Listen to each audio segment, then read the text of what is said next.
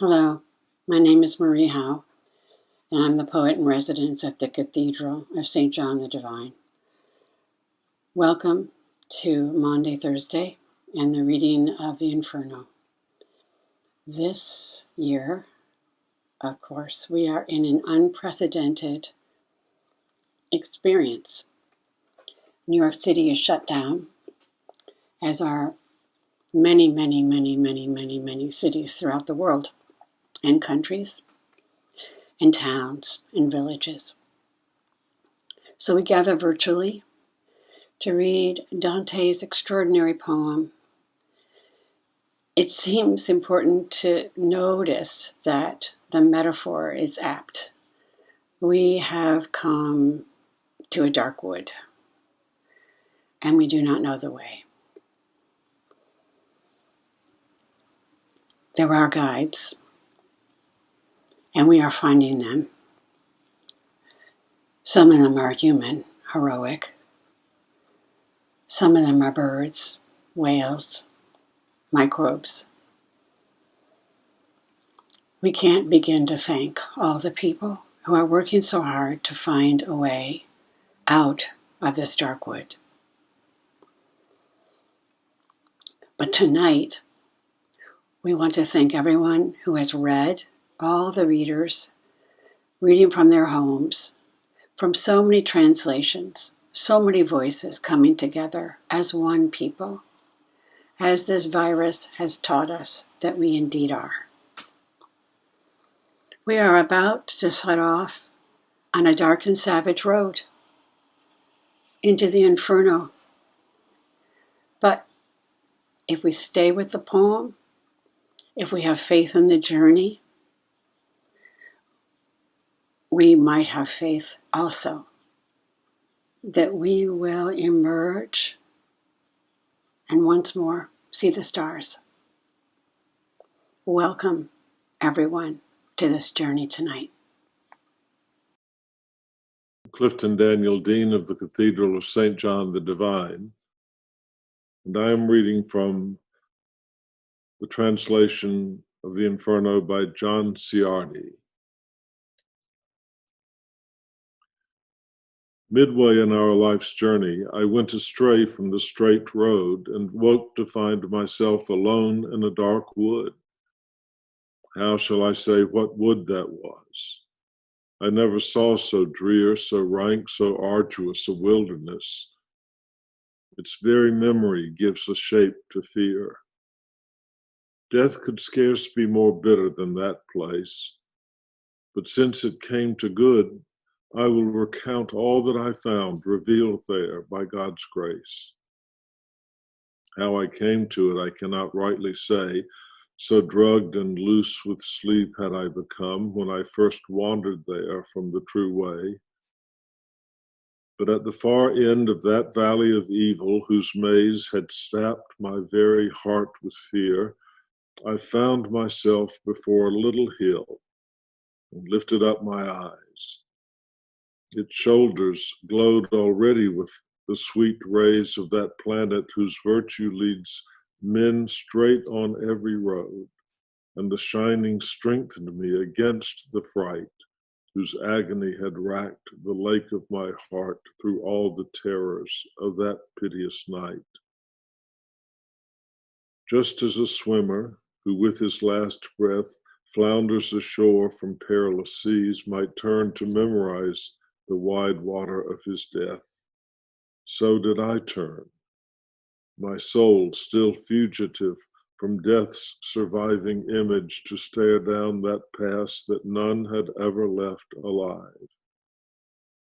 And there I lay to rest from my heart's race till calm and breath returned to me.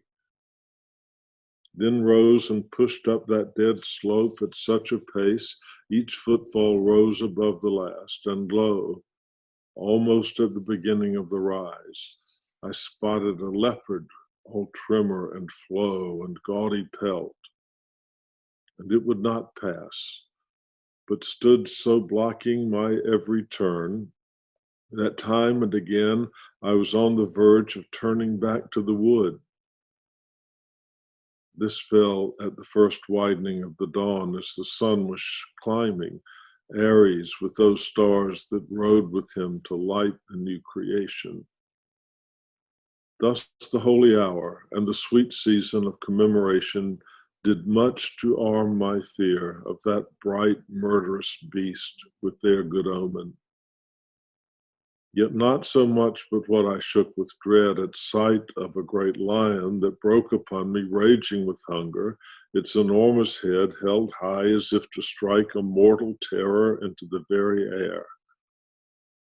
Down his track a she-wolf dove upon me, a starved horror, ravening and wasted beyond all belief. She seemed a rack for avarice, gaunt and craving. Oh, the many souls she has brought to endless grief. She brought such heaviness upon my spirit, at sight of her savagery and desperation, I died from every hope of that high summit. Unlike a miser, eager in acquisition, but desperate in self-reproach when fortune's wheel turns to the hour of his loss, all tears and attrition, I wavered back, and still the beast pursued, forcing herself against me bit by bit till I slid back into the sunless wood. And as I fell to my soul's ruin, a presence gathered before me on the discolored air, the figure of one who seemed hoarse from long silence. At sight of him in that friendless waste, I cried, "Have pity on me, whatever living thing you are, whether shade or living man." This is Alfred Korn reading the conclusion of the first canto of Inferno in Robert Pinsky's translation.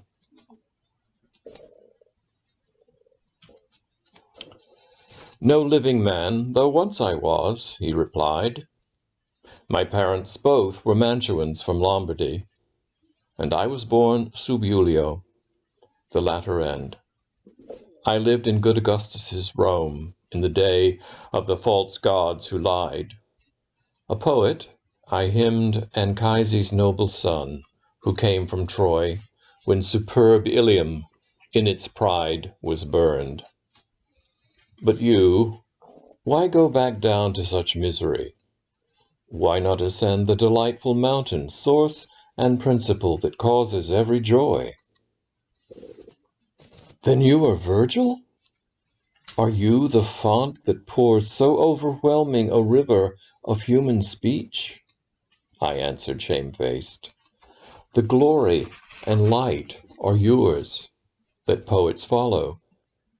May the love that made me search your book in patient study avail me, master. You are my guide and author, whose verses teach the graceful style, whose model has done me honor.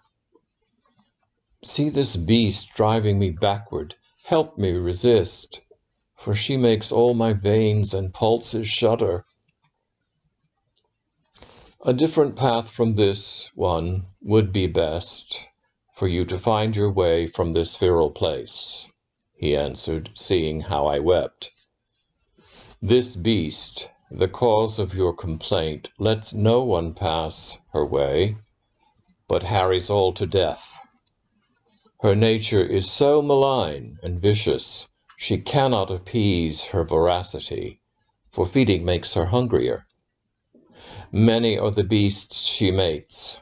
There will be more, until the hound comes who will give this creature a painful death. Not nourished by earthly fare, he will be fed by wisdom, goodness, and love. Born between Feltro and Feltro, he shall restore Low Italy, as Nisus fought to achieve, and Turnus, Euryalus, Camilla the maiden, all dead from wounds in war. He will remove this lean wolf, hunting her through every region, till he has thrust her back to hell's abyss, where envy first dispatched her on her mission. Therefore I judge it best that you should choose to follow me, and I will be your guide, away from here, and through an eternal place, to hear the cries of despair, and to behold ancient tormented spirits as they lament in chorus the second death they must abide. Then you shall see those souls who are content to dwell in fire, because they hope someday to join the blessed, toward whom, if your ascent continues, your guide will be one worthier than I. When I must leave you, you will be with her. For the emperor who governs from on high wills I not enter his city, where none may appear who lived like me in rebellion to his law. His empire is everything and everywhere, but that is his kingdom, his city, his seat of awe. Happy is the soul he chooses for that place. I, poet, please, by the God you did not know, help me escape this evil that I face, and worse. Lead me to witness what you have said, St. Peter's gate, and the multitude of woes. Then he set out, and I followed where he led. My name is Marie Howe, and I'm going to be reading Canto 2 from the translation by Robert Pinsky. Day was departing, and the darkening air called all earth's creatures to their evening quiet, while I alone was preparing as though for war, to struggle with my journey, and with the spirit of pity, which flawless memory will redraw. O muses, O genius of art, O memory whose merit has inscribed inwardly these things I saw, help me fulfill the perfection of your nature. I commenced, poet, take my measure now. Appraise my powers before you trust me to venture through that deep passage where you would be my guide.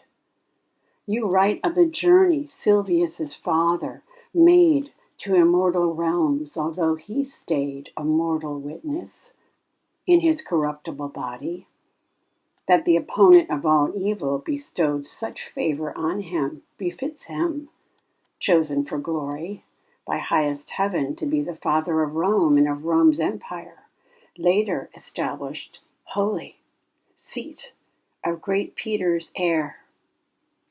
You say he came to that immortal world, and things he learned there led to the papal mantle and triumph for him. Later, the chosen vessel too went and returned, carrying confirmation of that faith which opens the way with salvation at its end. But I, what cause, whose favor could send me forth on such a voyage? I am no Aeneas or Paul. Not I nor others think me of such worth, and therefore I have my fears of playing the fool to embark on such a venture. You are wise. You know my meaning better than I can tell. And then, like one who unchooses his own choice, and thinking again undoes what he has started, so I became. A nullifying unease overcame my soul on that dark slope, and voided the undertaking I had so quickly embraced. If I understand, the generous shade retorted, cowardice grips your spirit, which can twist a man away from the noblest enterprise, as a trick of vision startles a shying beast. To ease your burden of fear, I will disclose why I came here and what I heard that compelled me first to feel compassion for you. It was a lady's voice that called me, where I dwelled in Limbo. A lady so blessed and fairly featured, I prayed her to command me. Her eyes out-jeweled the stars in splendor. "O generous Mantuan spirit," she began, in a soft voice of angelic sound, "whose fame lives still, that the world will still inherit, as long as the world itself shall live. My friend, no friend of fortune, has found his way impeded on the barren slope, and fear has turned him round. I fear he may be already lost, unaided, so far astray. I've come from heaven too late. Go now with your fair speech and what is needed to save him. Offer the help you have to give before he is lost, and I will be consoled. I am Beatrice, come from where I crave to be again, and ask this, as love has willed, so have I spoken. And when I return before my Lord, he will hear your praises told." Then she was silent, and I in turn began, "O Lady of goodness, through whom alone mankind exceeds what the sky's least circle can contain within its compass. So sweet is your command, had I already obeyed, it would feel too late. But tell me how you so fearlessly descend to such a center, from that encompassing state you long to see again." "You yearn for the answer deeply," she said. "So I will tell, in short, how I can come to Limbo, yet feel no terror. Fear befits things with power for injury, not things that lack such power. God, the Creator, has by his mercy made me such that I cannot feel what you suffer. None of this fire assails me. In heaven, a lady feels such pity for this impediment where I send you. Severe judgment is broken by her grace on high. To Lucy, she said, your faithful follower needs you. I command him to you. Lucy, the foe of every cruelty, found me where I sat with Rachel of old and urged me, Beatrice, true glory of God, can you not come to the aid of one who had such love for you he rose above the common crowd? Do you not heed the pity of his cries, and do your eyes not see death near him? In a flood, the ocean itself can boast no power to surpass. Never on earth was anyone spurred to motion so quickly, to seize advantage or fly from danger, as at these words I hurried here from heaven, trusting your eloquence, whose gift brings honor both to yourself and to all those who listen." Having said this, she turned toward me, the splendor of her eyes lucent with tears, which made me hasten to save you even more eagerly than before. And so I rescued you on the fair mountain where the beast blocked the short way up. Therefore, what is this? Why? Why should you hold back? Why be a coward rather than a bold or freer? Since in the court of heaven, for your sake, 3 blessed ladies watch, and words of mine have promised a good as great as you might seek. As flowers bent and shrunken by night at dawn unfold and straighten on their stems, to wake brightened by sunlight, so I grew strong again. Good courage coursing through my heart, I spoke like one set free. How full of true compassion was she who helped me. How courteous and quick were you to follow her bidding, and your narration has restored my spirit. Now on, for I feel eager to go with you and cleave to my first intention. From now, we two will share one will together. You are my teacher, my master, and my guide. So I spoke, and when he moved, I followed after. and entered on that deep and savage road. This is Canto 3 of the Inferno. I'm Terrell Shepard Souls, and this is my translation. You go through me. I'm the way to the city of sorrow. You go through me. I'm the way to the sorrowing there's no end of. You go through me. Come be among the lost people. When justice moved him, my great maker above acted. He made me. He, divine potence. He, height of wisdom. He, primary love.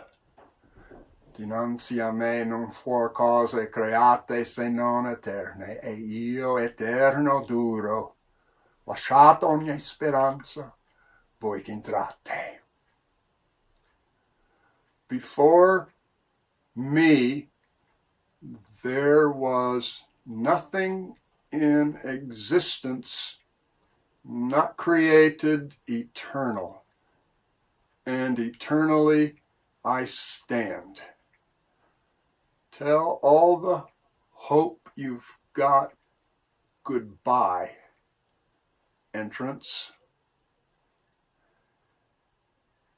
These are the words, obscure in their color, and at some height on an arch, I now see inscribed overhead. My reaction, sir, this is hard. I don't understand. Then he to me, like the guy who's always a step ahead. No, this is where not sure gets told goodbye. Cowardice of any kind must be left here, dead. The place we've come to tell you a second time is where you are to observe the sorrowings of the people who lost their holiness of mind. To unto my hand his own for a moment he now brings, his face glad. I'm feeling fortified for the unknown as he ushers me inside the kept secret things, where sighs, sobbing, and the sudden loud groan resounded into the air where there are never stars. It all had me at first in tears of my own. Diversified languages put to horrible use, words of sorrow, interjected growls, voices loud, voices faint, slapping hands adding their noise. We're co-creating an uproar, the one that swirls forever in that timeless air's stained light. Like sand in a dust devil when it inhales. And I, horror cinching my head tight, say, sir, what do I hear? Second question, out of whom does it seem that grief has beaten all the fight? He to me, this is the dreary situation of those souls untouched by any disapproval their whole lives, or recognition. Mixed with them is that choir, the non-harmony of the angels' non-pro-rebellion on that day. Non-pro-God, too.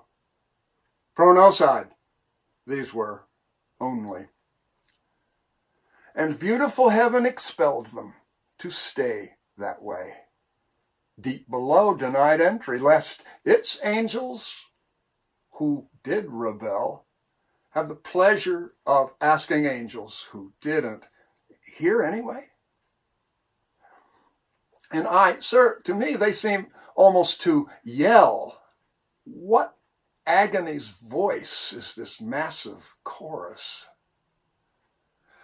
He replied, I'll tell you, not something takes long to tell. They want to die, well knowing their longing is hopeless.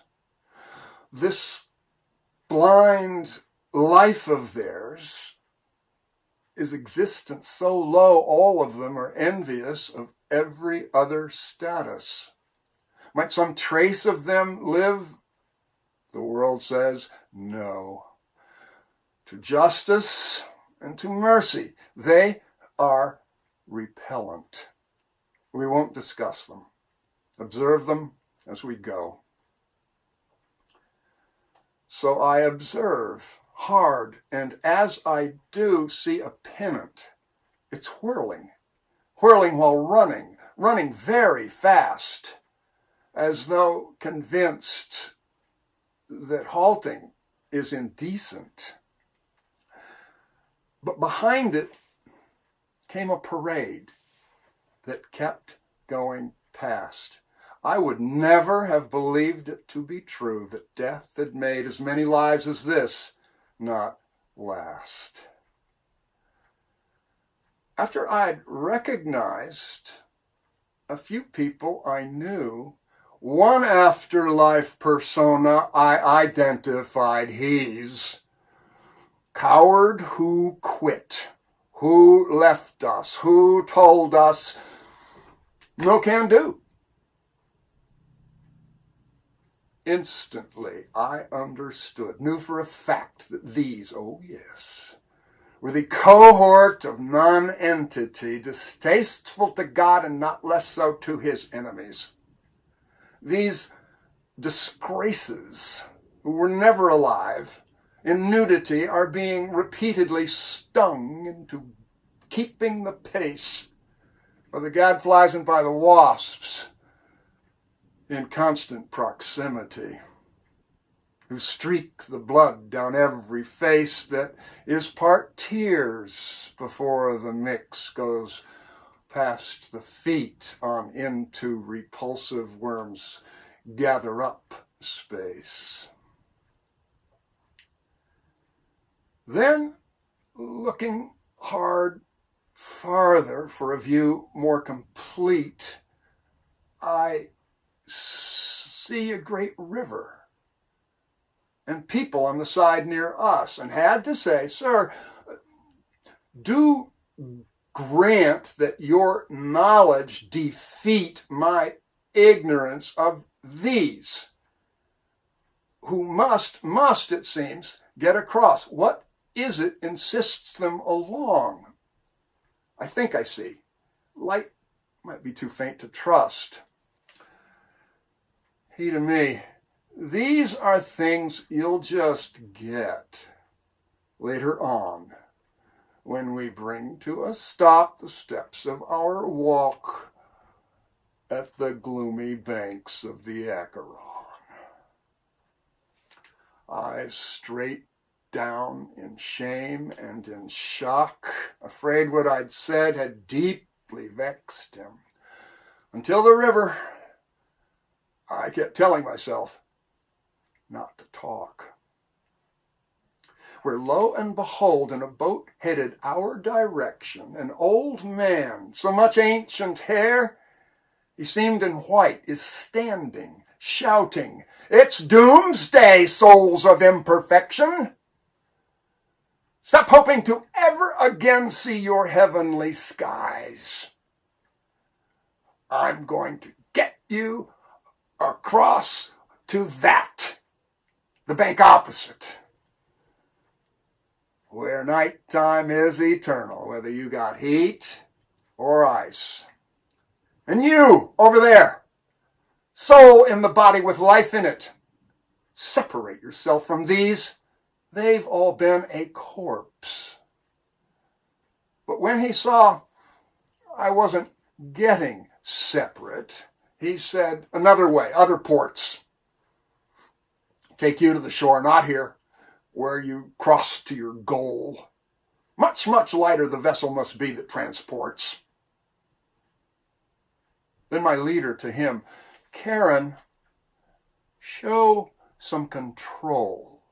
This is the will of up there. Whatever up there wills will be." No questions now, since now you know. From then on, they do keep still. The woolly jowls of the pilot who plies that swampness the color of lead, with the eyes around which circulate fire wheels. But those souls who were exhausted and naked, they've changed color, they're gnashing their teeth. It's bad as the cruelty sinks in they've just heard shouted.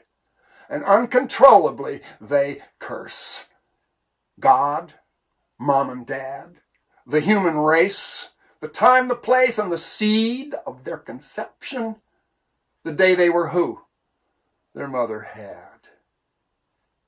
Still, uniting themselves forward, all proceed, a single sobbing mass, to the grim riverside, awaiting whoever to be God-fearing feels no need.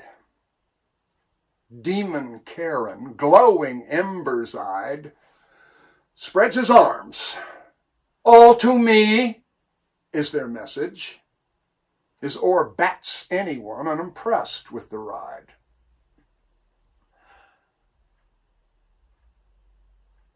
The way in autumn they remove themselves, the fall foliage, one right after the other, until their home limbs, looking at the ground and seeing all its clothes as strewage, is similar to the way the bad seed of atoms throw themselves one after the other from that shore on signal, like a falcon to the come down summons. Then off over those gray waves they go, and before they have reached the other side and been disembarked, on the bank left behind is a new group, to which come more. Dear, dear son, said my leader, with whom courtesy was an art, those who, when they die, die in God's anger. They all converge here, whatever country they depart.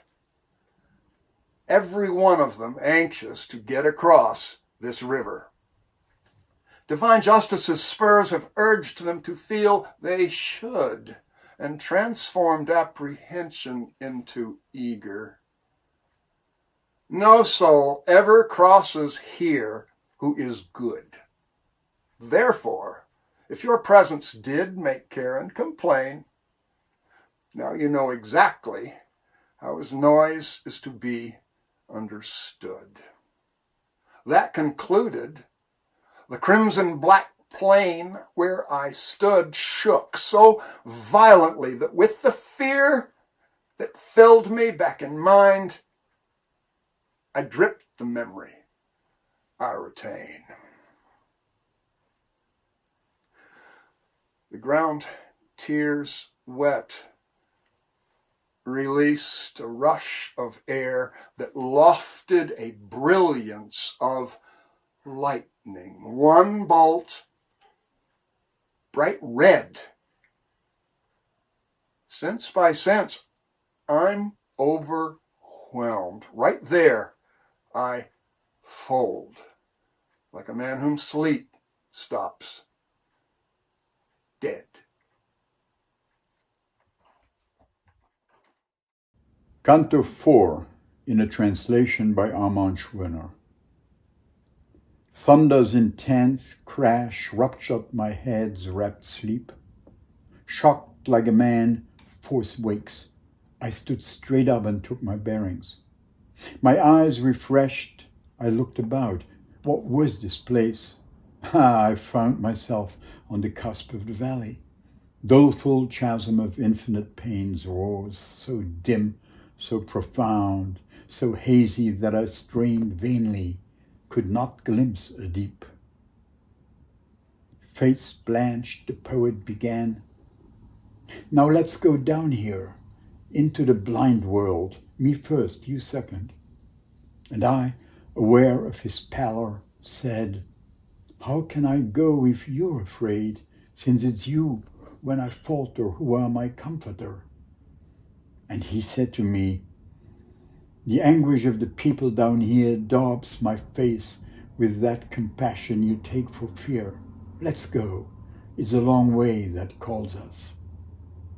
So he went on, and so had me go on too, into the first abyss-girding circle. Here, only through my ears alert, I grasped not moan but sighs, which engendered always quivering air, sighs of talkless grief in the huge crowds of babies, of women, and of man. The benign teacher said to me, these spirits you see, how is it you don't ask me who they are? Before you go any further, I want you to know they haven't sinned, but their merits do too little. No baptism, no door to the creed you accept. Born before Christianity, they loved God imperfectly. I'm one of these beings. Such is the lack, not guilt, through which we are lost. Shorn of hope, we continue in desire. When I heard him say this, grief clenched my heart. I knew precious beings in this limbo, suspended. I wanted to be secure in the fallacy-conquering faith, so I began. Tell me, teacher, tell me, gentle sir, did any being ever leave here through his own desert or through another's and later come to blessedness? He understood what I'd implied, answering, I was new in this condition when I saw, arriving in this place, a being of power, crowned with victory's crossed halo, who drew from here the shade of our progenitor, of his son Abel, and the shade of Noah, of obedient Moses lawgiver, the shade of patriarch Abraham and King David, the shade of Jacob called Israel, with his father Isaac and his sons. And he drew out the shade of Rachel, for whom Jacob did so much. He drew out many others and lifted them to blessedness. And I want you to know that before these beings were saved, no human souls were saved. We went on as he talked, but still traversed the forest of thronged shades. Near our way, the way of this side of sleep, I saw fire had displaced a half-circle of dark, and I, a little far from it, but near enough, could just about make out distinguished beings holding that ground. O you who honor science and art, these beings whose merit sets them apart from the other state, who are they? And he to me, their renown resounding to the world above, earns grace from heaven and special place. Right then I heard a voice, praise to the highest poet, the shade that went is back. The voice stopped, silence, I saw. 4 great beings come near us, their faces cast no sadness, no joy. The benign teacher began, look at him, kingly, sword in hand, who leads the other 3. That's Homer, the supreme poet. Next, the satirist, Horace, then Ovid, and Lucan forth. The single voice's utterance which honored me, honors them too, who share the high calling. That's how I saw gather together the lovely school of that lord of incandescent song. Aquiline he flies above them all. After talking together for a time, they turned to me with signs of greeting, and my teacher smiled on this. But there was more. They made me one of them, I 6th among that wisdom company. So we went on as far as the semicircle light in conversation proper to the place, and which now to leave unreported is beautiful. We came to the foot of a grand castle within 7 high concentric walls, surrounded by a sweet protective stream which, as if on firm land, we crossed. With the Wisdom Company, I penetrated 7 gates, arriving at fresh green grassland that beings of great presence occupied. What grave, slow-moving eyes! How little they spoke, and how soft their voices. We moved from an edging of the green into a high, bright rise of open ground, and could see those beings all in front of us on the enameled meadow, major spirits whose very being there exalted me. I saw Electra with a multitude. I recognized Hector, Aeneas, and falcon-eyed Caesar at arms. Across the field I saw Camilla the warrior and Penthesilea the Amazon queen. I also saw the Latian king sitting with his daughter Lavinia, Aeneas' wife. I saw that Brutus who brought down the Tarquins, Lucretia, Julia, daughter of Caesar, Marcia, wife of Cato, Cornelia, and I saw, sitting alone, the Sultan Saladin. Then I raised my eyes a little bit and saw Aristotle, the master of those who know, seated among a family of philosophers. All looked at him, all did him honor. There I saw Socrates and Plato in front of the others and nearest to the master. Then Democritus, who called the world haphazard, also Diogenes and Pallas, Anaxagoras, Zeno, Heraclitus, and Empedocles. I saw the great Dioscorides, collector of medicinal herbs. I saw Orpheus, Cicero, Livy, and Seneca, the moralist, the geometer Euclid, and Ptolemy, Hippocrates, Galen, Avicenna, and Averroes, the maker of the great commentary. How can I represent all these beings? The tug of my theme so masters me that my words often fail the facts. 6 becomes 2. By a different way, my knowing teacher leads me from silence to quaking air, and I come to a lightless place. This is Johanna Keller. And Charles Martin. This is Canto 5 in Michael Palma's translation.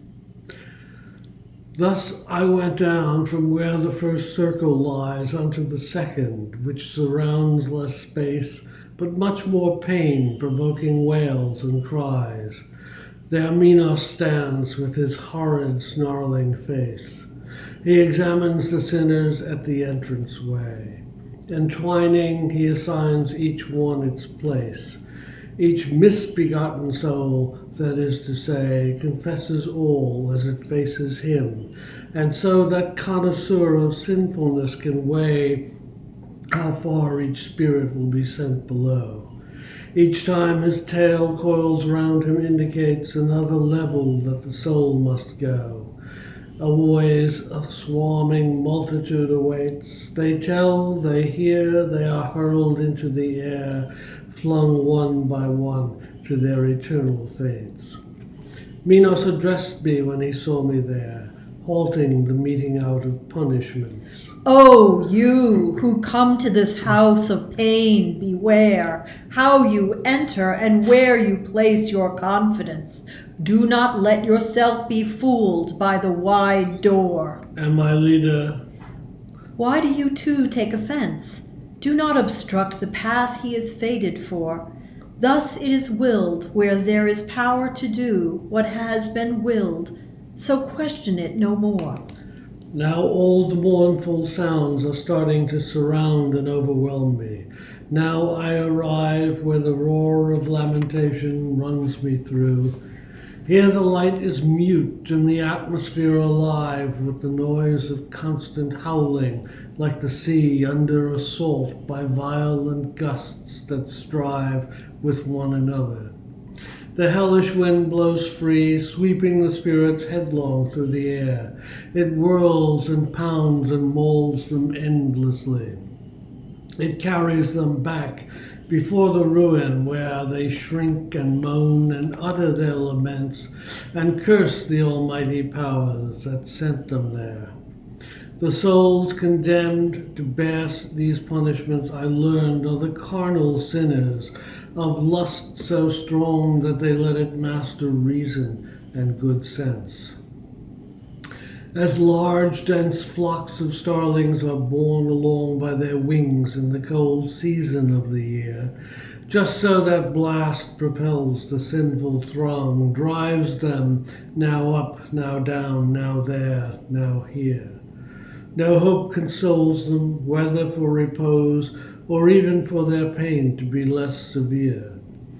As it may happen that we see long rows of cranes above us as they chant their lay, so I saw spirits crying out their woes as the wild windstorm carried them our way, till I said, Master, all these souls I see, lashed onward by the black air, who are they?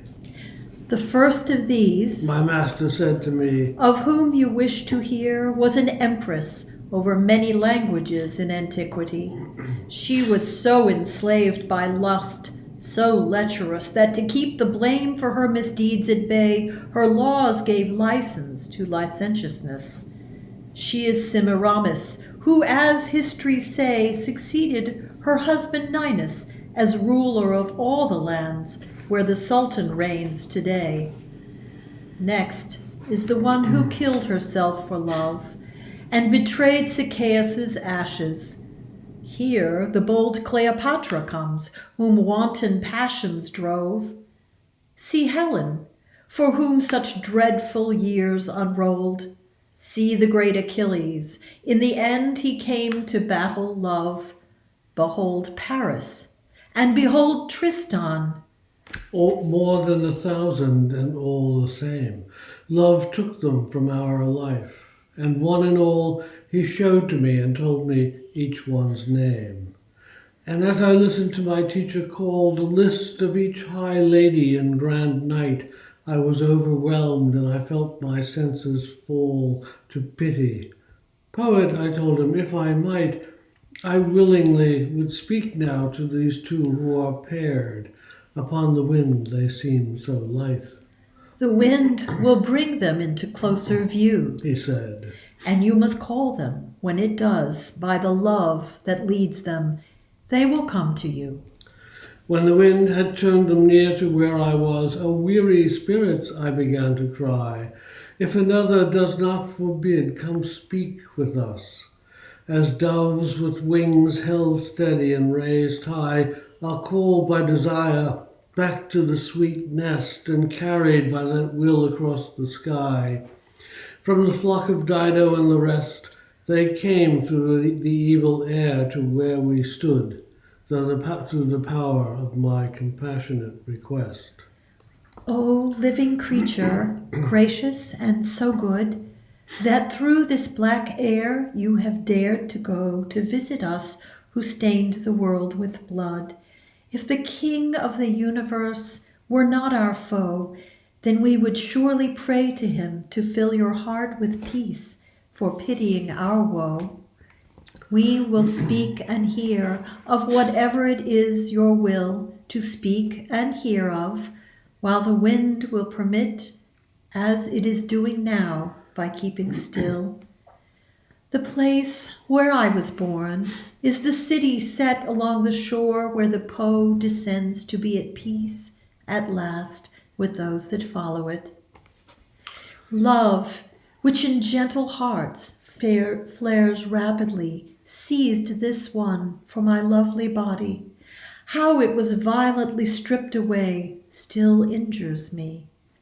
Love, which when one is loved does not allow that it be refused, seized me with joy in him, which, as you see, is with me even now. Love led us to a single death. The grim hyena waits to claim our murderer. These words were borne across to us from them. When I had heard those afflicted souls, there were long minutes while I stood and bowed my head. until the poet's question made me stir. What are you thinking? When I spoke, I said, how strong desires and thoughts of sweet allure have brought them to this grievous pass instead. And then I turned to face those souls once more. Stinging tears of pain and pity fill my eyes, Francesca, for the torments you endure. But tell me how you came to recognize those dubious desires. How did love show its purpose in the hour of sweet sighs? And she replied, There is no greater woe than looking back on happiness in days of misery. Your guide can tell you so. But if you are so eager to retrace our love's first root, then I will make it known as one who speaks with tears upon her face. In reading how Lancelot had been overthrown by love, we chanced to pass the time one day. We sat, suspecting nothing, all alone. Some of the things we read made our eyes stray to one another's, and the color flee our faces, but one point swept us away. We read how that smile, desired so ardently, was kissed by such a lover, one so fine, and this one, who will never part from me, trembling all over, pressed his mouth on mine. The book was a Galliot, the author as well. That day, we did not read another line. and while she told the tale she had to tell, the other wept. I fainted where I stood out of pity as if dying, and I fell down on the ground the way a dead man would. Hi, we're Meredith and Michael Bergman reading Canto 6 in the John Chardy translation. Canto 6. My senses had reeled from me out of pity for the sorrow of those kinsmen and lost lovers. Now they return, and waking gradually, I see new torments and new souls in pain about me everywhere. Wherever I turn away from grief, I turn to grief again. I am in the third circle of the torments.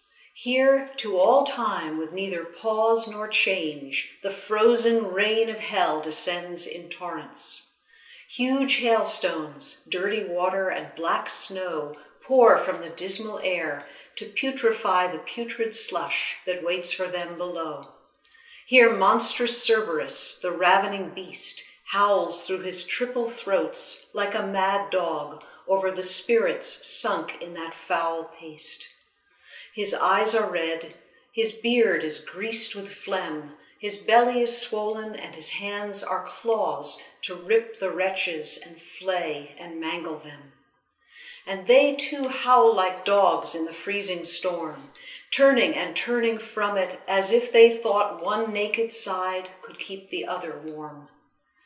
When Cerberus discovered us in that swill, his dragon jaws yawed wide, his lips drew back in a grin of fangs. No limb of him was still. My guide bent down and seized in either fist a clod of the stinking dirt that festered there and flung them down the gullet of the beast.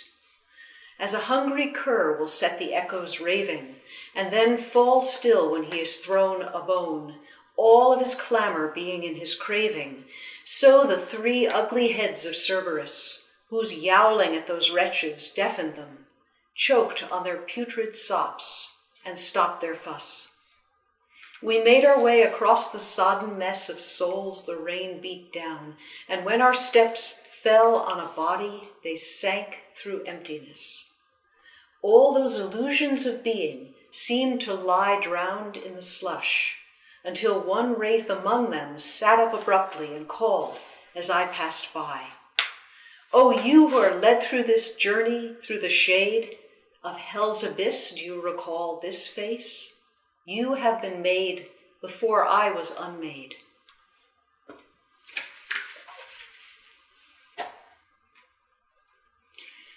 And I, perhaps the pain you suffer here distorts your image from my recollection, I do not know you as you now appear, and he to me, your own city, so rife with hatred, that the bitter cup flows over, was mine too in that other clearer life.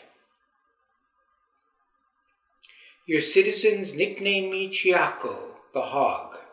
Gluttony was my offense, and for it I lie here rotting like a swollen log. Nor am I lost in this alone. All these you see about you in this painful death have wallowed in the same indecencies. I answered him, Chiaco, your agony weighs on my heart and calls my soul to tears. But tell me, if you can, what is to be for the citizens of that divided state, and whether there are honest men among them, and for what reasons we are torn by hate. And he then, after many words given and taken, it shall come to blood. White shall rise over black, and rout the dark lord's force, battered and shaken. Then it shall come to pass within 3 suns, that the fallen shall arise, and by the power of one now gripped by many hesitations, black shall ride on white for many years, loading it down with burdens and oppressions, and humbling of proud names and helpless tears. 2 are honest, but none will heed them. Their pride, avarice, and envy are the tongues men know and heed, a babble of despair. Here he broke off his mournful prophecy, and I to him, still let me urge you on to speak a little further and instruct me. Farinata and Heiaio, men of good blood, Jacopo Rusticucci, Arrigo, Mosca, and others who set their hearts on doing good, where are they now? Whose high deeds might begem the crown of kings? I long to know their fate. Does heaven soothe or hell envenom them? And he, they lie below in a blacker lair. A heavier guilt draws them to greater pain. If you descend so far, you may see them there. But when you move again among the living, oh, speak my name to the memory of men. Having answered all, I say no more. And giving his head a shake, he looked up at my face, cross-eyed, then bowed his head and fell away among the other blind souls of that place. And my guide to me, he will not wake again until the angel trumpet sounds the day on which the host shall come to judge all men. Then shall each soul before the seat of mercy return to its sad grave and flesh and form to hear the edict of eternity. So we picked our slow way among the shades and filthy rain, speaking of life to come.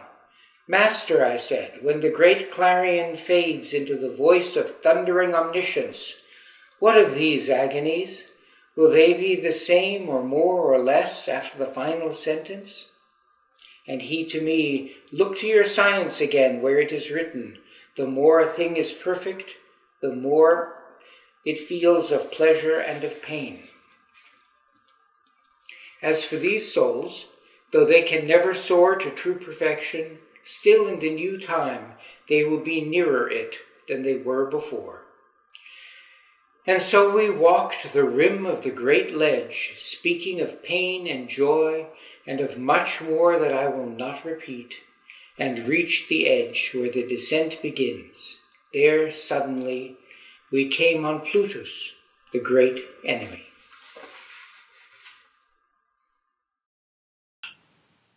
I'm Margaret Clank, and I'll be reading Canto 7. Papa Satan, Aleppi! Plutus clucked and stuttered in his rage. And my all-knowing guide to comfort me? Do not be startled, for no power of his, however he may lord it over the damned, may hinder your descent through this abyss. And turning to that carnival of bloat, cried, Peace, you wolf of hell! Choke back your bile, and let its venom blister your own throat. Our passage through this pit is willed on high, by that same throne that loosed the angel wrath of Michael on ambition and mutiny. As puffed out sails fall when the mast gives way and flutter to a self-convulsing heap, so collapsed Plutus into that dead clay. Thus we descended the dark scarp of hell, to which all the evil of the universe comes home at last, into the fourth great circle and ledge of the abyss. Oh, holy justice! Who could relate the agonies I saw? What guilt is man that he can come to this? Just as the surge Charybdis hurls to sea, crashes and breaks upon its countersurge, so these shades danced and crashed eternally. Here, too, I saw a nation of lost souls, far more than were above. They strained their chests against enormous weights, and with mad howls rolled them at one another. Then in haste they rolled them back, one party shouting out, "Why do you hoard?" and the other, "Why do you waste?" So back around that ring they puff and blow, each faction to its course, until they reach opposite sides, and screaming as they go, the madmen turn and start their weights again to crash against the maniacs. And I, watching, felt my heart contract with pain. "Master," I said, "what people can these be? And all those tonsured ones there on our left, is it possible they all were the clergy?" And he, "In the first life beneath the sun, they were so skewed and squint-eyed in their minds, their misering or extravagance mocked all reason. The voice of each clamors its own excess, when lust meets lust at the 2 points of the circle where opposite guilts meet in their wretchedness. Those tonsured wraiths of greed were priests indeed, and popes, and cardinals, for it is in these the weed of avarice sows its rankest seed." And I to him, "Master, among this crew, surely I should be able to make out the fallen image of some soul I knew." And he to me, "This is a lost ambition. In their sordid lives they labored to be blind, and now their souls have dimmed past recognition. All their eternity is to butt and bray. One crew will stand tight-fisted, the other stripped of its very hair at the bar of Judgment Day. Hoarding and squandering wasted all their light and brought them screaming to this brawl of wraiths. You need no words of mine to grasp their plight. Now you may see the fleeting vanity of the goods of fortune for which men tear down all that they are to build a mockery. Not all the gold that is or ever was under the sky could buy for one of these exhausted souls the fraction of a pause." "Master," I said, "tell me, now that you touch upon this Dame Fortune, what is she, that she holds the good things of the world within her clutch?" And he to me, "Ah, credulous mankind, is there one error that has wooed and lost you? Now listen, and strike error from your mind. That king, whose perfect wisdom transcends all, made the heavens, and posted the angels on them to guide the eternal light, that it might fall from every sphere to every sphere the same. He made earth's splendors by a like decree, and posted as their minister this high dame, the lady of permutations. All earth's gear she changes from nation to nation, from house to house, in changeless change through every turning year. No mortal power may stay her spinning wheel. The nations rise and fall by her decree. None may foresee where she will set her heel. She passes, and things pass. Man's mortal reason cannot encompass her. She rules her sphere as the other gods rule theirs. Season by season, her changes change her changes endlessly. And those whose turn has come press on her so she must be swift by hard necessity. And this is she so railed at and reviled that even her debtors in the times of joy blaspheme her name. Their oaths are bitter and wild. But she, in her beatitude, does not hear. Among the primal beings of God's joy, she breathes her blessedness and wields her sphere. But the stars that marked our starting fall away. We must go deeper into greater pain, for it is not permitted that we stay. And crossing over to the chasm's edge, we came to a spring that boiled and overflowed through a great crevice worn into the ledge. By that foul water, black from its very source, we found a nightmare path among the rocks, and followed the dark stream along its course. Beyond its rocky race and wild descent, the river floods and forms a marsh called Styx, a dreary swampland, vaporous and malignant. And I, intent on all our passage touched, made out a swarm of spirits in that bog, savage with anger, naked, slime besmutched. They thumped at one another in that slime, with hands and feet, and they butted and they bit, as if each would tear the other limb from limb. And my kind sage, my son, behold the souls of those who lived in wrath. And do you see the broken surfaces of those water holes on every hand, boiling as if in pain? There are souls beneath that water. Fixed in slime, they speak their piece, end it, and start again. Sullen were we in the air made sweet by the sun. In the glory of his shining, our hearts poured a bitter smoke. Sullen were we begun, sullen we lie forever in this ditch. This litany they gargle in their throats as if they sang, but lacked the words and pitch. Then, circling on along that filthy wallow, we picked our way between the bank and fen, keeping our eyes on those foul souls that swallow the slime of hell. And so at last we came to the foot of a great tower that has no name. Bob Holman reading Canto 8 in the Penske translation. Continuing, I tell how for some time before we reached the lofty tower's base, our eyes were following 2 points of light visible at the top, and answering these, another returned the signal so far away the eye could barely catch it. I turned to face my sea of knowledge and said, "O Master, say, what does this beacon mean? And the other fire, what answer does it signal? And who are they who set it there?" He said, "It should be clear over these fetid waves. You can perceive what is expected if this atmosphere of marsh fumes doesn't hide it.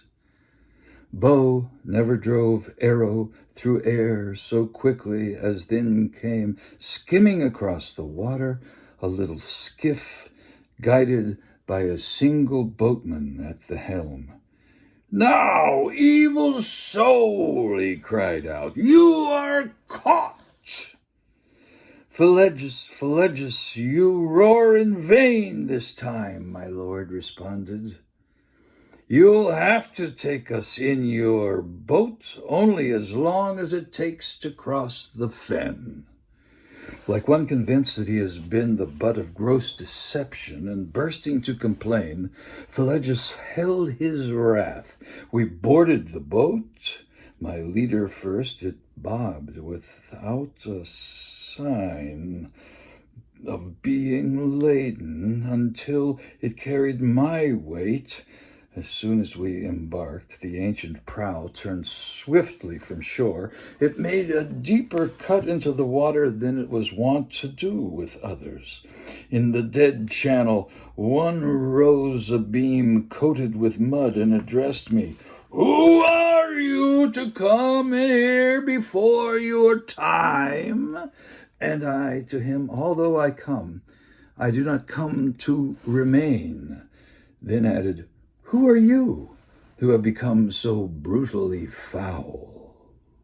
"You see me, I am one who weeps," he answered, and I to him, "In weeping and sorrow remain, cursed soul, for I have seen through all that filth, I know you." He started gripping with both hands at the boat. My master stood and thrust him back off, saying, "Back to safekeeping among the other dogs." And then my guide embraced my neck and kissed me on the face and said, "Indignant soul, blessed indeed is she who bore you. Arrogant in his vice was that one when he lived. No goodness whatever adorning his memory, his shade is furious. In the world above, how many a self-deceiver, now counting himself a mighty king, will sprawl swine-like amid the mire when life is over, leaving behind a name that men revile." And I said, "Master, truly I should like to see that spirit pickled in this swill before we've made our way across the lake." And he to me, "Before we set the shore, you will be satisfied, for what you seek is fitting." After a while, I saw him endure fierce mangling by the people of the mud, a sight I give God thanks and praise for. "Come, get Filippo Argenti," they all cried, and crazed with rage, the Florentine spirit bit at his own body. "Let no more be said of him, but that we left him still beset."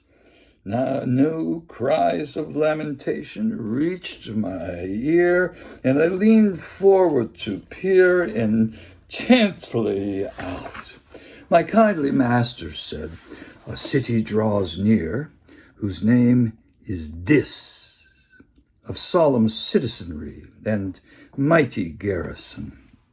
Aye, already clear our mosques, I see them there within the valley, baked red as though just taken from the fire.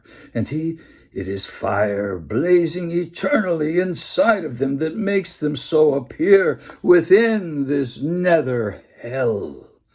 We had progressed into the deep-dug moats that circle near the walls of that bleak city, which seemed cast of solid iron. We journeyed on to complete an immense circuit before we reached at last a place where the boatman shouted, "Now, get out! Here is the entrance!" Above the gates, I saw more than 1,000 of those whom heaven had spat like rain, all raging, "Who is this who'd go without death through the kingdom of the dead?" And my wise master made a sign to show that he desired to speak with them aside. And then they tempered their great disdain a bit, answering, "You by yourself may come inside, but let that other depart. Who dares set foot within this kingdom, let him retrace alone his foolish way, try if he can, and let you remain here who have guided such a one over terrain so dark. You judge, O reader, if I did not lose heart or believe them, hearing that cursed voice, that I would never return from there. Oh, my dear guide, I said, who has restored my confidence 7 times over and drawn me out of peril, stay at my side. Do not desert me now, like this, undone. If we can go no farther, let us instead retrace our steps together. That nobleman who led me there then told me, do not fear. None can deprive us of the passage one has willed for us to have. Wait for me here, and feed your spirit hope and comfort. Remember, I won't abandon you in this nether sphere. So he goes away and leaves me, the gentle father, while I remain in doubt with yes and no vying in my head. What they discussed together or what my guide proposed, I do not know, for they were out of hearing. Before much time, the demons scrambled back where we would go, and then I saw our adversaries slam the portals of the entrance in the face of my master, who remained outside and came back to me, walking slowly with downcast eyes. His brow devoid of confidence, he said, who has denied me this abode of sighs? And then he said to me, don't be dismayed by my vexation. I will conquer this crew, however they contrive to block our road. The insolence of theirs is nothing new.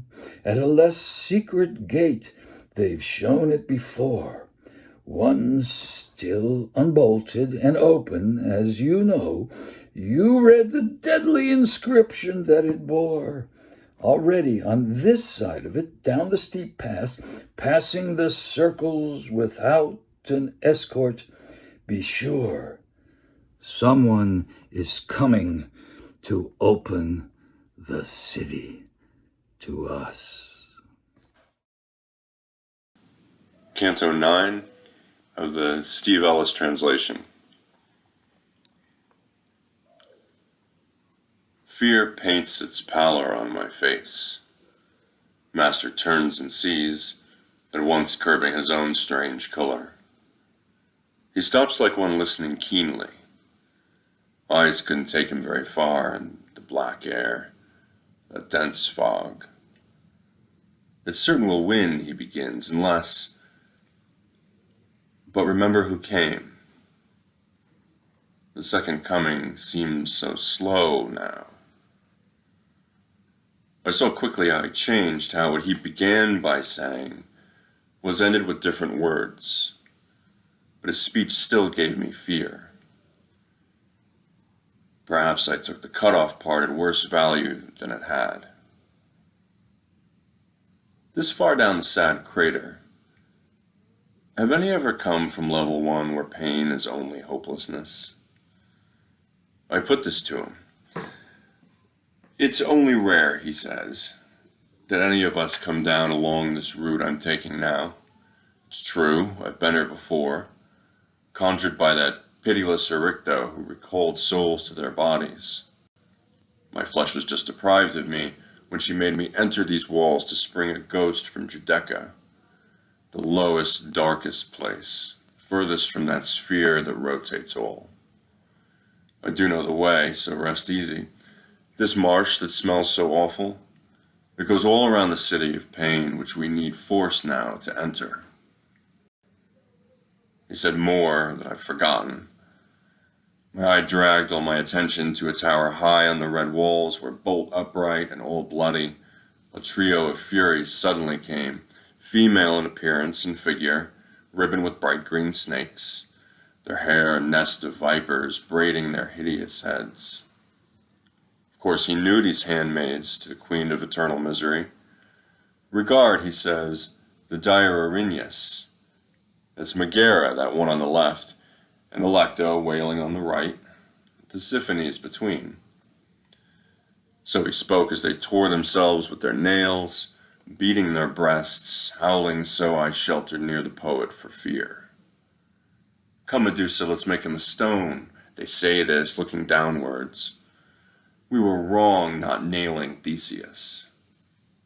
Turn right around, close your eyes. If the Gorgon comes and you see her, there'll be no returning upwards. That's what the master said. And himself, he turns to me, Not relying on mine, he masks me with his hands too. Oh, you out there, with your faculties. Ponder my message now, hidden beneath the mysterious veils of poetry. But now, across the sluggish waters, there came a real fracas, terrifying, making both banks tremble. Just like a wind all whipped up by different zones of temperature that ransacks the yielding wood, smashing boughs, hurling them out, imperiously driving the dust on and routing shepherds and flocks. He uncovers my eyes and he tells me, look over at the ancient slime now, there where the fog is bitterest. And as before, the hostile snake frogs fade down through the water and huddle in the pond bottom, so I saw 1,000 lost souls scatter from the path of someone crossing Styx on dry feet. He used his left hand as a fan, waving the thick air from his face, and this seemed his only worry. I was sure that heaven sent him. I turn to my master. He signals me to keep quiet and bow to him. Lord, how much disdain he showed. He reached the gate, opening it with his wand, as easy as that. You miserable rejects from heaven, he says across the grim threshold. What sustains this bravado in you? Why kick against the pricks, against a will whose end can never fail, and that only adds to your pain? What's the good of fighting fate? Don't forget your own Cerberus, still chafed all down his throat. Now he retracts the filthy path without a word to us, seemingly a man consumed by other cares than those right in front of him, and we step on towards the city, fearless now after his holy words. In we enter without any problem.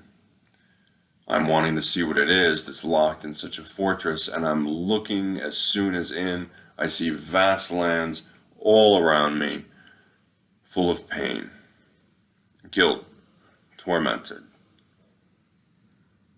As at Arles, where the Rhone ends, or at Pola, where the Cornero encloses Italy and wets its edges. The tombs make the land uneven. And so it was here, in all directions,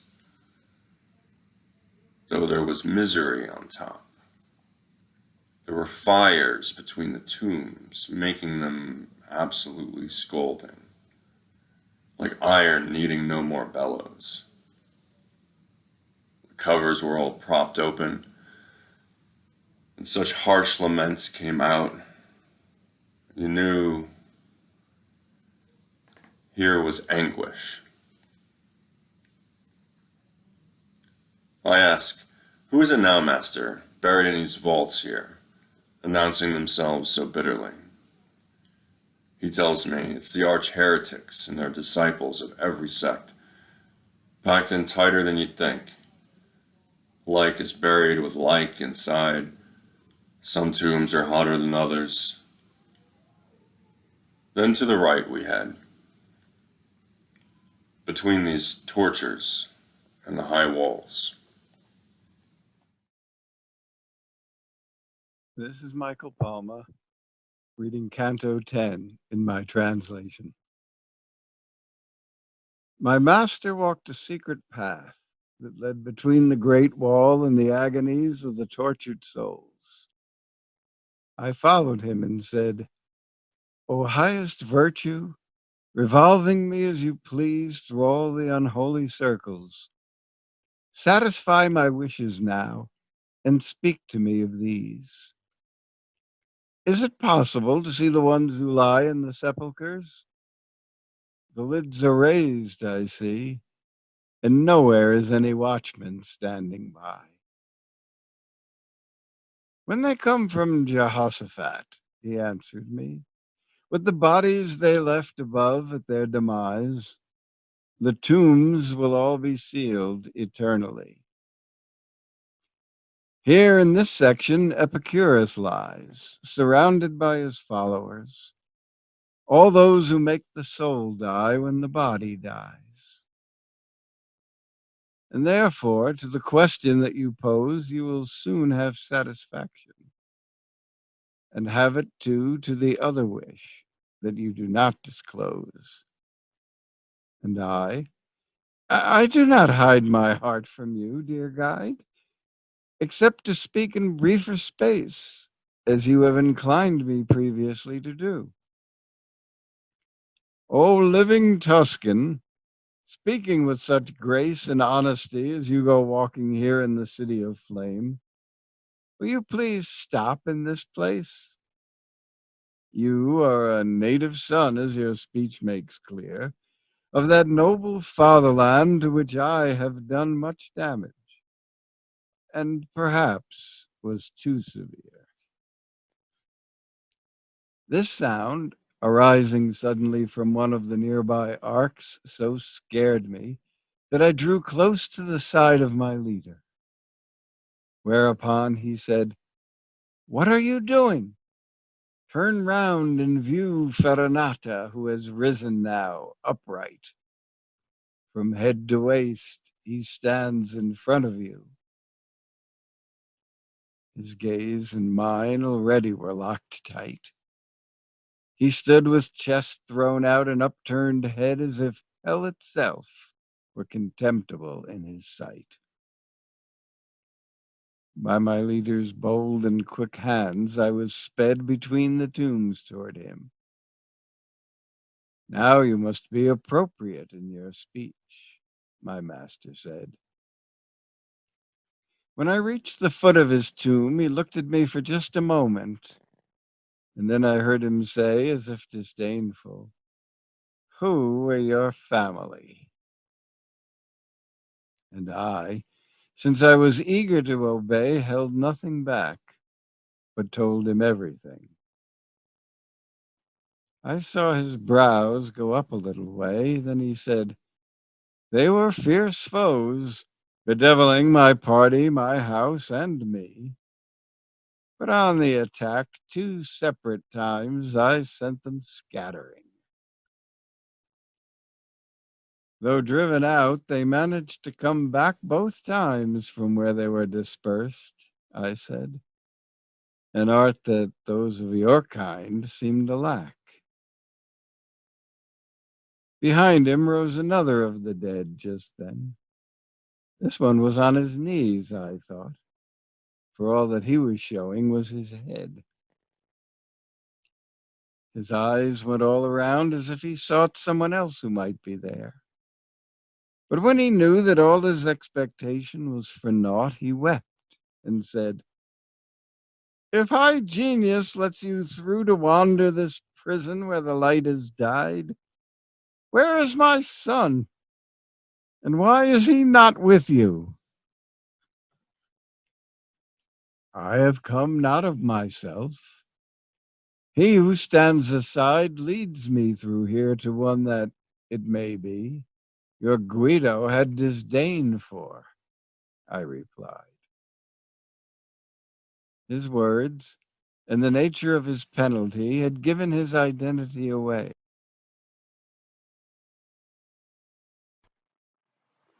My name is Ryan Wilson, and I'll be reading Canto 11 of the Inferno, as translated by Alan Mandelbaum. Along the upper rim of a high bank formed by a ring of massive, broken boulders, we came above a crowd more cruelly pent. And here, because of the outrageous stench thrown up in excess by that deep abyss, we drew back till we were behind the lid of a great tomb, on which I made out this inscribed: "I hold Pope Anastasius, enticed to leave the true path by Photinus. It would be better to delay descent, so that our senses may grow somewhat used to this foul stench, and then we can ignore it. So said my master. And I answered him, do find some compensation, lest this time be lost. And he, you see, I've thought of that. My son, within this ring of broken rocks, he then began, there are 3 smaller circles. Like those that you are leaving, they range down. Those circles are all full of cursed spirits. So that your seeing of them may suffice, learn now the how and why of their confinement. Of every malice that earns hate in heaven, injustice is the end. And each such end, by force or fraud, brings harm to other men. However, fraud is man's peculiar vice. God finds it more displeasing, and therefore the fraudulent are lower, suffering more. The violent take all of the first circle. But since one uses force against 3 persons, that circle's built of 3 divided rings. To God, and to oneself, and to one's neighbor. I mean, to them or what is theirs. One can do violence, as you shall now hear clearly. Violent death and painful wounds may be inflicted on one's neighbor. His possessions may suffer ruin, fire, and extortion. Thus, murderers and those who strike in malice, as well as plunderers and robbers, these in separated ranks the first ring racks. A man can set violent hands against himself or his belongings. So within the second ring repents, though uselessly, whoever would deny himself your world, gambling away, wasting his patrimony, and weeping where he should instead be happy. One can be violent against the Godhead, one's heart denying and blaspheming him and scorning nature and the good in her.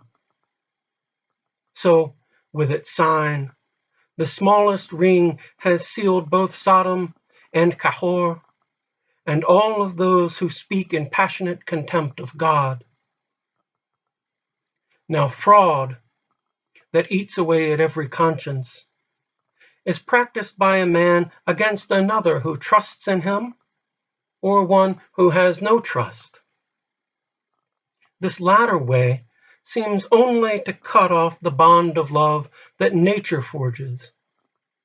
Thus, nestled within the second circle are hypocrisy and flattery, sorcerers and falsifiers, simony and theft, and barrators and panders, and like trash.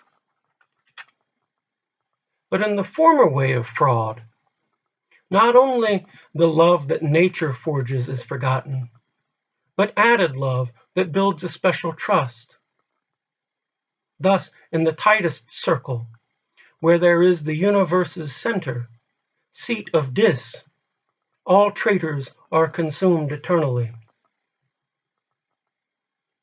Master, your reasoning is clear indeed, I said. It has made plain for me the nature of this pit and the population in it. But tell me, those the dense marsh holds, or those driven before the wind, or those on whom rain falls, or those who clash with such harsh tongues, why are they not all punished in the city of flaming red, if God is angry with them? And if he's not, why then are they tormented? And then to me, why does your reason wander so far from its accustomed course? He said. Or of what other things are you now thinking? Have you forgotten, then, the words with which your ethics treats of those three dispositions that strike at heaven's will? Incontinence and malice and mad bestiality? And how the fault that is the least condemned and least offends God is incontinence? If you consider carefully this judgment, and call to mind the souls of upper hell who bear their penalties outside this city, you'll see why they have been set off from these unrighteous ones, and why, when heaven's vengeance hammers at them, it carries lesser anger. O Son, that heals all sight that is perplexed, when I ask you, your answer so contents that doubting pleases me as much as knowing. Go back a little to that point, I said, where you told me that usury offends divine goodness. Unravel now that knot. Philosophy, for one who understands, points out, and not in just one place, he said, how nature follows, as she takes her course, the divine intellect and divine art. And if you read your physics carefully, not many pages from the start, you'll see that when it can, your art would follow nature, just as a pupil imitates his master. So that your art is almost God's grandchild. From these two, art and nature, it is fitting, if you recall how Genesis begins, for men to make their way, to gain their living. And since the usurer prefers another pathway, he scorns both nature in herself and art, her follower. His hope is elsewhere.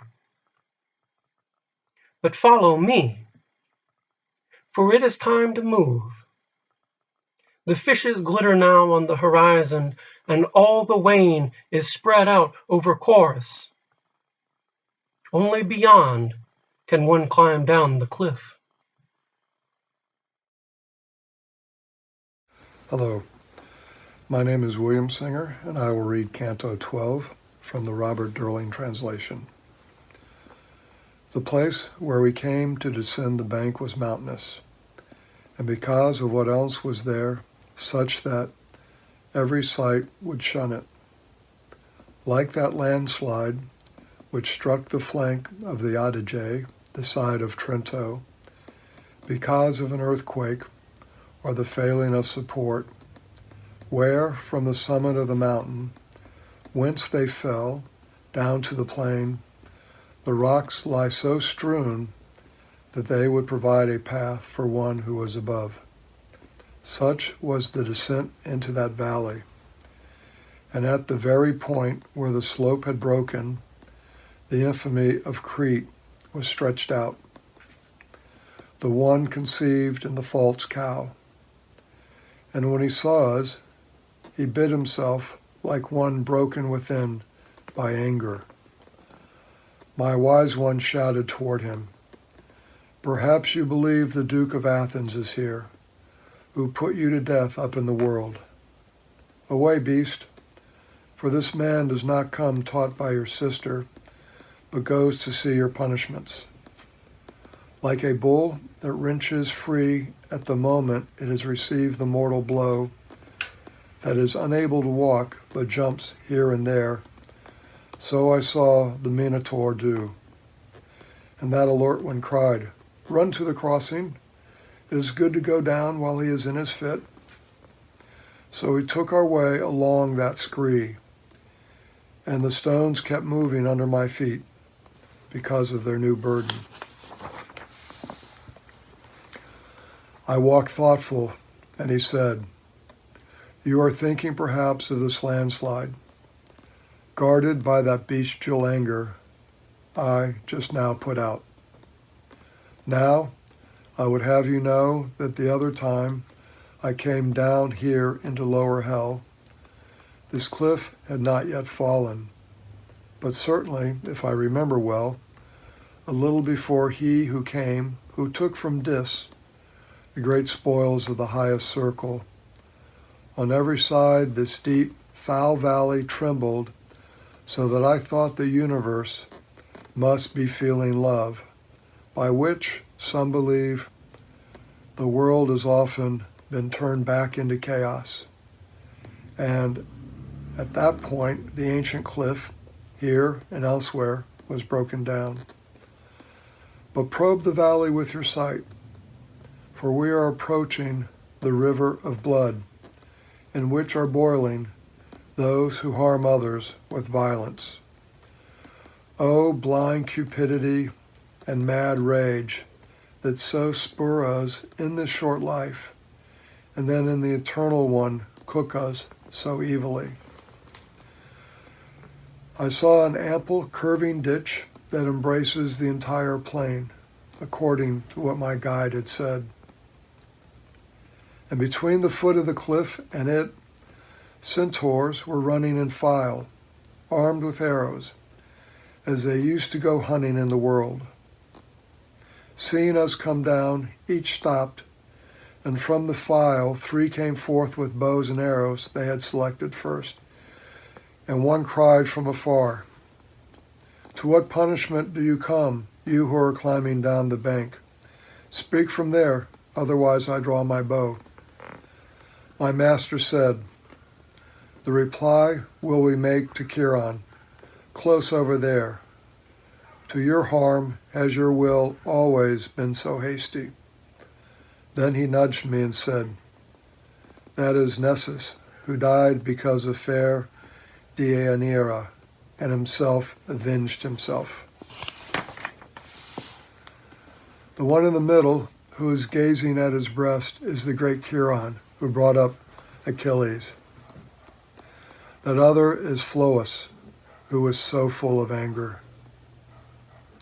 Around the ditch they go by thousands, shooting with arrows whatever soul emerges from the blood more than his guilt allots. We drew near those swift beasts. Acheron took an arrow, and with the notch he moved his beard back from his jaw. When he had uncovered his great mouth, he said to his companions, "Have you noticed that the one behind moves what he touches? The feet of the dead usually do not so." And my good leader, who already stood at his breast, where the 2 natures are wedded, replied, "He is indeed alive, and thus alone I must show him the dark valley.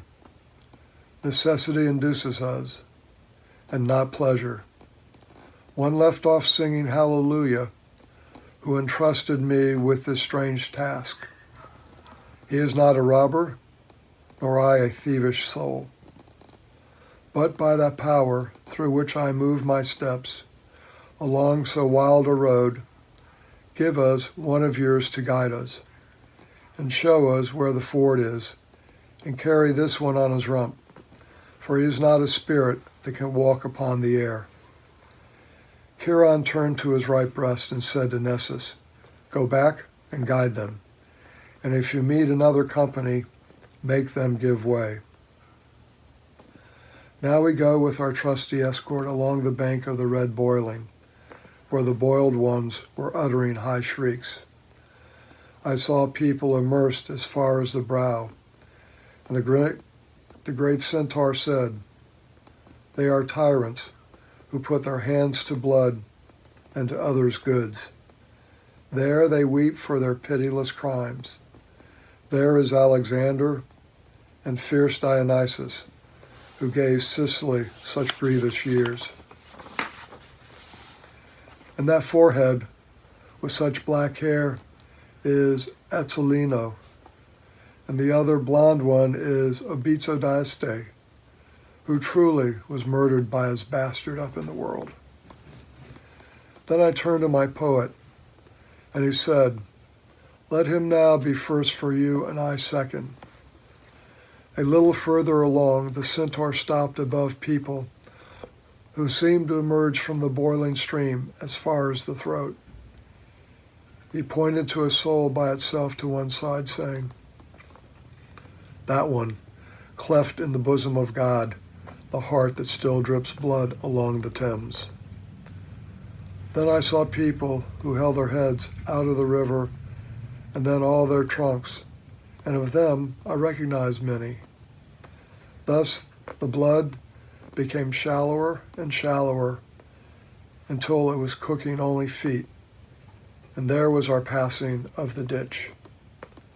"Just as on this side you see the boiling stream diminish," said the centaur, "I would have you believe that on the other side it lowers its bed deeper and deeper until it reaches the depth where tyranny must moan. Over there, God's justice pierces that Attila, who was a scourge on earth, and Pyrrhus and Sextus, and for eternity milks the tears unlocked by the boiling of Renier de Corneto and Renier de Pazzo, who waged such war on the roads." Then he turned and passed back over the ford. Frank Messina reading Canto 13, the John Charday translation. Nessus had not yet reached the other shore when we moved on into a pathless wood that twisted upward from hell's broken floor. Its foliage was not verdant, but nearly black. The unhealthy branches, gnarled and warped and tangled, bore poisoned thorns instead of fruit. The track of those wild beasts that shun the open spaces, till between Cacina and Corneto runs through no rougher nor more tangled places. Here nest the odious harpies of whom my master wrote how they drove Aeneas and his companions from the Stropades with prophecies of disaster. Their wings are wide, their feet clawed, their huge bellies covered with feathers, their necks and faces human. They crook eternally in the unnatural trees. Before going on, I would have you understand, my guide began. We are in the second round, and shall be till we reach the burning sand. Therefore, look carefully, and you will see things in this wood, which, if I told them to you, would shake the confidence you have placed in me. I heard cries of lamentation rise and spill on every hand, but saw no souls in pain in all that waste, and, puzzled, I stood still. I think perhaps he thought that I was thinking those cries rose from among the twisted roots through which the spirits of the damned were slinking to hide from us. Therefore, my master said, if you break off a twit, what you will learn will drive what you are thinking from your head. Puzzled, I raised my hand a bit and slowly broke off a branchlet from an enormous thorn, and the great trunk of it cried, "Why do you break me?" And after blood had darkened all the bottom of the wound, it cried again, "Why do you tear me? Is there no pity left in any soul? Men we were, and now we are changed to Styx. Well, might your hand have been more merciful, were we no more than souls of lice and ticks?" As a green branch with one end all aflame will hiss and sputter sap out of the other as the air escapes, so from that trunk there came words and blood together, gout by gout. Startled, I dropped the branch that I was holding, and stood transfixed by fear, half turned about to my master, who replied, "O wounded soul, could he have believed before what he has seen in my verses only? You would yet be whole, for his hand would never have been raised against you, but knowing this truth could never be believed till it was seen. I urge him on to what grieves me now, and I beg to know your name, that to make you some amends in the sweet word, when he returns, he may refresh your fame." And the trunk, so sweet those words to me, that I cannot be still, and may it not annoy you if I seem somewhat lengthy in reply. I am he who held both keys to Frederick's heart, locking, unlocking with so deft a touch that scarce another soul had any part in his most secret thoughts. Through every strife I was so faithful to my glorious office that for it I gave up both sleep and life. That Harlow, envy, who on Caesar's face keeps fixed forever his adulterous stare, the common plague and vice of court and palace, inflamed all minds against me. These so inflamed him that all my happy honors were changed to mourning, then unjustly blamed. My soul in scorn and thinking to be free of scorn in death made me at last, thou just, unjust to myself, by the new roots of this tree. I swear to you that never in word or spirit did I break faith to my lord and emperor, who was so worthy of honor in his merit. If either of you return to the world, speak for me to vindicate in the memory of men one who lies prostrate from the blows of envy. The poet stood, then turned, since he is silent. He said to me, do not waste this hour, if I wish to ask about his life or torment. And I replied, question him for my part. On whatever you think I would do well to hear. I could not, such compassion chokes my heart. The poet began again, that this man may with all his heart do for you what your words entreat him to, imprisoned spirit, I pray. Tell us how the soul is bound and bent into those knots, and whether any ever frees itself from such imprisonment. At that the trunk blew powerfully, and then the wind became a voice that spoke these words. Briefly is the answer given, when out of the flesh from which it tore itself, the violent spirit comes to punishment. 95. Minos assigns it to the 7th shelf. It falls into the wood, and the landing there, wherever fortune flings it, it strikes root, and there it sprouts, lusty as any tear, shoots up a sapling and becomes a tree.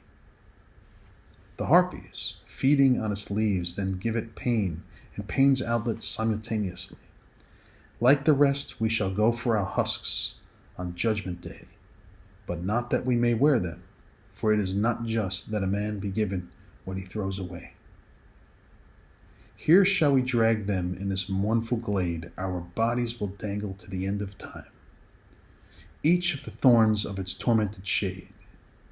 We waited by the trunk, but it said no more, and waiting we were startled by a noise that grew through all the wood, just such a roar and trembling as one feels when the boar in chase approach his stand, the beasts and branches crashing and clashing in the heat of the fierce race. And there, on the left, running so violently, they broke off every twig in the dark wood. 2 torn and naked wraiths went plunging by. The leader cried, come now, O death, come now. And the other, seeing that he was outrun, cried out, your legs were not so ready in the jousts at the Tapo. And suddenly in his rush, perhaps because his breath was failing him, he hid himself under a thorny bush and cowered among its leaves. Then at his back the wood leapt, and black bitches, swift as greyhounds, escaping from their leash, and all the pack sprang on him. With their fangs they opened him, and tore him savagely, and then withdrew, carrying his body with them, limb by limb. Then, taking me by the hand across the wood, my master led me toward the bush. Lamenting all its fractures, blew out words and blood. O Giacomo de Sant'Andrea, it said, what have you gained in making me your screen? What part had I in the foul life you led? And when my master had drawn up to it, he said, who are you? who thought all the wounds blow out your blood with your lament. Sad spirit. And he to us, you who have come to see how the outrageous mangling of these hounds has torn my bows and stripped my leaves from me. Oh, heap them round my ruin. I was born in the city that tore down Mars and raised the Baptist. On that account, the god of war has sworn her sorrow shall not end. And were it not that something in his image still survives on the bridge across the Arno, some have thought, those citizens who of their love and pain afterwards rebuilt it from the ashes left by Attila, who would have worked in vain. I am the one who has no tale to tell. I made myself a gibbet of my own lintel. This is Canto 14 in the Palma translation. By the love of my native land, I was bestirred to gather up the scattered leaves for him, whose voice had grown too feeble to be heard.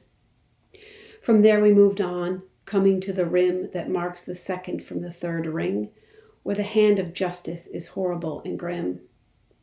To explain these new things, I must now declare that we had come upon a plain which would permit no plant to root or flower there. The plain is garlanded by the sad wood, just as the wood is girded by the band of the miserable ditch. We paused and stood at the very edge. I saw the ground was sand, arid and deep, and in its quality like that where Cato marched with his command. O vengeance of God Almighty, they should be quaking in terror now who read of these horrors that were made manifest to me. I saw naked souls bewailing their miseries, ranged in many herds, and every group seemed bound to suffer a separate set of penalties.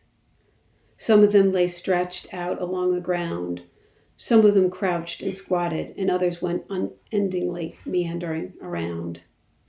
Those who wandered were the largest complement. Fewer in number were the ones who lay on the ground, but they were the loudest in lament. Enormous flakes of fire made their way through the air, falling slowly over the whole expanse, like snow in the mountains on a windless day. And just as Alexander, in the intense boiling heat of India, saw fireballs fall to earth intact upon his regiments, and had his men begin to trample all the soil around them so as to contain the flames while they were separate and small, so I saw now with the everlasting rune. Just as flint will kindle tinder, it ignited the sand and thus redoubled all the pain. Here, there, the wretched hands danced an excited and constant dance as they brushed away the spate of fiery flakes that endlessly alighted. I said, O Master, you who eliminate all obstacles except that obstinate breed of demons at the entrance to the gate, who is that great one who seems not to heed the flame, lying there with a scornful scowl instead, who despite the rain remains an unripened seed? That very shade immediately said, knowing he was the one alluded to. What I was when I was alive, I still am, dead. The sharpened bolt that on my final day was hurled at me in rage and ran me through, though he wear out one by one the whole array of dark Mangiabella's blacksmiths with the call of help me. Good Vulcan, help me, just the way he did at the field of Phlegra, and then with all his might fall down upon me. I guarantee that his pleasure and his vengeance will be small. And then my leader spoke more forcefully than I had ever heard him speak and cried, Capaneus, your punishment's intensity grows stronger with your unextinguished pride. No torment could be more appropriate than your ravings for the rage you have inside. Then he turned to me with his face less sternly set. He was one of the 7 kings, and with the rest besieged Thebes. He held God, and seems to yet, in high disdain, in low esteem at best. But his own rantings, as you heard me say, are the fittest decorations for his breast. Now follow me, and be careful not to stray to the burning sand, but let your feet be led close to the forest the entire way. We walked in silence till we reached the bed of a stream that spurted from the woods, whose look makes me shudder even now, it was so red. Down from the bully Kami comes a brook that the sinful women share, just like the flow of this rivulet that through the hot sands took its steady course. Its bed was stone, and so were both its banks, and both its margins too, and I saw that this was the path we were to go. Of all the things that I have shown to you since we crossed the threshold of the wide gate where no one is ever stopped from coming through, not one among those marvels can compare to the stream that has the power to quench the fire that comes raining down upon it through the air. So my leader said, which led me to inquire if he would have the grace to furnish me with the food for which he had furnished the desire. There is a land in the middle of the sea, a wasteland now called Cree, my lord replied, under whose king the world lived virtuously. It has a mountain, Ida, once supplied with plants and water bright beneath the sky, deserted now, like something cast aside. There Rhea hid her son in days gone by, concealed in his safe cradle, and had each priest make a loud clamor when the child would cry. In the mountain is a huge old man encased who looks towards Rome as in a looking glass, with his back to Damietta in the east. His head is made of gold of the finest class. Of purest silver are his arms and breast. To where the legs fork, he's solid brass. From there, he's choice iron, the very best, except for his right foot, which is baked clay. On this, more than the other, his weight is pressed.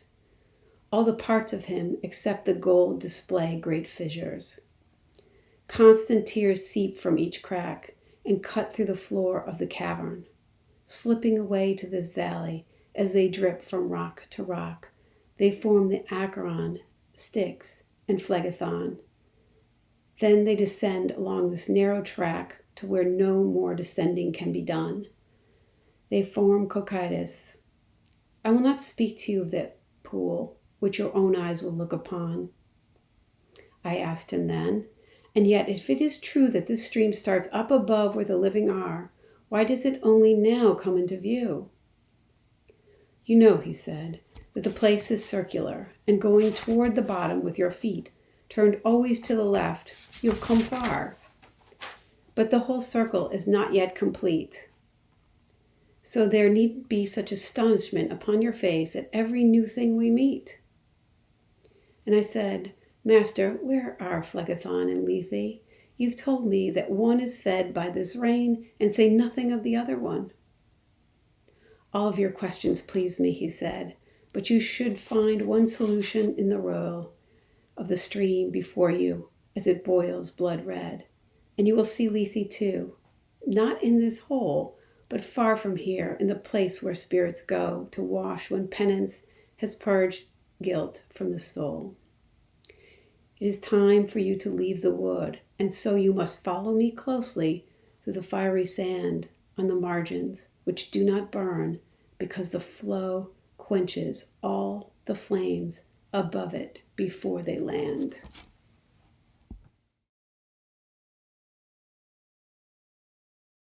I'm Joseph Portanova, and I'll be reading Canto 15 in the Mark Musa translation.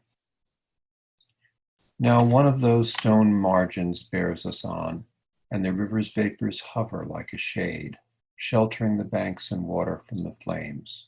As the Flemings, living with the constant threat of flood tides rushing in between Visant and Bruges, build their dikes to force the sea back.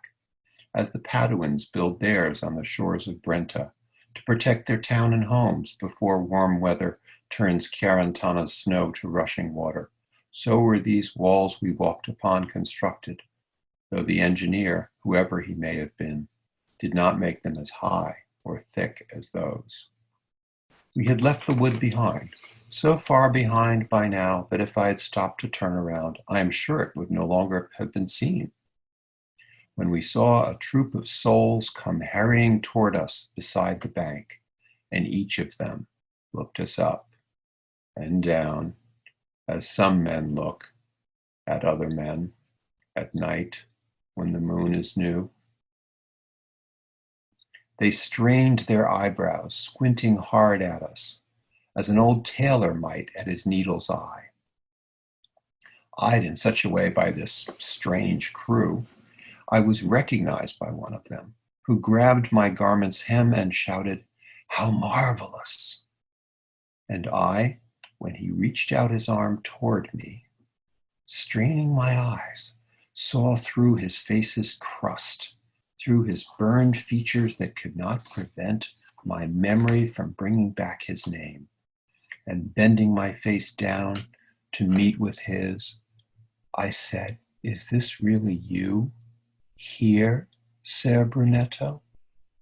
And he, "Oh, my son, let it not displease you if Brunetto Latini lets his troops file on while he walks at your side for a little while."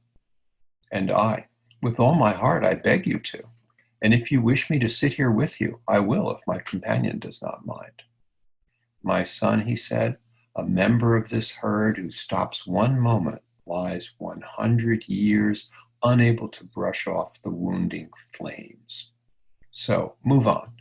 I shall follow at your hem, and then rejoin my family that moves along, lamenting their eternal pain." I did not dare step off the margin path to walk at his own level, but with head bent low in reverence, I moved along. He began, "What fortune or what destiny leads you down here before your final hour? And who is this one showing you the way?" "Up there above in the bright living life, before I reached the end of all my years, I lost myself in a valley," I replied. "Just yesterday at dawn I turned from it. This spirit here appeared as I turned back, and by this road he guides me home again." He said to me, "Follow your constellation, and you cannot fail to reach your port of glory, not if I saw clearly in the happy life. And if I had not died just when I did, I would have cheered you on in all your work, seeing how favorable heaven was to you. But that ungrateful and malignant race, which descended from the Fiesole of old, and still have rock and mountain in their blood, will become, for your good deeds, your enemy. And right they are. Among the bitter berries, there is no fit place for the sweet fig to bloom. They have always had the fame of being blind, an envious race, proud and avaricious. You must not let their ways contaminate you.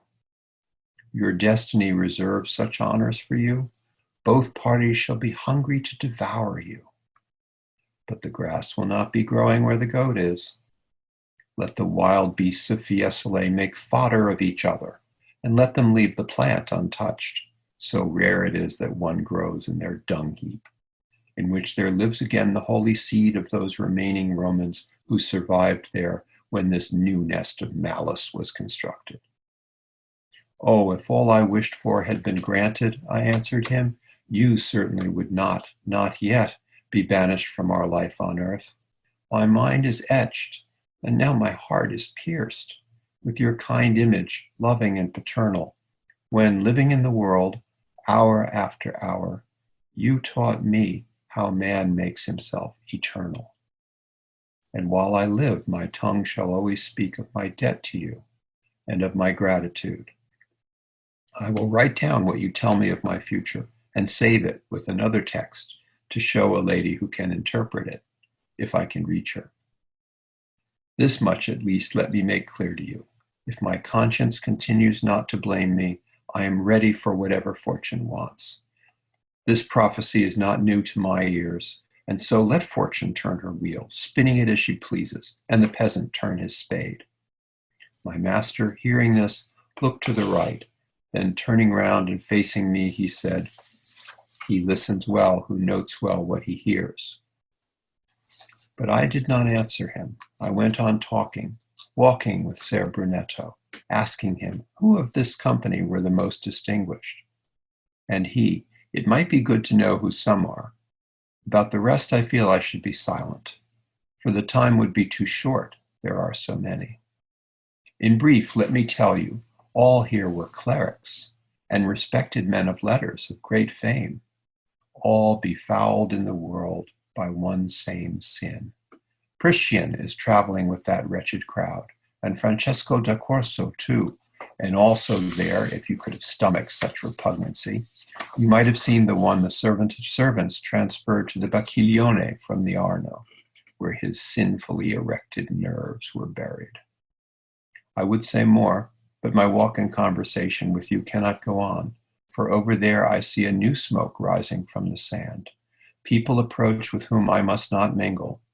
Remember my trésor, where I live on. That is the only thing I ask of you. Then he turned back, and he seemed like one of those who run in Verona's race across its fields to win the green cloth prize. And he was like the winner of the group, not the last one in. Carolyn Hill Berkey, Canto 16, Robert and Jean Hollander edition. I had arrived where we could hear the distant roar of water falling to the lower circle, like the rumbling hum of bees around a hive, when 3 shades at a run broke from a passing crowd under the rain of bitter torment. Together they came towards us, each calling, "Stop, you, who by your garb appear to be a man from our degenerate city." Oh, what sores I noticed on their limbs, both old and new ones branded by the flames. It pains me still when I remember them. My teacher was attentive to their cries, then turned his face to me and said, "Now wait, to these one must show courtesy." And were it not for the fire that the nature of this place draws down, I would say haste benefits you more than it does them. When we stopped, they took up again their old refrain, but once they reached us, all 3 had joined to a single wheel. As combatants, oiled and naked, are wont to do, watching for their hold and their advantage before the exchange of thrusts and blows. Wheeling, each fixed his eyes on me, so that their feet moved forward while their necks were straining back. One began, "If the squalor of this shifting sand and our blackened hairless faces put us and our petitions in contempt, let our fame prevail on you to tell us who you are, who fearless move on living feet through hell. He in whose steps you see me tread, though he go naked, peeled, hairless by the fire, was of a higher rank than you imagine. He was the grandson of Goldardra. Guido Giara is his name, and in his life he did much with good sense, much with the sword. This other squinching sand behind me is Telegalio Aldobrandi, whose voice deserved a better welcome in the world. And I, who put to torment with them, was Jacopo Restitucci. It was my bestial wife more than all else who brought me to this pass. Should I be sheltered from the fire, I would have thrown myself among them, and I believe my teacher would have let me. But because I have burned and baked, fright overcame the good intentions that made me hunger to embrace them. And I began, not contempt, but sadness, fixed your condition in my heart so deep, it will be long before it leaves me. The moment that my master's words made me consider that such worthy men as you were coming near. I am of your city. How many times I've heard your deeds, your honored names resound, and I too named you with affection. I leave bitterness behind for the sweet fruits promised by my truthful leader. But first I must go down into the very core, that your spirit may be long quicken your limbs, he replied once more, and your renown shine after you. Tell us if valor and courtesy still live there in our city as once they used to do, or have they utterly forsaken her? Guillermo Bisiori, grieving here with us, so short a time, goes yonder with our company, and makes us worry with his words. The new crowd, from their sudden profits, have begot in you, Florence, such excess and arrogance that you already weep. This, my face uplifted, I cried out, and the three, taking it for answer, looked at one another as men do when they face the truth. If at other times it cost so little for you to give clear answers, they replied in turn, happy are you to speak so free. Therefore, so may you escape from these dark regions, to see again the beauty of the stars, when you shall rejoice in saying, I was there. See that you speak of us to others. Then they broke their circle, as they fled their nimble legs seemed wings. Amen could not have been said as quickly as they vanished. And then my master thought it time to leave. I followed him, and we got not far before the roar of the water was so close we could hardly have heard each other speak. As the river that is the first to hold its course from Monteviso eastward on the left slope of the Apennines, and up there it is called Aquicetta, before it pours into its lower bed, and having lost that name at Fiorli, abbreviates above San Benedetto de Alpe, following in one cataract where there might be well have been 1,000. So down from the precipitous bank, the flood of the dark water coming down resounded in our ears and almost stunned us. I had a cord around my waist, with which I once had meant to take the leopard of the painted pelt, and I had it undone. As my leader had commanded, I gave it to him coiled and knotted. Then, swinging around on his right side, he flung it out some distance from the edge, down into the depth of that abyss. Surely, I said to myself, something new and strange will answer this strange signal the master follows with his eye. Ah, how cautious we should be with those who do not see our actions only, but with their wisdom peer into our thoughts. He said to me, soon what I expect in your mind only dreams of will appear. Soon it shall appear before your eyes. To a truth that bears the face of falsehood, a man should seal his lips if he is able, for it might shame him through no fault of his. But here I can't be silent, and by the strains of this comedy, so may they soon succeed in finding favor. I swear to you, reader, that I saw coming up through the dense and murky shape of air, to cause amazement in the stoutest heart, a shape most like a man's, who, having plunged to lose the anchor, caught fast in a reef, or something other hidden in the sea, now rises, reaching upward and drawing in his feet. There is a place called Malebolge in hell, constructed wholly of iron-coloured stones, including the circumferential wall. Right in the centre of this malign field yawns a wide, deep pit. Concerning its design I shall say more in time. A belt remains between the base of that high wall of stone and the central pit, a circular band divided in 10 concentric valleys, as in a plan where guardian moats successfully are graded around a castle's walls. In such a place, a series of small bridges would be provided out from the fortress threshold and across to the last bank. Just so, from the rock wall's foot ran spokewise ridges crossing over each fosse and its embankment, extending to the pit that gathers them and cuts them off. This place was where we found ourselves when we alit from Gerion's back. The poet leading us held to the left, and I came on behind. To my right side, I saw new tortures, new woes, and new tormentors with whom the first ditch teemed. Down at its bottom were naked sinners. The crowd, massed on our side of the centre, paced the ground headed toward us, while those on the other side walked facing as we did, but with a greater pace, as when the Romans, because of the multitude gathered for the Jubilee, had pilgrims across the bridge, with one side kept for all those bound toward St. Peter's, facing the castle, while those headed toward the mount were all assigned the other side.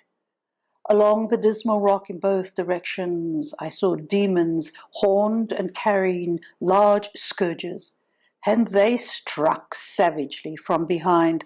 Oh, at the first blow, how terribly they forced them to be quick, lifting their heels. None waited to undergo the second or the third. As I walked on, one of the wretches, looking from below, met my eyes. Instantly I said, "I have seen this fellow before," and paused to make him out, and my kind leader gave me leave to turn a short way back. That tortured spirit thought to hide himself by lowering his face, but that did little good, and I cried out, "You, looking at the ground there, surely if those features you wear are not false, you are named Venedico Caccenemico? Say what it is that brings you sources of such a pungent kind." And he to me, "I tell it unwillingly, because your plain speech compels me, bringing to mind memories of the former world. It was I who brought Gisela Bella to do the will of the Marchese, however it may be that obscene history is told. But still, I am not the only Bolognese here crying in torment. In truth, the place is so full that there are fewer tongues alive up there between Savena and Reno being taught how to say sippa, and if what you desire is evidence to confirm it, just give some thought to our avaricious nature." And as he spoke, a demon came and lashed him, crying out, "Get moving, pimp! There is no place to look for women to sell." Rejoining my escort, I came with him to where a ridge of rock jutted from the bank. We climbed it without much effort, and turning right along its craggy bridge, left that eternal circling. We reached the part where a space yawning under the ridge gives passage to the scourged, and there he said, "Stop. Let the sight of this other great assemblage of the ill-begotten souls impress you. They strode the way we did, so you could not see their faces." From the old bridge we looked down at the crowd filing toward us, also driven by lashes. The kind guide said without my questioning, "See, where that great one sheds as he advances no tears for pain. How much the look of a king he still keeps. He is Jason, who took the ram of Colchis by courage and canny reckoning. He passed the Isle of Lemnos after a time when its bold, pitiless women killed every male. His deceitful gifts and fair words overcame the young Hypsipyle there, who'd had the skill to deceive the rest.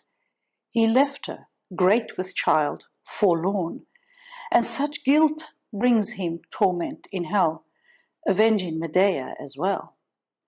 With him are sealed all those who cheat such ways. Let this suffice for the first valley, and knowledge of those held between its jaws." We had now reached the place at which the narrow pathway cuts across the second bank, the shoulder of which supplies the abutment for another archer's base. Now we could hear the sound of people's screams from the next fosse's pocket, and the noise made by their puffing snouts and their palms as they struck themselves. The banks were caked with mould that clings there, formed by an exhalation that steams from down below, offensive to behold and to inhale. The bottom is so far down that we could nowhere see it until we scaled the ridge's high point at the archer's crown. When we reached it, I saw deep down in the fosse people immersed in filth that seemed to drain from human privies. Searching it with my eyes, I saw one whose head was so befouled with shit you couldn't tell which one he was, layman or cleric. Looking at me, he howled, "And why are you so greedy to look at me when all of these are just as filthy?" I called, "Because if memory serves me properly, I saw you once when your hair was dry before. I know you are Alessio in termine of Lucca, which is why I eye you more than all the rest." And he then, beating his head, "Down here is where my flatteries, that store with which my tongue seemed never to be cloyed, have sunk me." Then my leader gave me advice. "Extend your gaze a little further ahead, so that your eyes may fully observe the face of that dishevelled strumpet who in the mire scratches her body as she stands or squats with shit-rimmed fingers. She is Thais, the whore who asked, 'And is my favour great with you?' replied, 'Enormous,' to her paramour. And let our sight be satisfied with that." My name is Daniel Barnum, and I'll be reading Canto 19 from the 2003 Michael Palma translation of Dante's Inferno. O Simon Magus, and many more besides his wretched followers, who have whored and sold the things of God, which ought to be the brides of righteousness, for silver and for gold. Now must the trumpet sound for you, I say,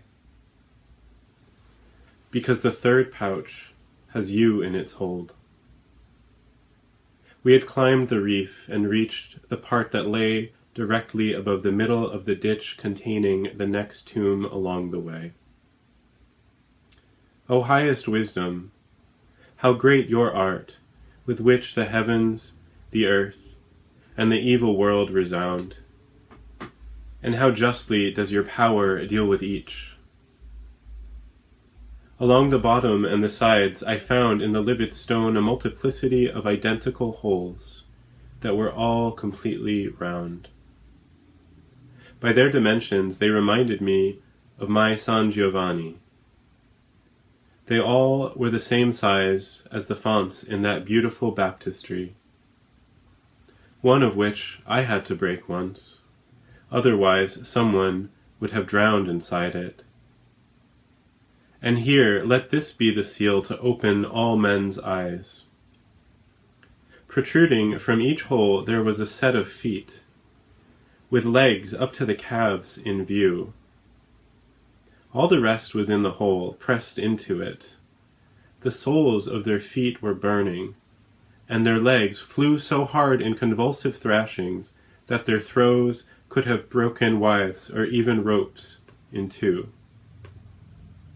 On any oily substance, fire flows along the surface, and here it was the same, as the flames licked at their feet from heels to toes.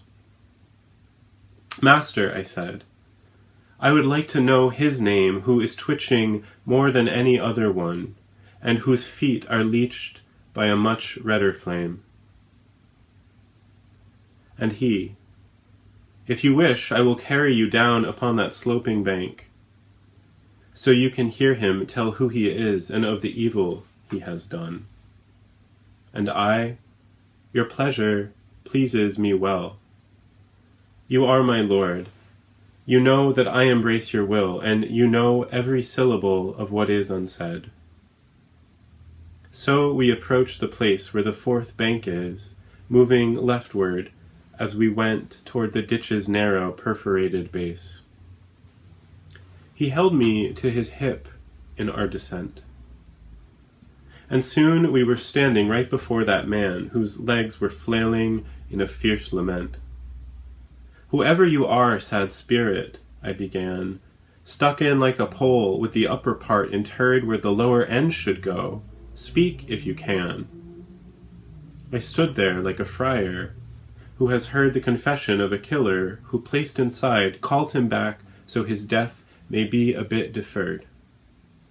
"Are you standing up there, Boniface?" he cried. "Are you standing there already? What was stated was wrong by several years, and the writ has lied. Have all of your spoils left you so quickly sated?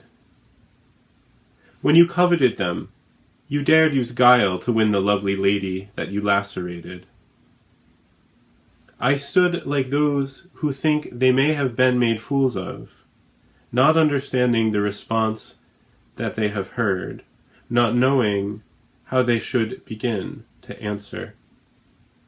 Virgil said, "You must say at once, I am not who you think I am. I am not he." And I responded with obedience. At that the spirit's feet thrashed furiously, and then he sighed, and in a tearful tone he said, "What is it that you want from me? If it means so much to you that for this alone you have come down here, to hear what I have to tell, then know that the great mantle was my own. But I was a son of the she-bear, and strove so well to advance the cubs that on earth I pocketed my spoils. And now I pocket myself in hell. My predecessors are pressed below my head, simoniacs all, and all of them flattened through the fissures hollowed in the rock's deep bed. When my turn comes, I will be flattened too, pressed down when he arrives, that other soul that I took you for when I started to question you. I have spent more time already in this hole with cooked feet, upside down, than he will pass stuck here with his feet glowing like lumps of coal. A lawless shepherd. His crimes more odious will come from the west, and he will prove indeed a proper cover for the two of us. A new Jason, like the one of whom we read in Maccabees, whose king showed him deference, as to this one France's ruler will pay heed. I do not know whether in my vehemence I grew too bold in the thoughts that I expressed in this measure. Tell me, on what recompense, on how much treasure did our Lord insist before he placed the keys in Peter's hand? Follow me, I'm certain was his sole request. Nor did Peter or the other ones demand gold or silver from Matthias when it befell that he took the bad soul's place in their holy band. So stay here, in your fitting spot in hell. As for those ill-gotten gains that made you bold toward Charles, be certain that you guard them well. And if this intensity were not controlled by my deep reverence for the sacred keys that in the happy life you used to hold, I would speak in even stronger words than these. For your greed, grinding down the good, giving glory to the wicked, afflicts the world with its disease. And when the evangelist had that beast in view who sits on the waters, whoring wantonly with kings, he was thinking of shepherds just like you. She had 7 heads when she was born, and she drew her strength from 10 horns. But it was gone when her spouse lost his delight in purity. With your gold and silver god, what you have done differs from the idolaters in this alone. You worship 100. They worship only 1. Ah, Constantine, how much evil seed was sown, not with your conversion, but your dowry, which the first rich father had from you as his own. Perhaps it was his rage that made him twitch, or his conscience, but his 2 feet kicked like mad as I sang these notes to him with a rising pitch. I am sure this pleased my guide, because he had a look of satisfaction on his face as he listened to the truthful words I said. Thereupon he swept me up in his embrace and held me to his breast, and once again walked the incline that had brought us to that place. Nor did he tire of holding me. Only when we stood upon the arch that spanned the fosse between the 4th and 5th walls, Only then did he gently put me down. He was gentle, because the reef was steep and rugged, so much so that goats would find it difficult to cross. And I saw another valley stretched below. I'm Victoria Riddell, and I'm reading Canto 20, and I'm reading the translation by Robert Pinsky. Canto 20. The new pains of hell that I saw next demand new lines for this Canto 20 of the first canzone, which is of those submerged in the underground. Readying myself at the cliff's brink, I looked down into the canyon my master had revealed and saw that it was watered by tears of pain.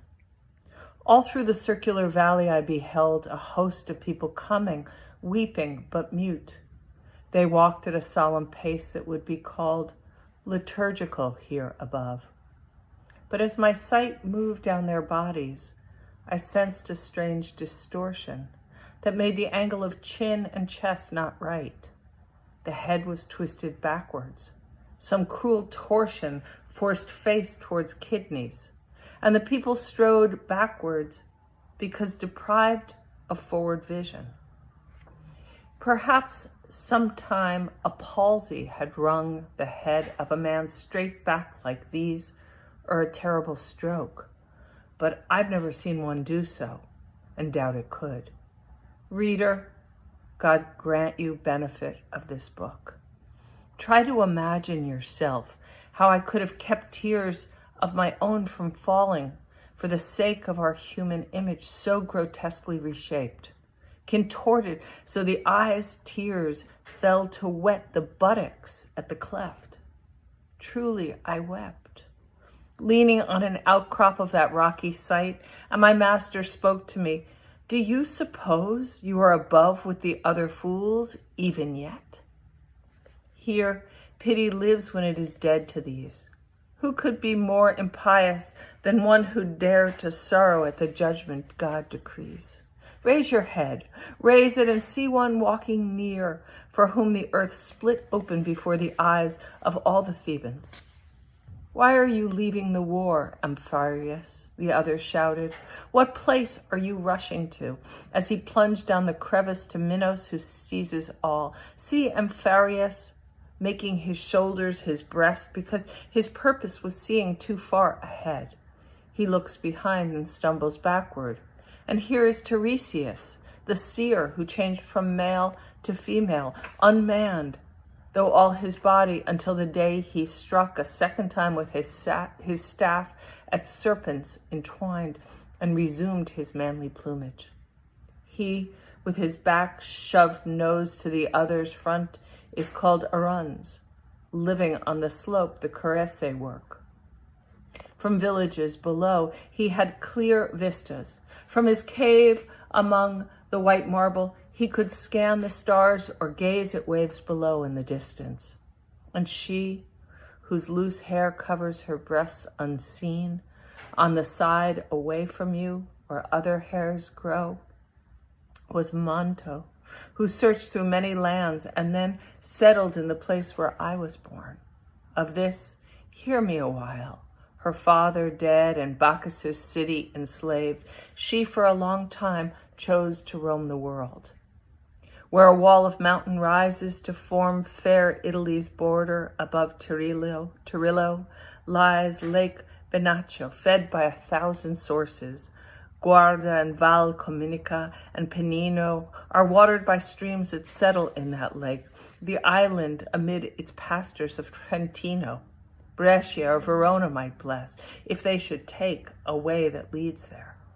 At the shore's low place, Peschiera's splendid fortress towers make their challenge to the Brescians and the Bergamese. There all cascades Benaccio can't contain, within its bosom join in one river that flows through rich green pasture. As soon as it starts to run, the water Benaccio no more is Municchio instead, and joining the Po at Governello, it soon spreads to a march. a marsh, in summer sometimes fetid. There Manto, the savage virgin, saw in mid-fen a stretch of dry land, untilled, uninhabited, and there she stayed and lived, where she could shun all humans to ply her arts in a place she shared only with servants.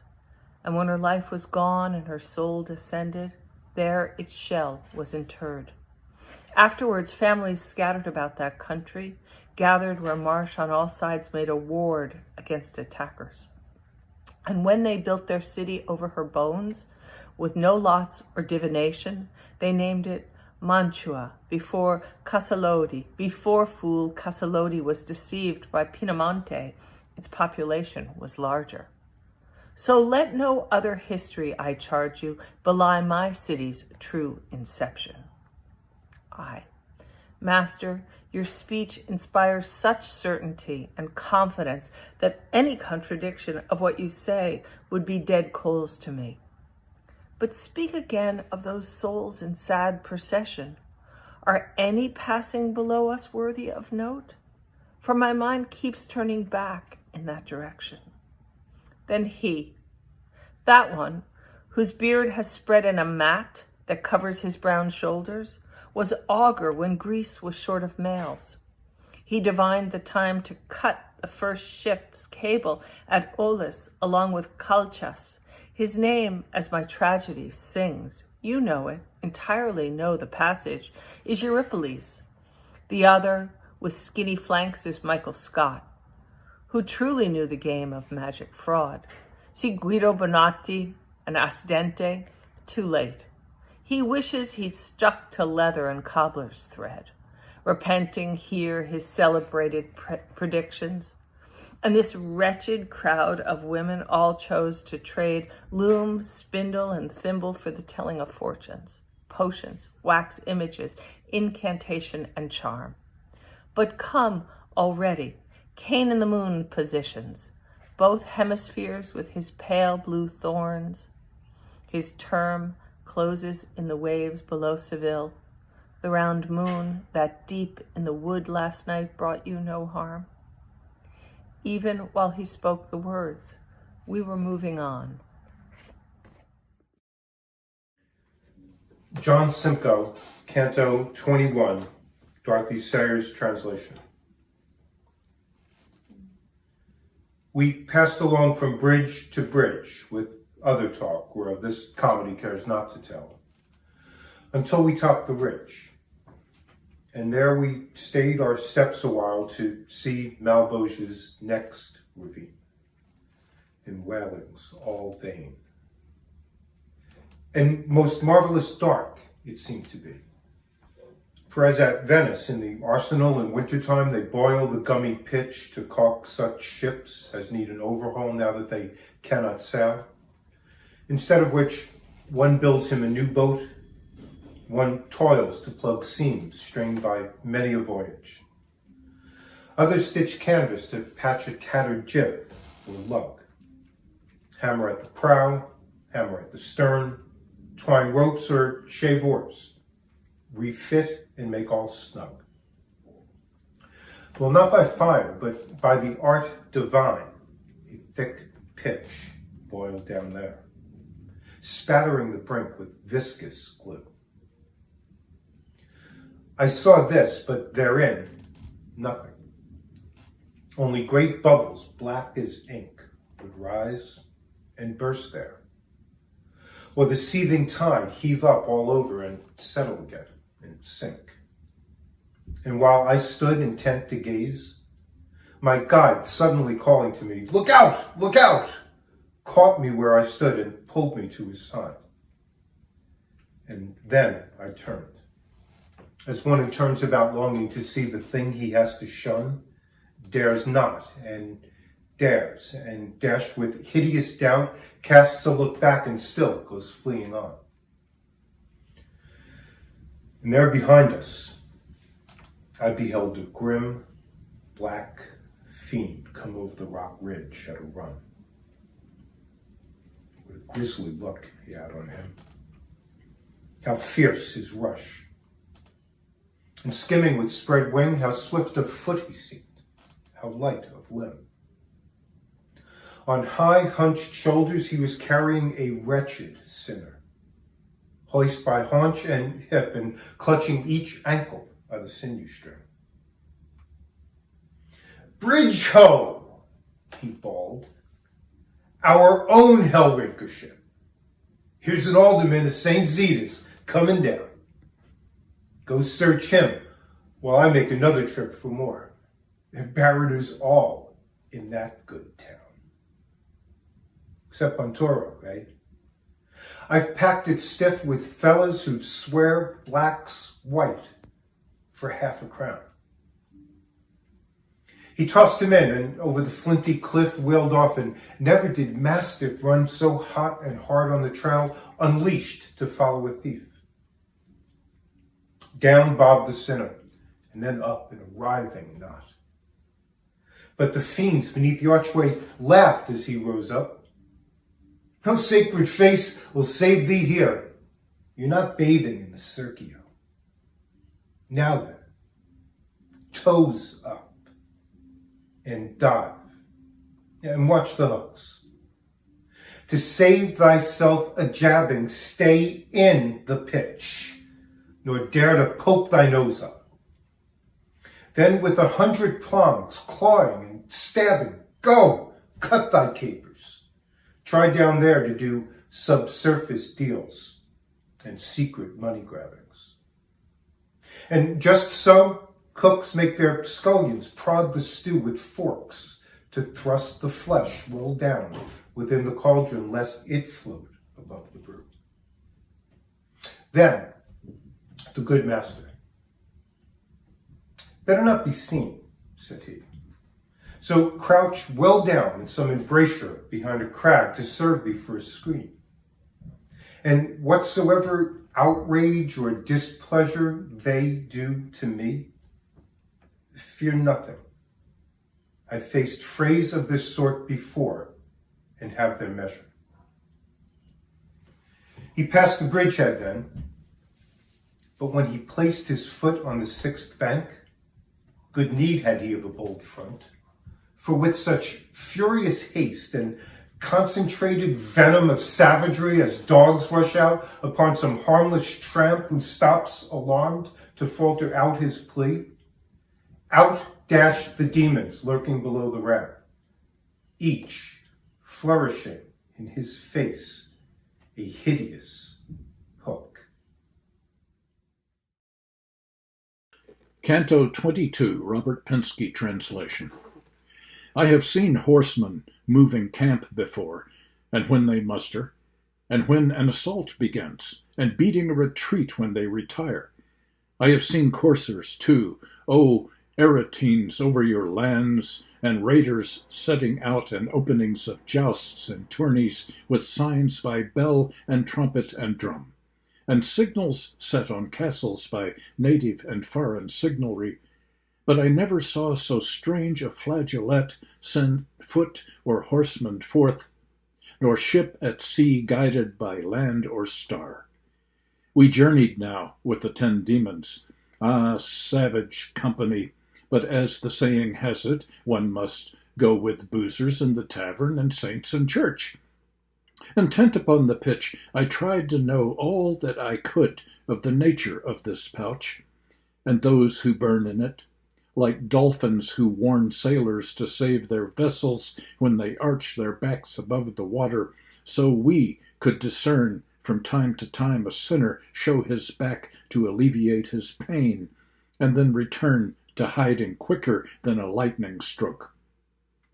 And as at water's edge or in a ditch frogs lie, concealing their feet and all their bulk, with snouts above the surface, at the approach of barbaria, sinners who lay just so, concealing themselves on every side, would twitch and pull back under the boiling.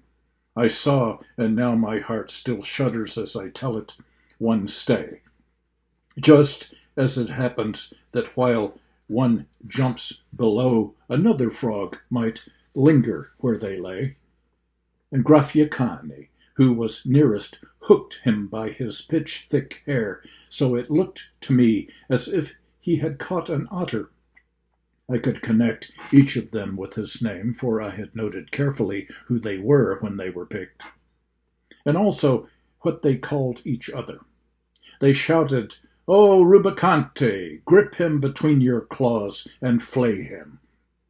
"Master, this wretch who's so ill-fated and fallen in the hands of enemies, I pray you find out who he is," I said. Going to his side at once, he asked what place he came from.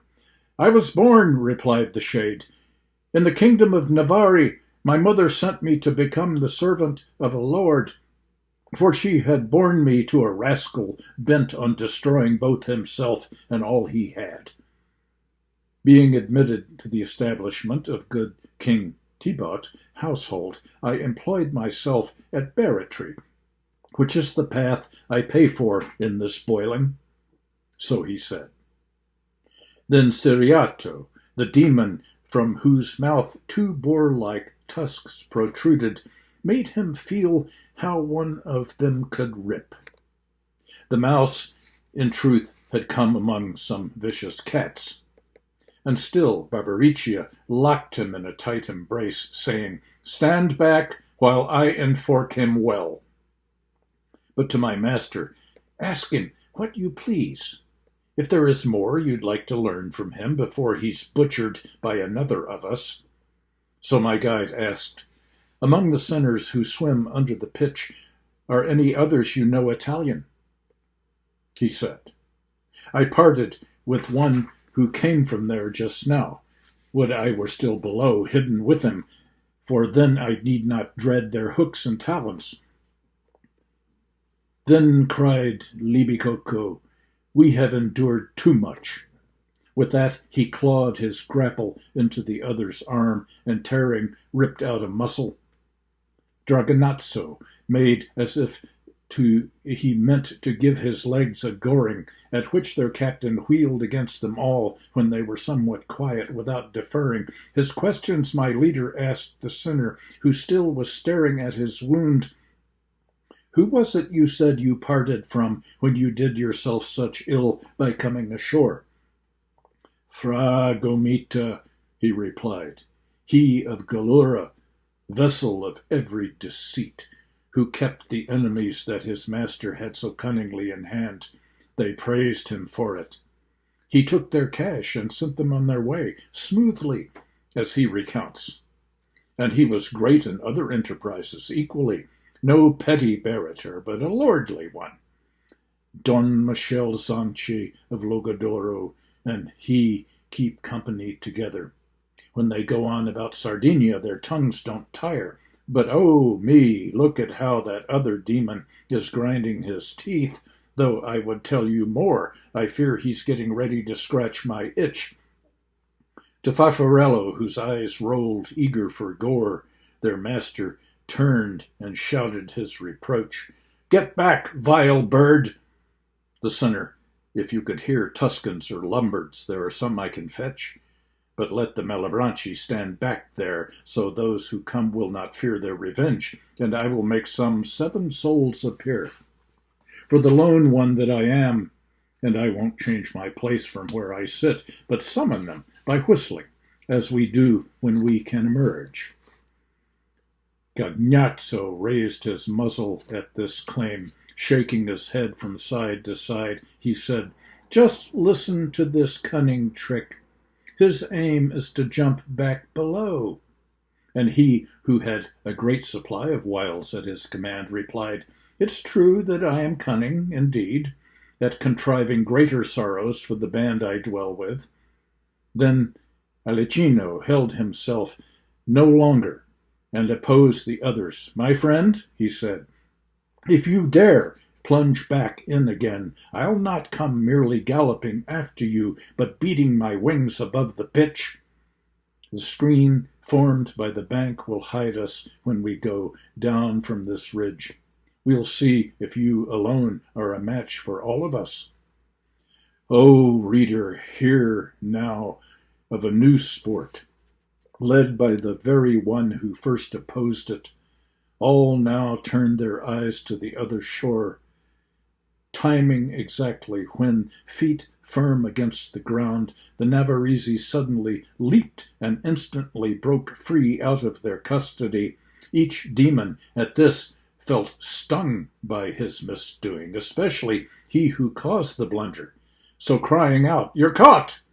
he flew away in pursuit, but futilely. Wings could not gain on terror. Down out of sight the sinner dove, and the demon swooped back up, raising his breast, no different in his flight than when the wild duck makes a sudden escape by diving just as the falcon plummets close, then veers back up, vexed at his thwarted grip. Then Calcabrina, who was furious the trick had worked, went flying after the pair, eager to see the sinner evade the chase. So there could be a fight? When the barrator had disappeared, the demon turned his claws upon his comrade and grappled him in mid-air above the fasci.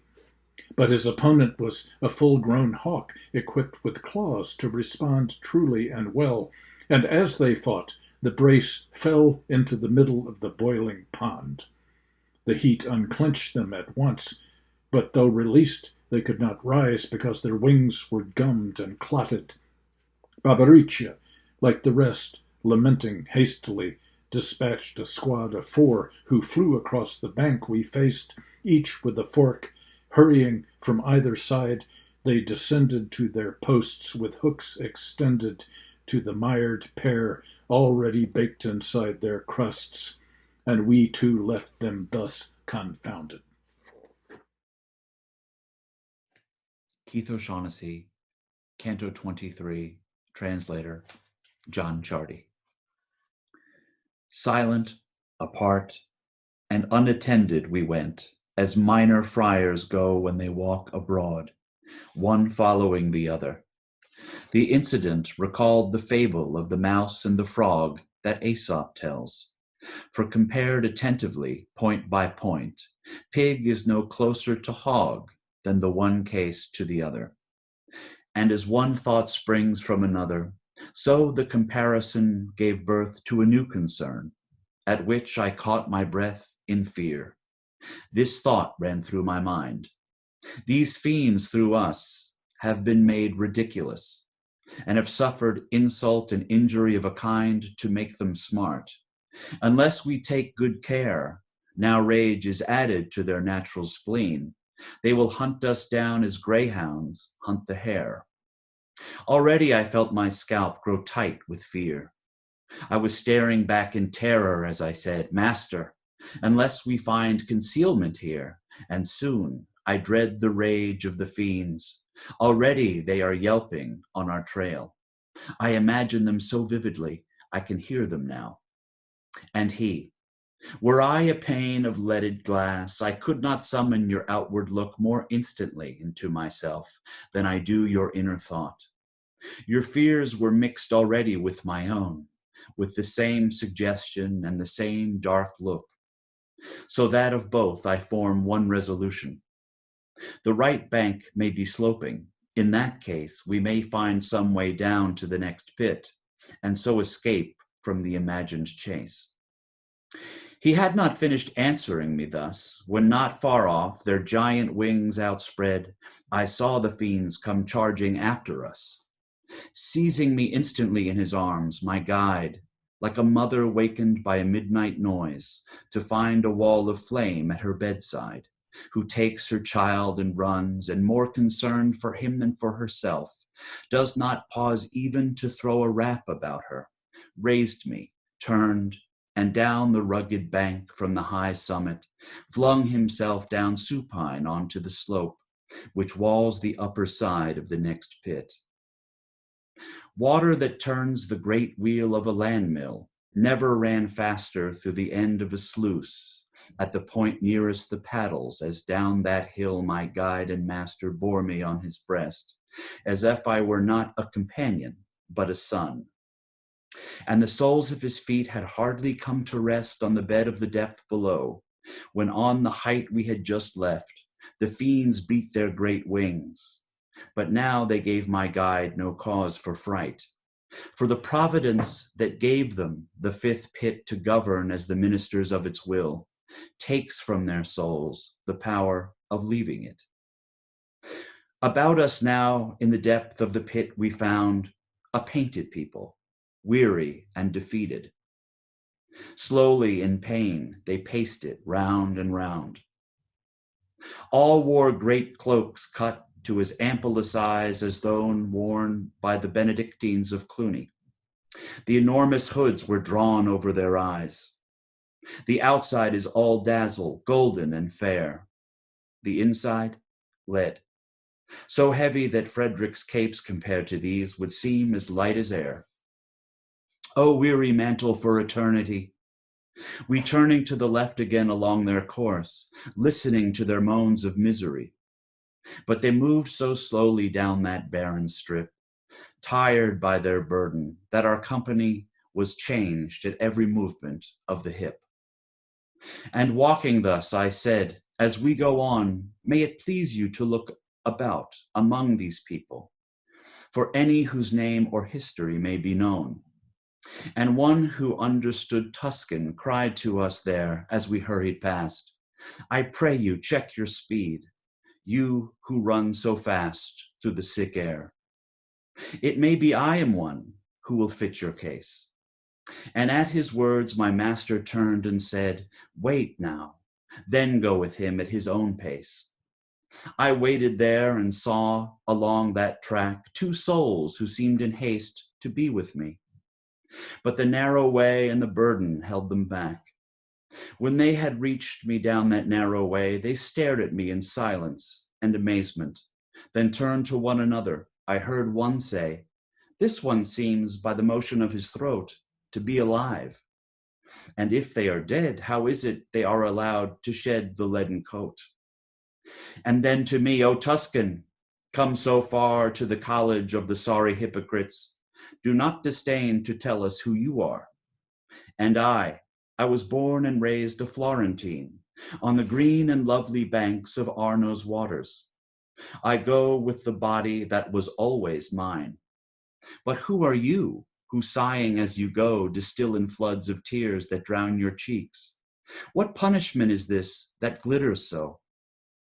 These burnished robes are of thick lead, said one, and are hung on us like counterweights, so heavy that we their weary fulcrums creak and groan.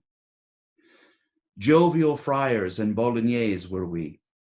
We were chosen jointly by your Florentines to keep the peace, an office usually held by a single man. Near the Gardingo, one still may see the sort of peace we kept. I was called Catalano, he Lodoringo.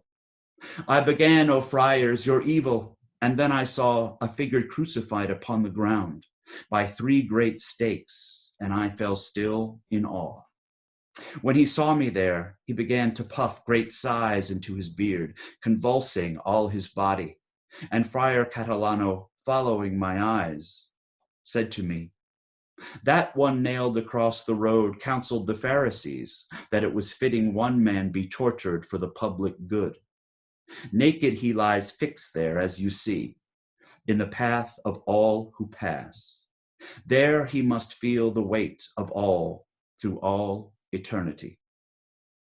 His father-in-law and the others of the council, which was a seed of wrath to all the Jews, are similarly staked for the same evil.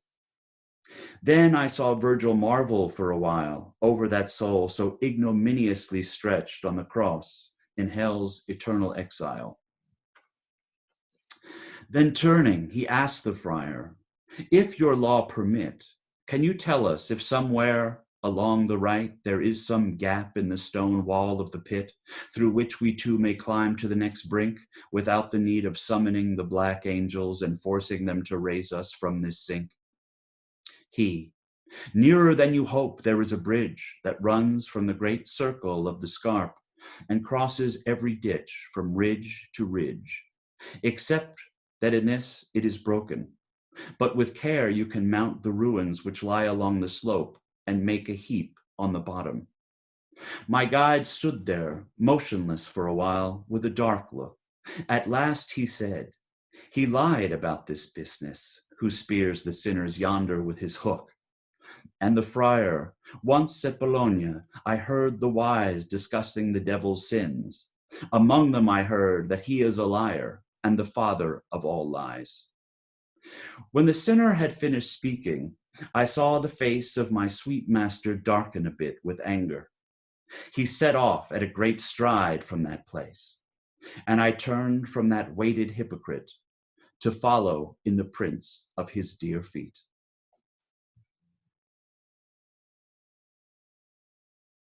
I'm Isadora Wilkenfeld, and this is Canto 24 in the Michael Palma translation. In that part of the young year when the sun's rays are tempered beneath Aquarius, and when the nights grow shorter, equaling the days, and when her white sister's image once again appears upon the ground as copied by the hoarfrost with her quickly dulling pen, the peasant, with the loss of his supply of fodder, goes outside in anxiety to see the whitened fields, and smites his thigh, and mutters, and starts to pace distractedly, like a wretch whose mind can find no resting place. Then grows hopeful, going out again to see how rapidly the world has changed its face, and taking staff in hand, walks forth once more to lead his sheep to graze. Such was my case, because the troubled look my master wore distressed me deeply, but he soothed my pain when he quickly put the plaster to the sore. At the ruined bridge I saw his face regain, when he turned to me, the sweet look I first knew at the base of the mountain on the desert plain. He looked carefully at the ruin, then he drew into himself in silent contemplation, and then took hold of me. Like someone who, while working, keeps a constant calculation, and thus is able to anticipate, he would look ahead and make an estimation, as he lifted me from rock to rock, and state, "Take hold of this one, but be sure to test beforehand whether it will bear your weight." That was no road for anybody dressed in a lead cloak. Rock by rock we had to grope, he weightless, and I half carried towards the crest.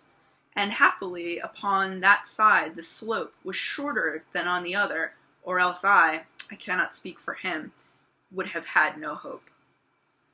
All of the rungs of the Malebolgia lie on an incline toward the steep well's mouth, and so one wall is always low and one is high in each of the 10 troughs along the row. But in the end we made our way to where the last rock had broken free and dropped below. My aching lungs had been so milked of air when I finally reached the top that I had to sit, feeling unable to go on from there. "Now you must rouse yourself, for never yet has anyone come to fame," my master cried, sitting on cushions or under a coverlet. "He who consumes his life when he has died without fame leaves the world with the impress of smoke in the air or foam upon the tide. Rise, let your soul overcome your breathlessness, for unless the heavy body lets it fail, the soul will always prove victorious. There is still a longer ladder we must scale. It is not enough to have left the rest, and so act for your good, if you know what these words entail." Then I stood up and said, with a greater show of breath than what I really felt within, "I am strong and I am ready. Let us go." So we took up our journey once again. The ridge was narrow, difficult, and rough, much steeper than the previous one had been. I was talking as I walked to keep up the bluff of vigor when a voice with little skill in forming words came from the nearby trough. Although I had reached the high point of the hill made by the arch, I could not tell what was said, and I sensed the speaker was not standing still. Because of the darkness, even my riveted eyes could not see to the bottom of the ring, so I said, "Master, let us walk ahead and descend the wall, for I am listening without understanding what I hear, and I am looking without seeing anything." He said, "A right request should be followed by the deed itself, without words' embellishment, and so the doing is my sole reply." At the end of the bridge, we too made our descent to the 8th embankment, and from where we stood, what was down there in the ditch was evident. In it I saw a horrible multitude of serpents of such weird variety that thinking about them now still chills my blood. Let Libya boast no more of Phere, and Jaculi, and Cheldry in her sands, and censures with Amphisbaena, because she, with all Ethiopia or the Red Sea's lands, has never bred a pestilence of such scope or such malignancy. Here naked bands of terrified souls were running with no hope amid this savage swarm that they could find a crevice where they could hide, or a heliotrope. With serpents each one's hands were bound behind, and the ends poked through his loins and gathered tight in a knotted front, with head and tail entwined. Not far from where we stood, I beheld the sight of a serpent darting at a sinner's nape, transfixing him where shoulders and neck unite. Never did pen so quickly make the shape of an O or I, as he flared and burned before he turned to ash and fell into a heap. And when he lay destroyed on the ditch's floor, the loose dust gathered by itself, and then quickly assumed its former shape once more. In such fashion, as affirmed by learned men, when its 500 years are near complete, the phoenix dies, and then is born again. Tears of balsam and of incense are its meat, not grass or grain, and when it comes to die, spikenard and myrrh are its final winding sheet. Just as when someone falls without knowing why, seized by a devil hidden from his eyes or a blockage that a man may be stricken by, and looks around him as he starts to rise, stunned by the anguish that he undergoes, and in his great bewilderment he sighs, such was the soul before us as he rose. O power of God, so rigorously applied that in its vengeance showers down such blows! My leader asked who he was, and he replied, "Not long ago I was reined from Tuscany down to this savage gullet. I enjoyed a beast, not a man's life, mule that I used to be. I am Vanitucci, beast. Pistoia was a proper den for an animal like me." I said to my guide, "Tell him not to slip from us, and ask what sin has thrown him down here, since I knew him to be bloody and furious." The soul had heard me, and with no pretense, fastened on me with his face and with his mind, and said, as sad shame colored his countenance, "It pains me more to be caught by you in the bind of this misery than it did a short while ago to be snatched away from the life I left behind. I cannot deny the thing you wish to know.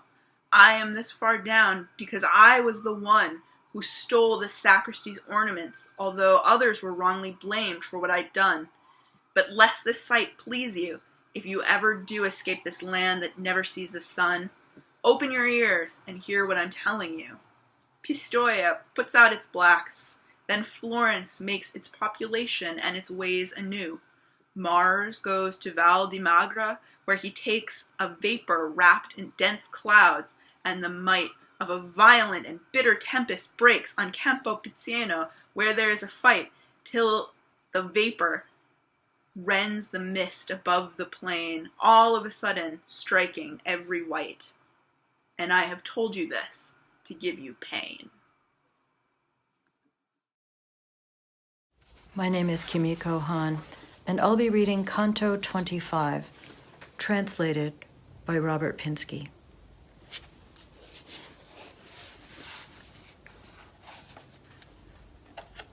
The thief held up his hands when he was through, and, "God," he cried, making the fig with both, "take these, I aim them squarely up at you."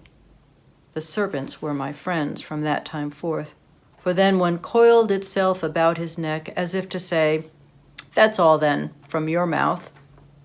And another went around his arms to snake them tight and cinch itself in front, so tied they couldn't budge enough to gesture. Alack, Pistoia, Pistoia, why haven't you decreed your own incineration, so that you dwell on earth no more, since you surpass your seed in evil-doing? In all the circles of hell, I saw no spirit so arrogant to God, not even him who fell from the Theban wall. Speaking no more than Vanifucci fled, and next I saw a centaur full of rage. "Where is he? Where is the bitter one?" he cried as he charged up. I think more snakes than lodge in Maremma's swamp were riding on his croup, swarming along his back up to the edge of our human form. He bore behind his neck, along the shoulders, a dragon with wings spread wide. If any blocked the path, it burned them up. This centaur's name is Cacus, my master said, who underneath the stones of Aventine many a time has made a lake of blood. He doesn't walk the same road as his clan, because by theft and fraud he tried to get the splendid herd that lay near him, a sin that ended his crooked habits. He died for it. When Hercules' club rained onto his head some 100 blows, he lived to feel 10 hit. While he was saying this, the centaur sped beyond us, and 3 new spirits appeared below. They went unnoticed by me or by my guide until they shouted to us, "Who are you?" At which we ceased our talk and turned to them. I did not know them, but as people do when chance disposes, one had some cause to name another. "Where have we left Janfa?" he said. To be sure, my leader heard. I signaled him to stay alert with a finger that I laid from chin to nose. Reader, if you are slow to credit what I tell you next, it should be little wonder, for I who saw it know that I myself can hardly acknowledge it. While I was staring at the sinners below, a serpent darted forward that had 6 feet, and facing one of the 3, it fastened on him all over. With the middle feet, it got a grip upon the belly. With each forelimb, it clasped an arm. Its fangs gripped both his cheeks. It spread its hind feet out to do the same to both his thighs, extending its tail to flex between them upward through to the loins behind. No ivy growing in a tree's bark sticks as firmly as the horrid beast entwined its limbs around the other. Then, as if made out of hot wax, they clung and made a bond and mixed their colors. And neither could be construed as what it was at first. So, as the track of flame moves over paper, there is a shade that moves before it that is not yet black, and the white dies away. The other 2 were looking on and cried, "Ah me, now look at how you change, Agnello. Already you are neither 2 nor 1. Now the 2 heads had become one. We watched the 2 shapes grow into one face where both were lost. The sides grew 2 arms, fused from lengths that had been 4. Thighs, legs, chest, belly merged, and in their steads grew members that were never seen before. All of the former features were blotted out. A perverse shape, with both not what they were, yet neither. Such its pace deliberate, it moved away. The way a lizard can dash under the dog day's scourge, darting out between the hedges so that it seems a flash of lightning if it spurts across the road. So did a fiery little serpent rush toward the bellies of the 2 who stayed. Peppercorn black and livid, it struck out, transfixing one in the place where we are fed when life begins, then fell before his feet, outstretched. The pierced one gazed at it and stood, not speaking, only yawning as if a fit of sleep or fever had taken him. He eyed the serpent him. From this one's wound and that one's mouth smoke violently flowed, and their smoke met. Let Lucan now attend in silence, who has told the wretched fates of Nasidius and Sabellus, till he has learned what I will let fly next. And Ovid, who writes of Cadmus and Arethusa, let him be still, for though he in his poet craft transmutes one to a serpent and makes the other spill, transformed into a fountain, I envy him not. He never transformed 2 individual, front-to-front natures, so both forms as they met were ready to exchange their substance. The twain reacted mutually. The reptile split its tail to make a fork. The wounded one conjoined his feet. The legs and thighs were pressed so tight no mark of juncture could be seen. The split tail took the shape the others lost. Its skin grew softer, and the others hard. I saw the arms draw inward to be encased inside the armpits. The animal's feet appeared to lengthen as the other's arms grew less. The hind paws, twisting together like a cord, became the member man conceals. From his, the wretch had grown 2 feet. While the smoke veils, each one with colors that are new, and grows hair here and strips it there, the one shape falls, and one comes upright. But neither turned aside. The unholy lights that stared above the muzzles, they each were changing.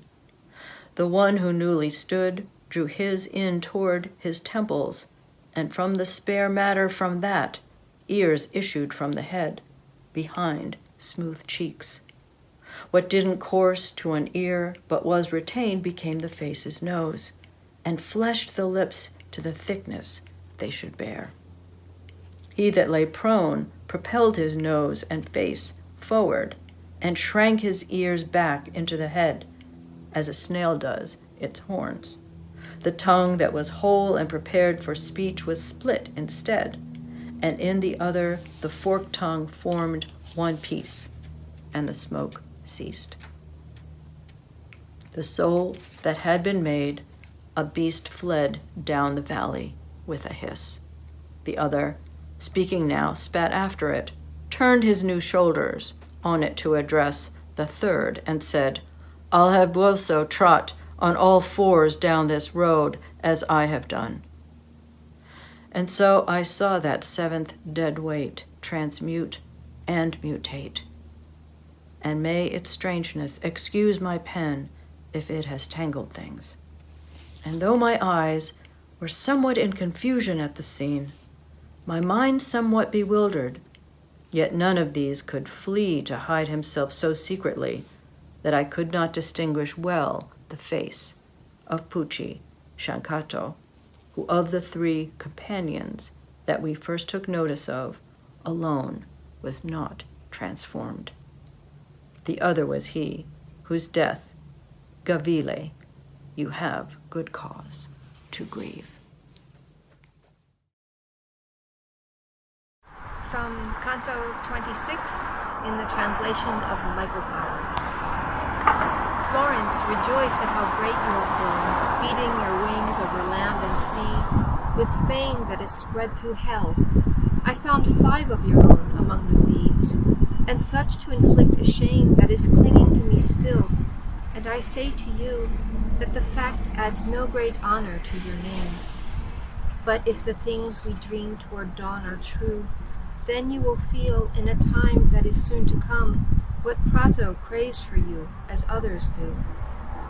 It were not too soon had it already come. I could wish it had, since it must surely be, and will grieve me more the older I become. We left that place, going up where previously we had descended on the crags we found. My leader mounted first, then lifted me. We made our solitary way around the rocks and the projections as we went. Without the hand, the foot could gain no ground. I lamented then, and once more I lament over what I saw, and here I have denied my genius its full freedom, to prevent its wandering where virtue does not guide. If my good star, or an even higher grace, has given this gift, it should not be misapplied. In the season when the light-giver turns his face, the least from us, at the hour when flies yield to mosquitoes that have come to take their place, as many as are the fireflies revealed to the peasant as he rests upon the height, looking down where he harvests grapes and tills the field. With so many flames the 8th pouch was alight, as I could see upon arriving where the bottom of the ditch came into sight.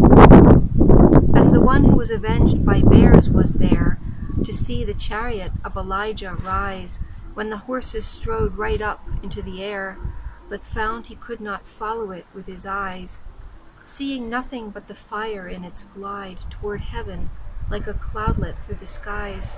So it was here, where all the fires hide their theft, as through the gullet of the ditch each steals away with a sinner hidden inside. In my zeal to see, I had risen up on the bridge, and had I not grasped a rock, I have no doubt that without a push, I'd have fallen from the ledge. My leader said, when he saw me leaning out, "Inside the fire the spirits are confined. With a burning sheet each wraps himself about." "Master, your words confirm what I was inclined to assume was so already," I replied, and already I had this question in my mind. Who is in that flame whose top parts so divide that it seems to surge up from the funeral pyre where Eteocles was laid at his brother's side?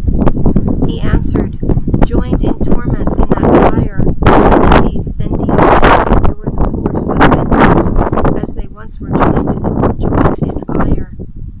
There they bemoan the ambush of the horse which made the gate that the noble seed of Rome passed through as it set forth upon its course, and lament the deceit that took Achilles from Deidamia, who mourns him still, though dead.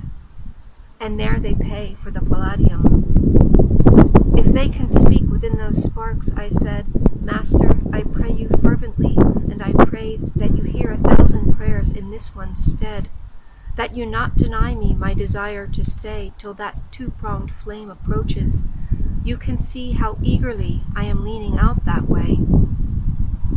"Your prayer deserves much praise," he said to me, "and I accede to it, but you should restrain your tongue just now and listen quietly."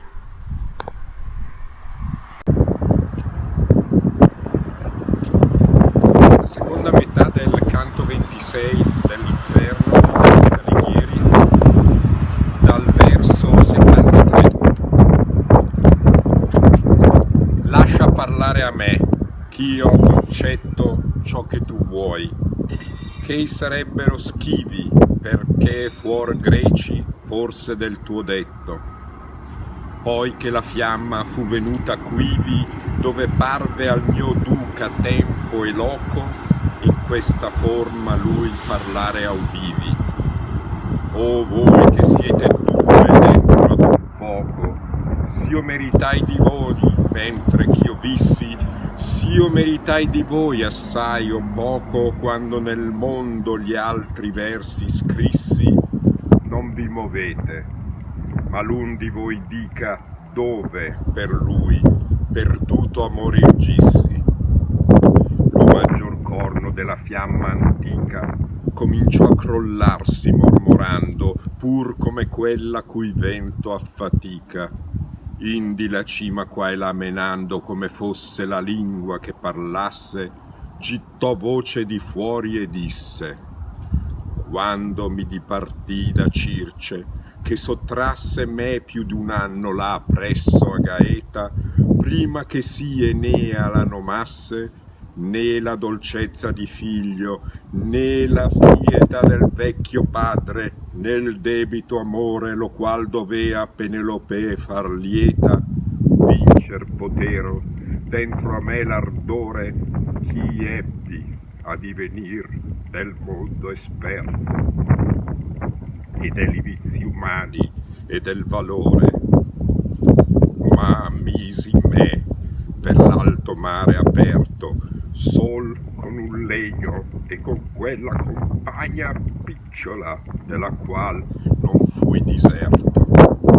L'un lito e l'altro vidi infin la Spagna, fin nel Morocco e l'isola di Sardi, e l'altre che quel mare intorno bagna.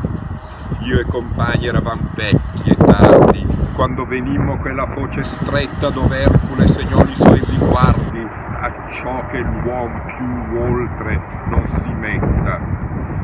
dalla man destra mi lasciai Sibiglia, dall'altra già m'avea lasciata Setta. O frati, dissi, che per 100 miglia perigli siete giunti all'Occidente, a questa tanto piccola vigilia di nostri sensi che è del rimanente, non vogliate negar l'esperienza di retro al sol del mondo senza gente.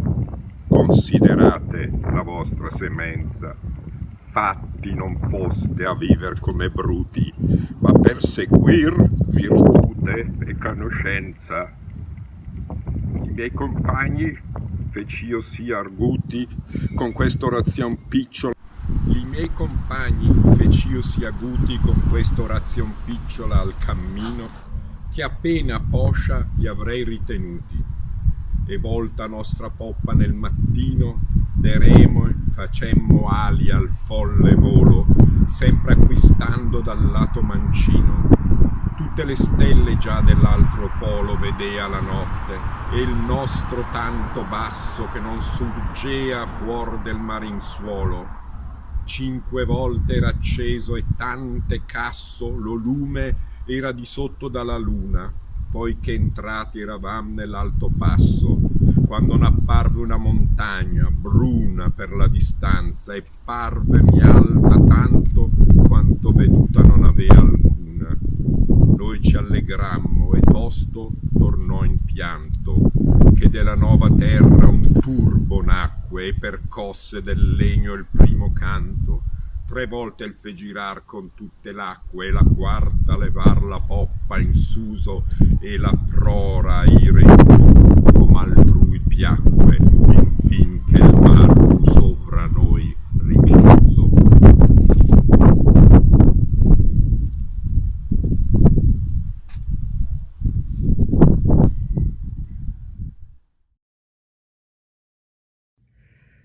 Whoever could, in with untrembled words, tell of the blood and of the wounds in full, which now I saw by many times narrating, each tongue would for a certainty fall short by reason of our speech and memory that have small room to comprehend so much. If were again assembled all the people which formerly upon the faithful land of Puglia were lamenting for their blood shed by the Romans in the lingering war, that of the rings made such illustrious spoils as Livy has recorded, who errs not with those who felt the agony of blows by making counterstand to Robert Guiscard, and all the rest whose bones are gathered still at Ceperano, where a renegade was each Apulian, and at Tagliacozzo, where without arms the old Alardo conquered, and one his limb transpierced, and one lopped off, should show it would be nothing to compare with the disgusting mode of the 9th Bolgia. A cask by losing centerpiece or cant was never shattered so, as I saw one rent from the chin to where one breaketh wind. Between his legs were hanging down his entrails. His heart was visible, and the dismal sack that maketh excrement of what is eaten. While I was all absorbed in seeing him, he looked at me and opened with his hands his bosom, saying, "See now how I rend me, how mutilated, see, is Mahomet. In front of me doth Ali weeping go, cleft in the face from the forelock unto chin, and all the others whom thou here beholdest, disseminators of scandal and of schism while living, were, and therefore are, cleft thus. A devil is behind here, who doth cleave us thus cruelly unto the falchion's edge, putting each one of all this ream, when we have gone around the doleful road, by reason that our wounds are closed again, ere any one in front of him repass. But who art thou that musest on the crag, perchance to postpone going to the pain that is adjudged upon thine accusations? Nor death hath reached him yet, nor guilt doth bring him, my master made reply, to be tormented, but to procure him full experience. Me who am dead behooves it to conduct him down here through hell, from circle unto circle, and this is true as I speak to thee. More than 100 were there when they heard him, who in the moat stood still to look at me, through wonderment oblivious of their torture. Now say to Fra Dulcino, then, to arm him, thou who perhaps wilt shortly see the sun, if soon he wish not here to follow me, so with provisions that no stress of snow may give the victory to the Navarse, which otherwise to gain would not be easy. After 1 foot to go away he lifted. This word did Mahomet say unto me, and then to depart upon the ground he stretched it.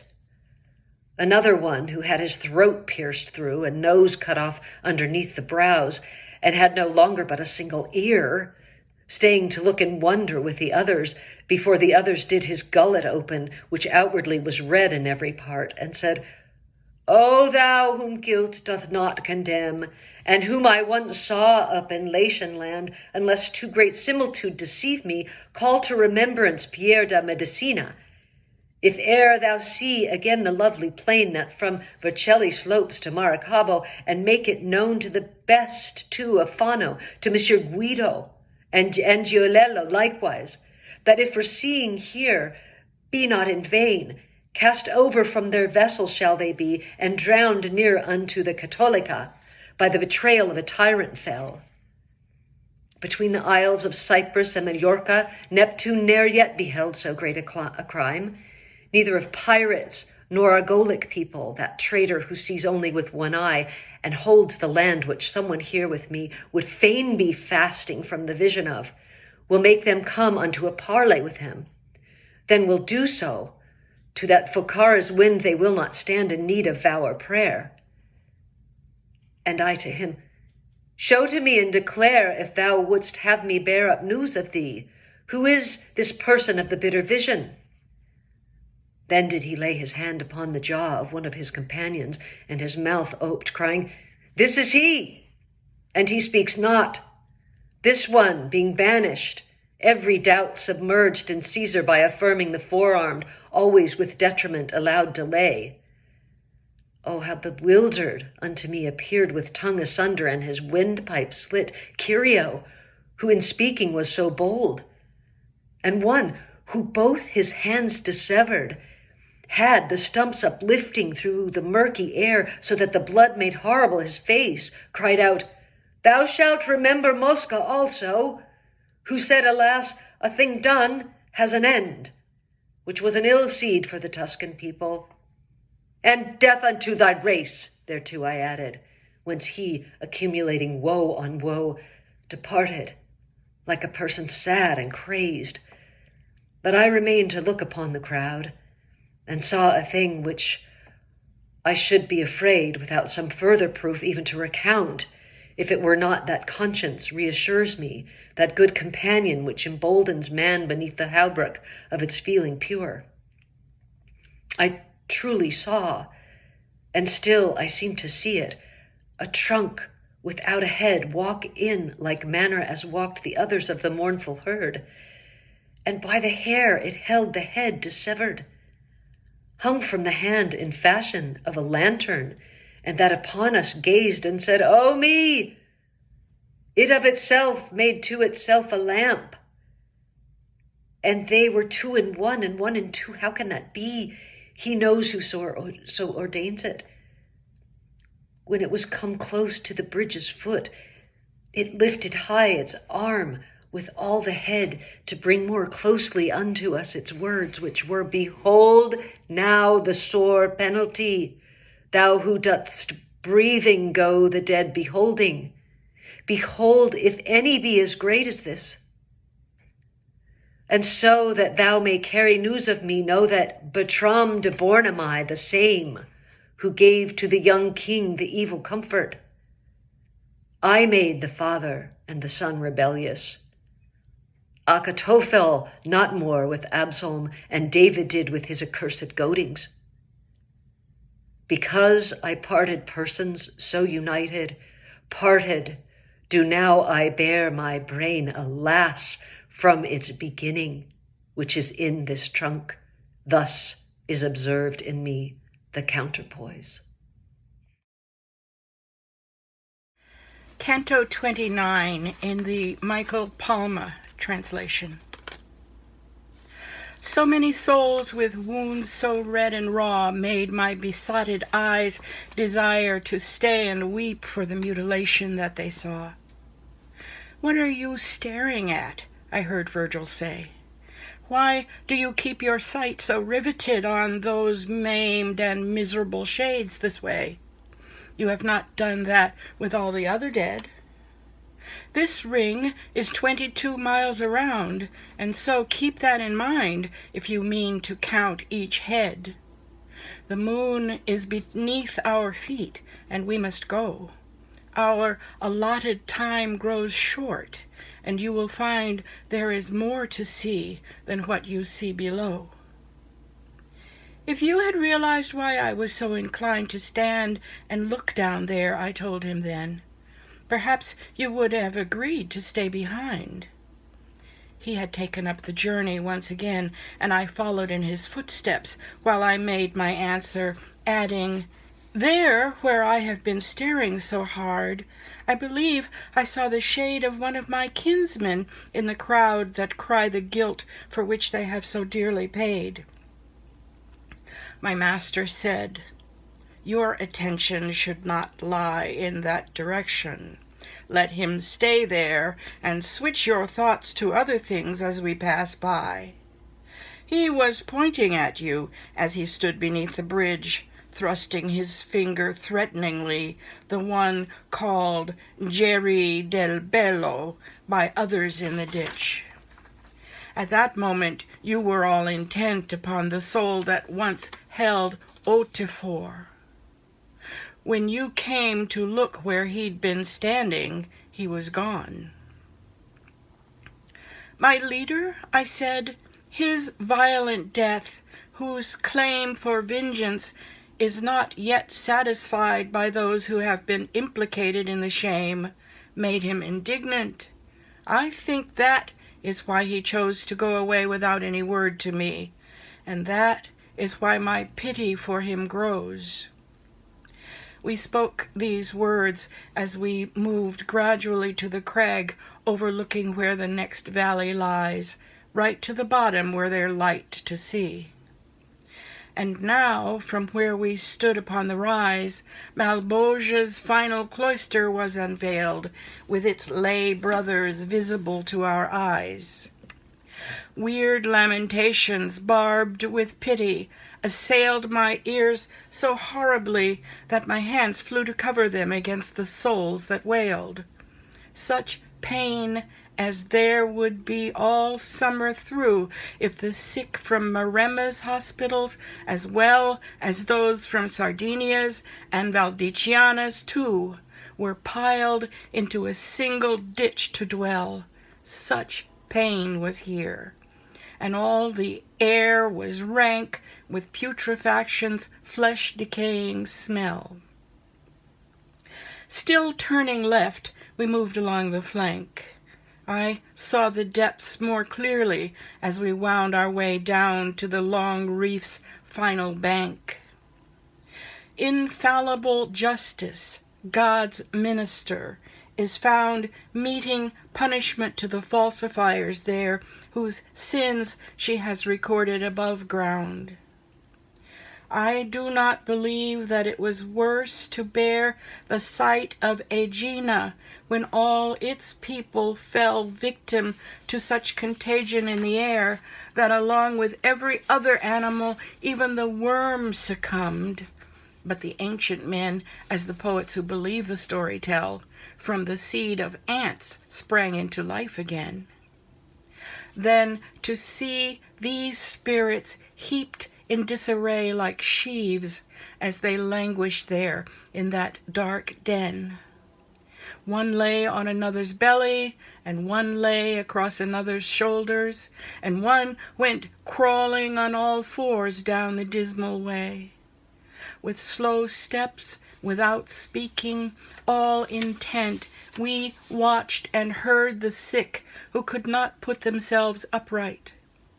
Two who were sitting leant against each other, looking, as I thought, like two pots set to keep warm side by side, and both were marked with scabs from head to foot. I have never seen a currycomb being plied by a groom who against his will is still awake, or a stable boy whose master waits to ride, so fiercely as I saw these sinners rake their own flesh, because nothing else avails against the burning itch. The scabs would flake when they were dragged by the sinner's fingernails, the way a knife will scrape a carp, or do the same to a fish with even larger scales. My leader spoke to one of them. O you whose fingers undo your chainmail bit by bit, and now and then turn into pincers too, tell us if any Italian sinners sit among you, so may your nails be vigorous and for the work at hand prove ever fit. We that you see disfigured, both of us are Italian, said the soul, who now began to weep. And you, who are so curious? Said my leader, I conduct this living man ever deeper through the regions of the dead. To show him all hell's levels is my plan. They broke their shared support, and each turned his head, trembling, to look at me. Among the rest who had heard the echo of what Virgil said, many did likewise. My good master pressed closer to me, saying, Say what you would say. And I began in accord with his request. So may the thought of you not fade away up in the first world from man's memory, but live instead for many and many a day. Tell me who you are and of what ancestry. Do not let your hideous penalty and its shame keep you from speaking. And one said to me, Born in Arezzo, I was put to the flame at Albero of Siena's will, although why I died is not the reason why I came to this. I told him I could fly, you know, thinking to have myself a bit of fun, and he, who was eager but whose wits were slow, demanded that I show him how it was done. Because I could not make him Daedalus, he had me burned by one who called him son. What brought me to this 10th and last pit was alchemy. Minos damned me to this place, whose judgment cannot be erroneous. To the poet I said, Has there ever been a race so empty-headed as the Sienese? They're far worse than the French, in any case. The other leper, listening to these remarks of mine, responded, Even so, you must make an exception for Strica, if you please, that moderate spender, and for Niccolo, who showed how clove and costliness could sit together in the garden where such seeds grow, and that club where Caccia d'Asciano once saw fit to squander his vineyard and his woodland too, and Mayo the pixelated showed his wit. But let your eye grow sharp to show you who seconds you on Sienese stupidity, so that my face may also answer you. I am Capoccio's shade. Through alchemy I gave the metals a deceptive shape, and you, if I have eyed you properly, will recall how skilled I was as nature's ape. My name is Zakiya Harris. I'll be reading the 30th canto from Courtney Langdon's translation of Inferno. When Juno, on account of Semele, was angry with the royal blood of Thebes, as several times she showed herself to be, so fiercely mad did Athamas become, that, when he saw his wife approaching him, burdened by her 2 sons on either side, "Spread we the nets," he cried, "that I may take, upon their passing, lioness and cubs," and thereupon stretched out his cruel claws, and taking hold of one, Lurchus named, whirled him around, and dashed him against a rock. His wife then, with the other, drowned herself. Again, when fortune so low down had brought the Trojans arrogant, all-daring power, that with their kingdom shattered was their king, Hecuba, sad, forlorn, and captive now, when she had seen her dead Polyxena, and in her painful anguish had perceived her Polydorus lying on the beach, out of her senses barked as would a dog, so greatly had her suffering turned her mind.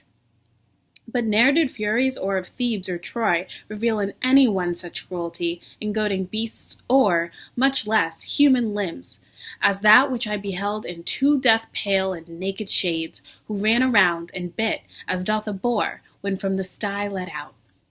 One reached Capocchio, and so thrust his tusks into his neck behind that, dragging him, he made his belly scrape the solid ground. The Aretine, still trembling, said to me, "That imp is Gianni Schicchi, who, enraged, goes all around ill-treating others thus." Then, "Oh," said I to him, "so may the other not fix his teeth in thee. Be not too tired to tell me who he is before he skips." And he to me, "That is the ancient soul of wicked Mira, who, outside the bounds of lawful love, became her father's mistress. She came to sin with him by counterfeiting another's person in herself, as dared the other one who yonder goes away, that he might gain the lady of the stud, to counterfeit Buoso Donati's self, and make his will and give it legal form." When the 2 furious souls, on whom my eyes were fixed, had passed away, I turned them round to look upon the other evil-born. And when I saw, who like a lute were shaped, if he had only had his groin cut off, down in the region where a man is forked, the heavy dropsy which unmates the limbs in such a way with ill-digested humor, that face and paunch no longer correspond, was causing him to keep his lips apart, as doth the hectic, who, because of thirst, turned one lip chinward and the other up. "O ye that are, and wherefore I know not, free from all torment in this world of woe," said he to us, Behold, and pay attention to Master Adam's wretched misery. When living, I had all that I desired, and now, alas, I crave a drop of water. The little brooks which toward the Arno run down from the Casentino's green-clad hills, and render all their channels cool and fresh, are evermore before me, nor in vain, because their image makes me drier far than this disease, which strips my face of flesh. The rigid justice, which is scourging me, takes from the very place in which I sinned the means to give my sighs a greater flight. There lies Romena, where I falsified the coin on which the Baptist's form is stamped, for that I left my body burned above. But could I see the woeful soul of Guido, or Alexander, or their brother here, for Fonte Branda, I'd not give the sight. One is in here already, if the shades, who go around here raging, tell the truth. But what is that to me, whose limbs are bound? If only I were still so light of foot, that I could in 100 years advance 1 inch, I'd be already on the road, in search of him among the loathsome people. Although this trench goes round 11 miles, and is no less than a half-mile across. Through them am I in such a family, for they persuaded me to coin the florins, which had at least 3 carats of alloy. Then I to him said, "Who are those 2 wretches who, smoking like wet hands in winter time, are lying there beside thee on thy right?" "I found them here," he answered, "when I reined into this ditch, since when they have not turned, nor will, I think, for all eternity. One is the woman who charged Joseph falsely. The other, Sinon, Troy's deceitful Greek. Their burning fever makes them reek like this." And one of them, who felt aggrieved, perhaps, at being named so darkly, smote the speaker upon his hard, stiff belly with his fist. It made a sound as it had been a drum. Then Master Adam smote him with his arm, which did not seem less hard, upon his face, and said, Though I of motion be deprived, by reason of my limbs which heavy are, I have an arm that's loose for needs like this. Then he replied, When going to the fire thou hadst it not so ready, but just so, and more, thou hadst it, when thou madest coin. He of the dropsy, Here thou sayest true, but thou wast not so true a witness there, where thou wast questioned of the truth at Troy. If I spoke falsely, thou didst falsify the coin, said Sinon. I'm for one sin here, and thou for more than any other demon. Remember, perjurer, the horse, replied he of the swollen paunch, and bitter be for thee that known it is by all the world. Ill be for thee the thirst wherewith thy tongue is cracking, said the Greek, and that foul water, which for thine eyes thus makes thy paunch a hedge. Thereat the coroner said, As is its wont, thy mouth in speaking evil gapeth wide, for though I'm thirsty and humour stuffs me out, thine is the fever and the aching head, and thou'dst not stand in need of many words, bidding thee lick the mirror of Narcissus. On listening to them, I was all intent, when, Now be careful there, my teacher said, for I'm not far from quarrelling with thee. When I thus heard him speak to me in anger, such was the shame wherewith I turned to him, that through my memory it is circling still, and such is he who dreameth of his harm, and, dreaming, wishes that he dreamt, and thus, as if it were not, longs for that which is. Such I became, who, impotent to speak, would fain excuse myself, and all the while was doing so, but did not think I was. Less shame would wash away a greater fault than thine hath been, my teacher said to me. Therefore, unburden thee of all thy sadness, and count on me as ever at thy side. If it again should chance that fortune find thee where folk in such a wrangle are engaged, for vulgar is the wish to hear such things.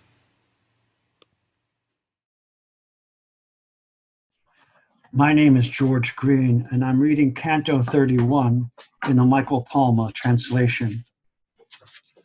I had been pricked by one and the same tongue, making my two cheeks tingle and turn red, which then supplied the balm where it had stung, in much the same way I have heard it said that where the spear of Achilles and his father hit the same sad gift, then a good one in its stead. We turned our backs upon the dreadful pit, and then without a word we climbed the height of the embankment that surrounded it.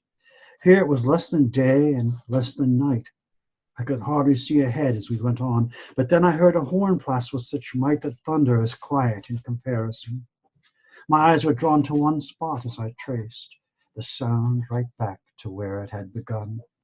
Not even Roland blew so fiercely, faced with the dolorous rout of Charlemagne's brigade, when the ranks of the holy guardsmen were laid waste. And shortly after I had turned my head to look that way, I saw what seemed to be a host of enormous towers. So I said, Master, what is the city there? And he, You pierce the darkness from too far, and stray in your imaginings of what you see. When you are near, your vision will display how distance makes the sense misunderstand, so you spur your footsteps on along the way. Then as he took me lovingly by the hand, lest the strangeness overwhelm you, you should know before we cross the intervening land that those are giants, not towers, where we must go, and from the waist down they are standing where the bank surrounds them, in the pit below. As when a mist whose vapor packs the air begins to dissipate, and bit by bit the eye makes out more clearly what is there. As I came nearer and nearer to the pit, cutting the dark and thick air with my sight, my error fled, and fear succeeded it. For just as Montergerone crowns the height of its long round wall with towers in the sky, so here the horrible giants, whom Jove's might still threatens when he thunders from on high, betowered with half themselves the bank that drew a circle round the pit. Already I saw the face of one of them come into view, his dangling arms, his shoulders and his chest, and the upper portion of his belly too. Nature, when she decided to desist from making them and took such instruments away from Mars, was acting for the best, although she does not repent of elephants and whales. Those who consider will find that she demonstrates more justice and good sense, for if she added faculty of mind, power, and malevolence, our race would be helpless against creatures of such kind. His face was big as the pine cone Rome displays before St. Peter's on the holy ground, and his bones were in proportion to his face. The bank, which was an apron all around his lower parts, revealed his upper shape and length, so that 3 Frieslanders would sound an empty boast if they thought to reach the nape. For I noted 30 spans of him or more, downward from where a man will tie his cape. Tore from his raw throat, and that fierce cry seemed to be the sweetest psalm his mouth was fitted for. And then my leader, mass of stupidity, keep to your own for venting your frustration when these rages come upon you suddenly. Tower of confusion, make an examination of your own neck till you find the strap you wear that holds it on your huge chest like a decoration. Then he said to me, that self-accuser there is Nimrod. Through his evil thought alone there is not one common language everywhere. Let us not waste breath, but leave him on his own. All languages will sound to him as will his tongue to us, which is totally unknown. Then turning to the left, we walked until we had gone as far as crossbows shot, and found the next one, far more fierce and huger still. Just who the master was who had him bound I cannot say, but he was shackled tight by a chain that ringed his neck and wrapped around to pin his left arm before him and his right behind his back, then coiled 5 times before it wound below his waist and out of sight. This proud one tried his strength by making war upon Almighty Jove, said my leader then, and here you see the fruit his efforts bore. He, Alpatades, struck the great blows when giants made gods afraid. Then they swung free, those arms of his, but they do not move again. And then I said to him, if it could be these eyes of mine would wish to gaze upon Briareos in his immensity, they will see Antaeus much further on, who can speak and who is also unrestrained. He will set us down where the guiltiest have gone. The one you want is far off, he explained. Though his face is more ferocious, his limbs take the shape of this one's, and he too is chained. Never did nature cause the earth to quake and make a tower tremble with such might as when Ephetales now began to shake. Now more than ever death filled me with fright, and the fear alone would have furnished the event had I not seen the chains that held him tight. Then we came upon Antaeus as he went. He rose a full 5 ells above the ground, with his head not counted in the measurements. O you in the fateful veil that crowned Scipio heir of glory on the day when Hannibal and his army turned round, once took 1,000 lions as your prey, through whom we had you joined your brothers in the field in the high war. There are many who still say that the sons of earth would have forced the gods to yield. Now lower us, not disdain to do so, to the cold in which Cocytus has been sealed. Do not curl your lip, but bend. Do not make us go to Tydeus or Typhon. Be assured, this man can give what is longed for here below. Through him your earthly fame may be restored, for he lives and expects a long life, unless graced by an early summons to his last reward. So spoke my master. The other one in haste held out the huge hands whose vigorous close held Hercules once had been embraced. When Virgil felt the grip, he called to me, come here to me, so I may gather you. It made one bundle of the 2 of us. So Gorisenda seemed to someone who stands under it when a cloud comes overhead athwart the way the tower leans. So too Antaeus seemed as he stooped, with his hands spread to pick me up. Just then I wished we were descending by another road instead. Where the bottom swallows Judas and Lucifer, he set us down, and waited not at all. But as soon as we were clear, began to stir, and like a ship's mast, rose up straight and tall.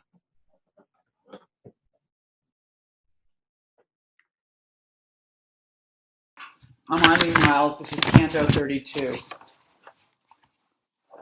If I could create some death metal vocals with guttural growls to match this dismal pit that bears the weight of all the rocks above, I'd be better able to eke out the essence of my impressions.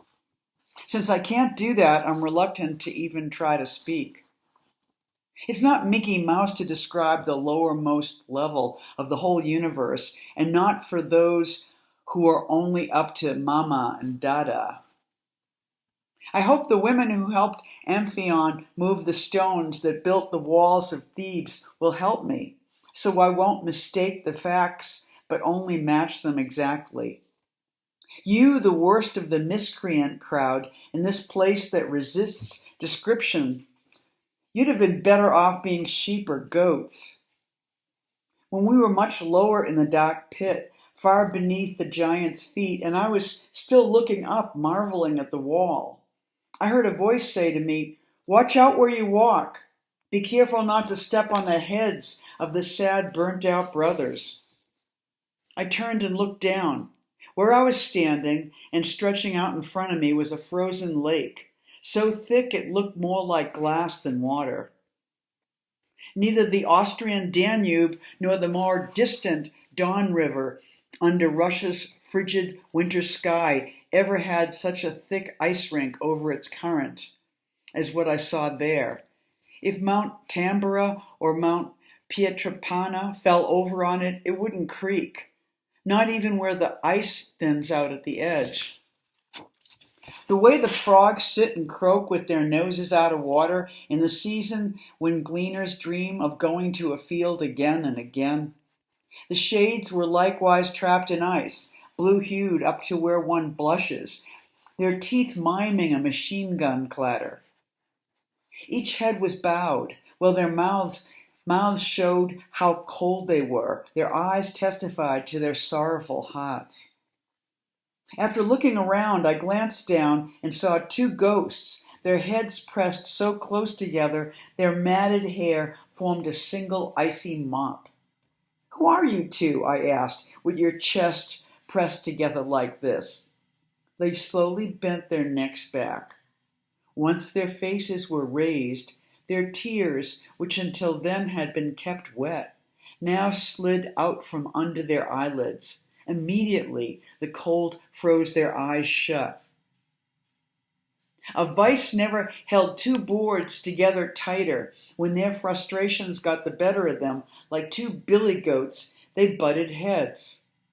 One who'd lost both ears to frostbite and kept his head tilted toward the ice said, "Why are you mirroring us with your non-stop staring? If you want to know who these two are, they and their father, Count Albert, owned the entire Vincenzio Valley.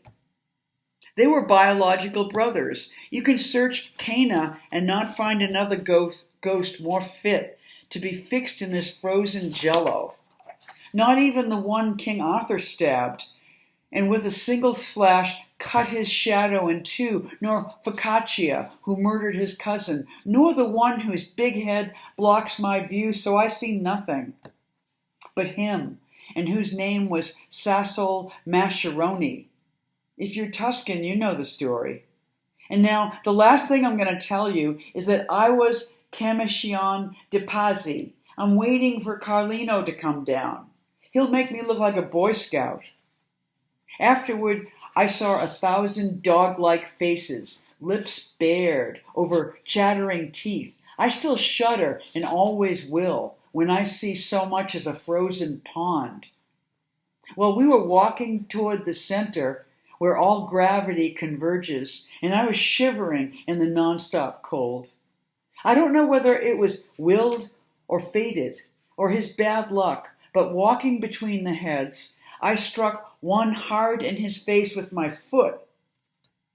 He cried out, "Why are you kicking me? Unless this is payback for the Battle of Monteperdi. Why would you harass me?" I said, "Teacher, would you wait just a minute so I can settle a question I have about this one? Then I'll hurry as fast as you want." My guide stopped, and I said to the ghost, who was still swearing bitterly at me, "Who are you to dress someone down?" "No," he said, "who are you to go through Antenora beating in someone's cheeks? You wouldn't get away with this if you were still alive." "I am alive," I told him. And if you're looking for fame, you might benefit if I mention your name with the others. He said, fact is, I want the opposite. Now get out of here and leave me alone. You don't even know how to bootlick this far down. I grabbed his hair and back and said, either you tell me your name, or by the time I'm finished with you, you won't have a single hair left.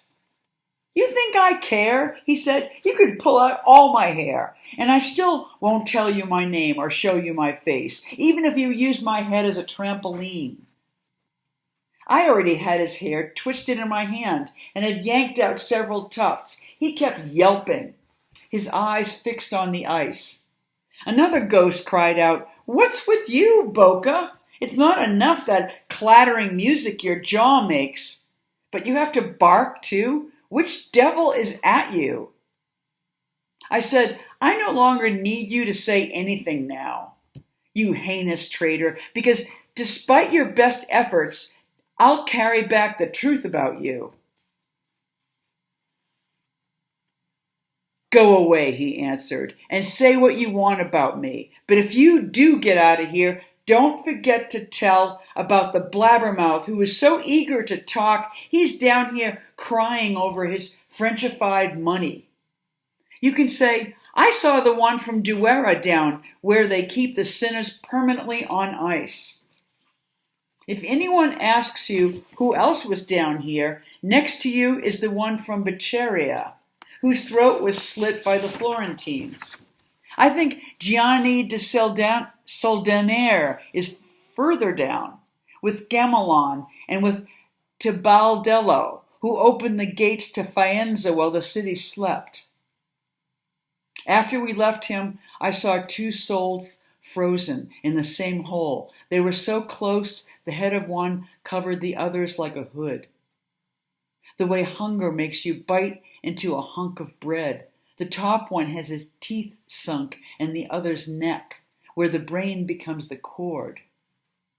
Tydeus furiously gnawed through the sides of Menelaus's brain case, the same way this one was chomping away at the skull and neck. Hey you, acting like an animal, to show how much you hate the one you're wolfing down. Tell me why, I said, on this condition. If your grievance seems justified, I'll know who you are and what his crime was, and I can vindicate you in the world above. That is, as long as I can still speak. La bocca sollevo dal fiero pasto, quel peccator, forbendo a cappelli del capo che le aveva di retroguasto. Poi cominciò. Tu vuoi ch'io rinovelli disperato dolor che il cor mi preme, già pur pensando prie che io ne favelli. Ma se le mie parole esser dien seme, che frutti infami al traditor chi rodo, parlare e lagrimar vedrai insieme.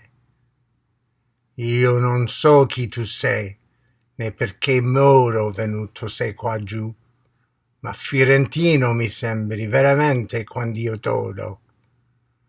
Tu devi saper chi fui conte Ugolino, e questi è l'arcivescovo Ruggieri.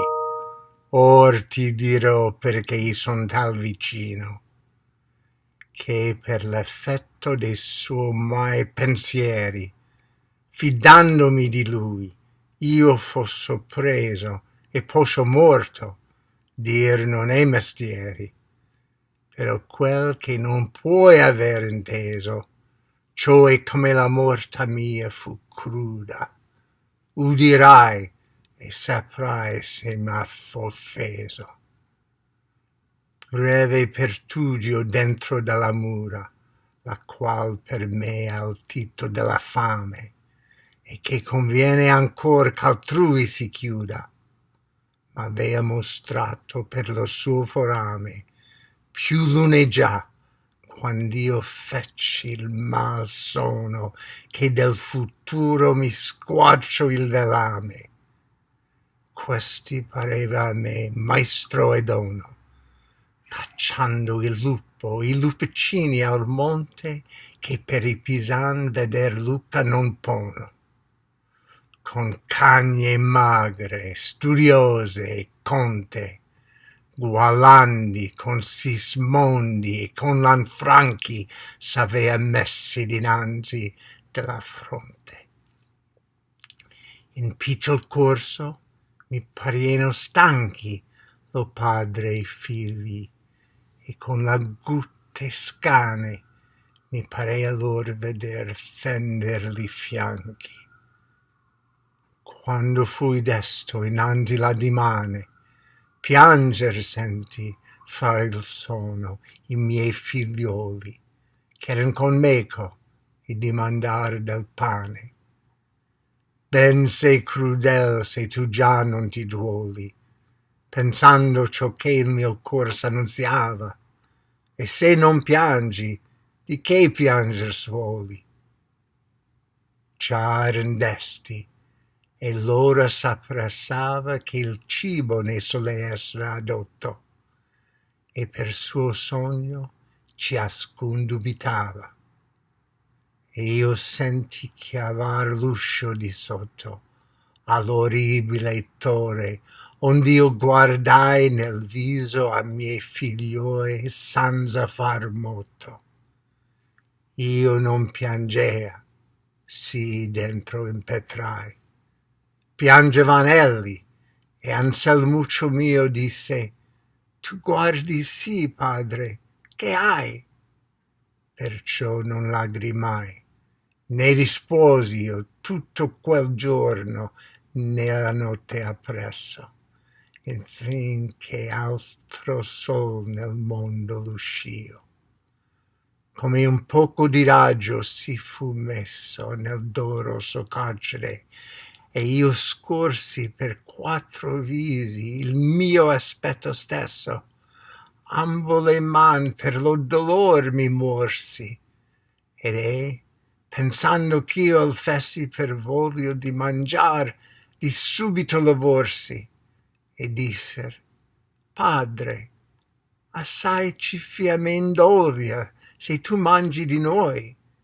Tu ne vestisti questi misere carne, e tu le spoglia.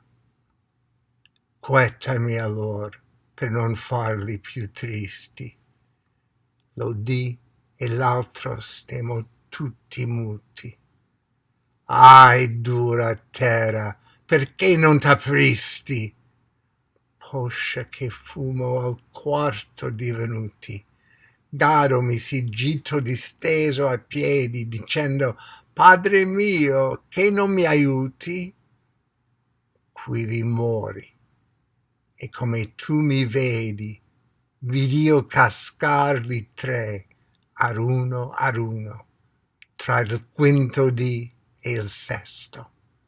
Ond'io mi diedi, già cieco, a brancolar sovra ciascuno, e 2 dì li chiamai, poi che for morti. Poscia, più che il dolor, poté il digiuno. Quando ebbe detto ciò, con gli occhi torti, ripresi il teschio misero co' denti, che furo all'osso come d'un can forti. Ahi, Pisa, vituperio della gente, del bel paese dove il sì suono. Poi che i vicini a te punir son lenti, muovesi la caprai, la gorgona, e faccian seppe ad Arno in sulla foce, sicché li annieghi in te ogni persona. Che se il conte Ugolino aveva voce d'aver tradita te della castella, non dovei tu i figlioi porre a tal croce. Innocenti facea la ta novella Tebbe, Uguccione e il Brigata e gli altri 2 che il canto su sua appella. Noi passamo oltre, Lave la gelata ruvidamente un'altra gente fascia, non volta in giù, ma tutta riversata. Lo pianto stesso li pianger non lascia. Il duol che trova in sugli occhi d'intoppo si volge in entro a far crescere l'ambascia, che le lacrime prime fanno groppo, e sì, come visiere di cristallo, riempion sotto il ciglio tutto il corpo. E avvegna che, siccome d'un callo per la freddura ciascun sentimento cessato avesse del mio viso stallo, già mi parea sentir alquanto vento, perché io, maestro mio, questo chi muove? Non è qua giù ogni vapore spento? Ondelli a me, avvaccio sarai dove di ciò ti farà l'occhio la risposta, veggendo la cagion che il fiato piove.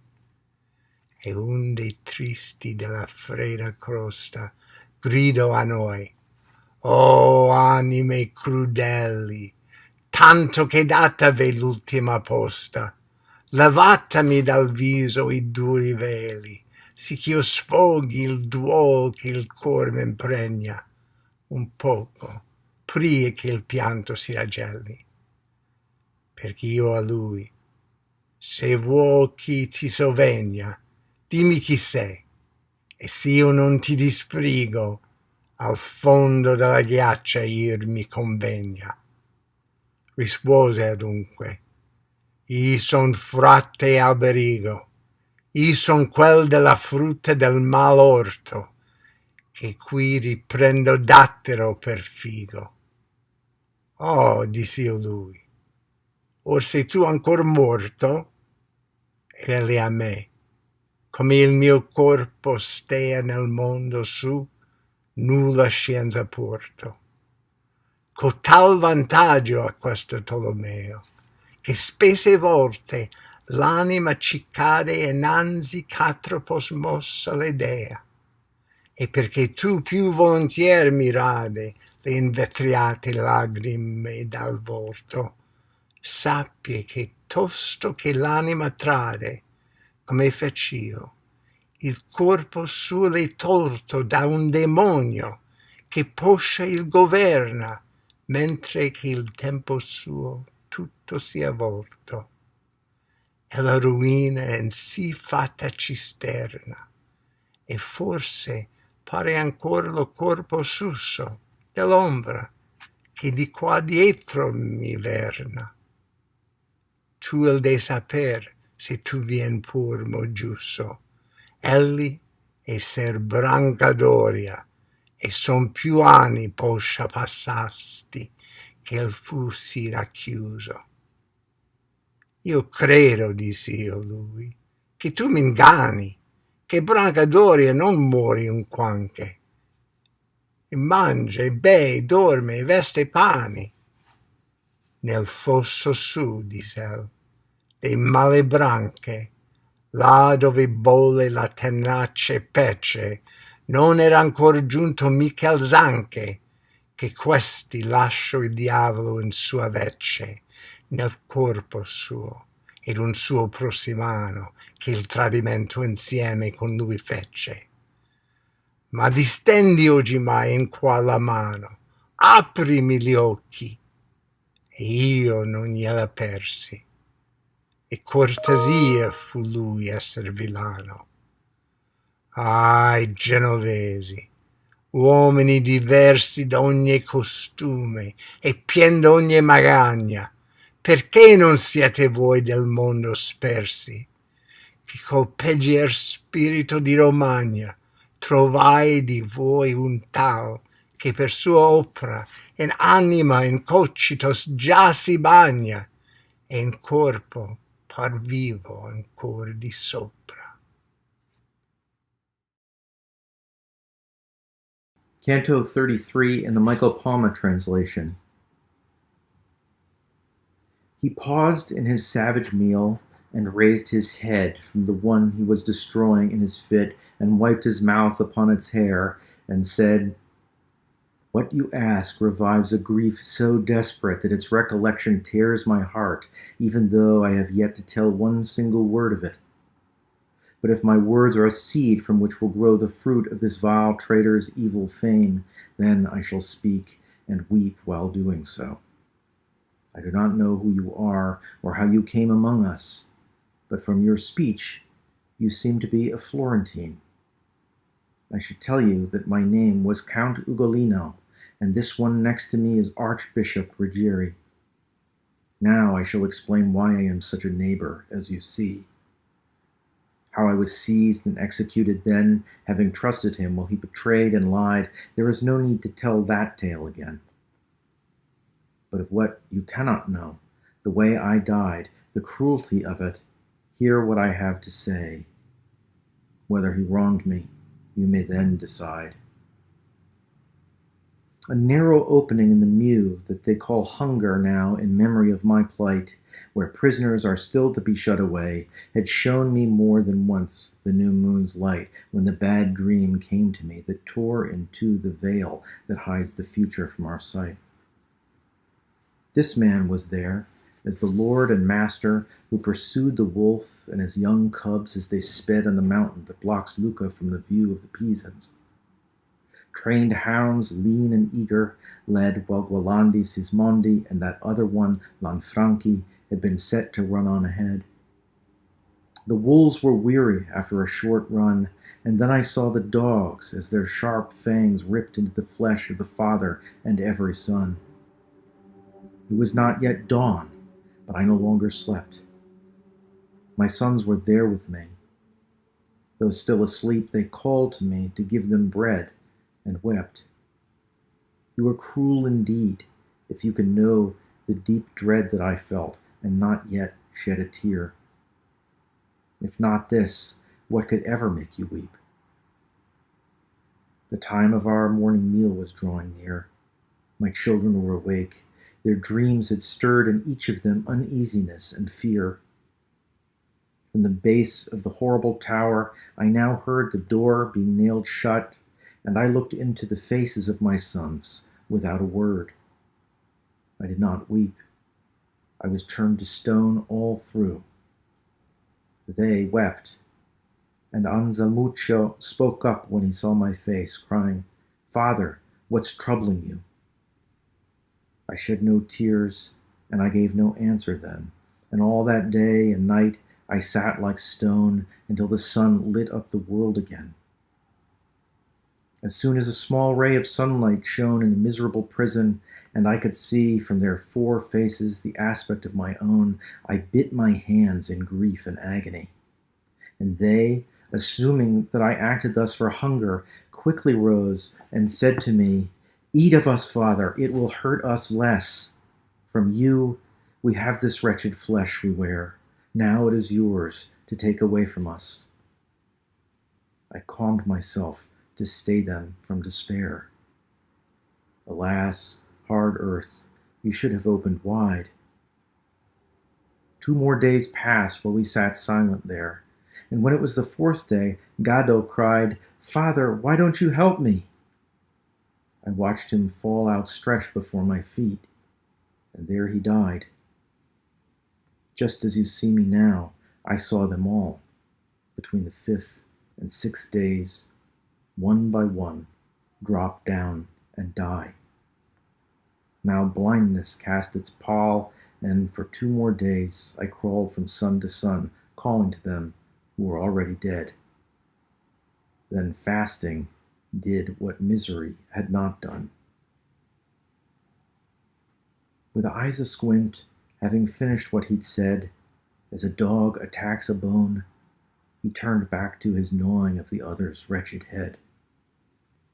Pisa, disgrace of all the peoples who fill the fair land where sea is heard, who show no readiness to rise and punish you, let Capraia and Gorgona shift, and go to dam the Arno's mouth, so that it may drown all your citizens with its overflow. Even if Count Ugolino did betray your castles, as was reputed, you did wrong to put his sons upon the cross that way. New Thebes, there is no guilt in those so young as Uguiccione or Brigata or the two already mentioned in my song. We came to another place, where we found more who were covered with coarse frost in the bitter chill, but these faced up, unlike the ones before. Here, tears themselves make tears impossible. The grief is blocked, turning inward when it tries to express itself, making pains more painful still, for knots are formed by the first tears each soul cries, resembling a crystal visor as they spread to fill the hollows that surround the eyes. Although, as with a callus that is dead to all sensation, the cold was so severe that all the feeling in my face had fled, I thought I felt a wind come blowing clear. Master, I turned to ask, what forces drive this current? Aren't all vapors dead down here? He answered, very soon you will arrive where your own eyes will give you your reply with what rains down to keep this breath alive. One wretch inside the cold crust gave a cry. Oh, you two souls, so cruel that you have been assigned to go where the very basest lie, pry the hard veils from my face, so that I can vent my heart-soaking pain for a bit before my tears begin to turn to ice again. Tell me who you are, I answered, who implore. If I fail to help you then, may I be made to go to the bottom of the icy floor. I am Fra Virgil, and I displayed the fruits of the evil orchard, he replied. Now for my figs with dates I am repaid. And I to him, oh, you've already died? I have no information here, he said, how my body fares up there on the other side. It often happens that a soul is sped, such is Ptolemaea's privilege, to this place, while Atropos has yet to cut his thread. So that you may scrape the glazed tears from my face more readily, let me also say to you that as soon as the soul betrays, as in my case, its body is taken by a devil who will be master over it and everything until its allotted time on earth is through. To the cistern, then, the soul comes plummeting. Still walking the earth, perhaps, is the body of this one who is here behind me wintering, as you must know if you just came from above.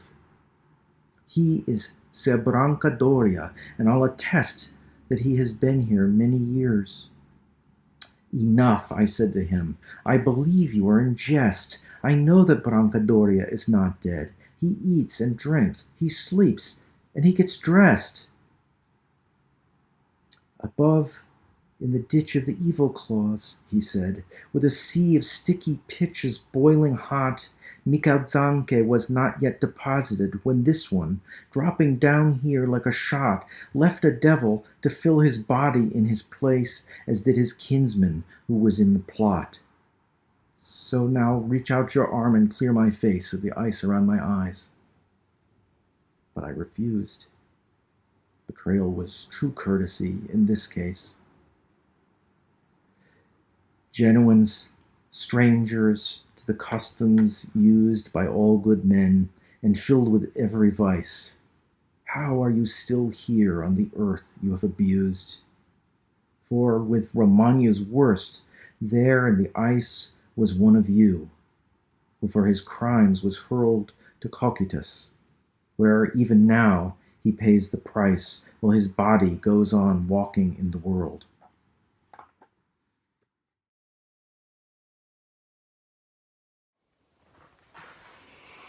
Canto 34. Vexilia regis perduente inferni. Toward where we are, I heard my master say. Look forward now and see if you discern him. When our hemisphere grows dark at close of day, or when a thick fog breathes, there still may be a turning windmill seen from far away. Just such a structure I now seem to see. Then I walked behind my leader. The wind was raw, and there was nothing else to shelter me. I tremble to make verse of what I saw. The souls were covered over in this place, in ice-like glass-embedded bits of straw. Some are lying flat, some standing in their space, some with heads and some with souls in the ascent, one like a bow with feet bent toward his face. We continued moving forward.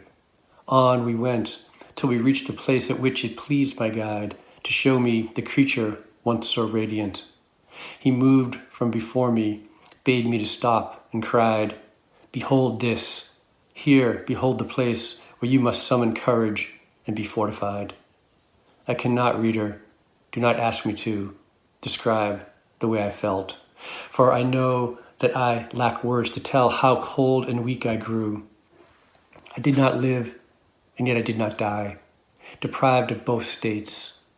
You may realize what I then became if you have the wit to try.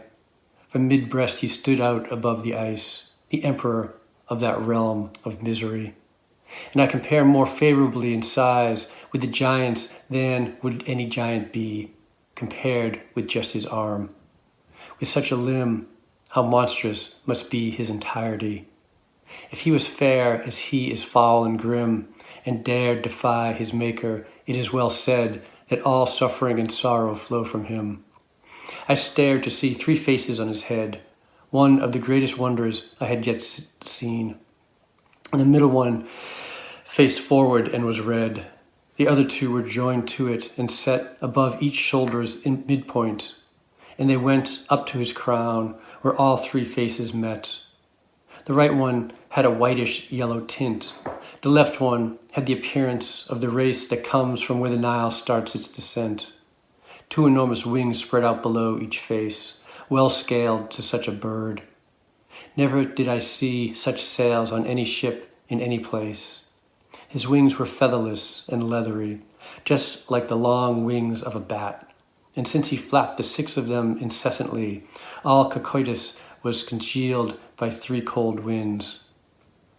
Tears from his 6 eyes, mixing with a flow of bloody slobber, dripped down his 3 chins. Just as a hackle mangles flax, a row of teeth in each mouth gripped a soul.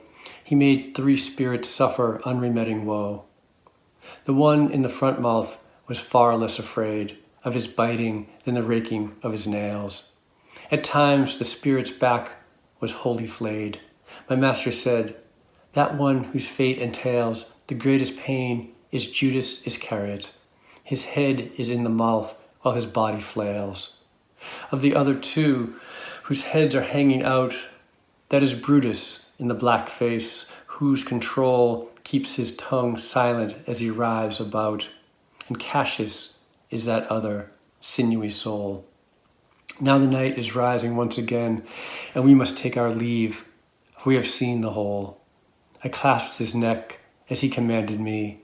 Then he, when the monstrous wings were opened wide, making use of place and time efficiently, took hold of the shaggy fur on the devil's side and climbed down clump by clump, conveying us between the frozen crust and the matted hide.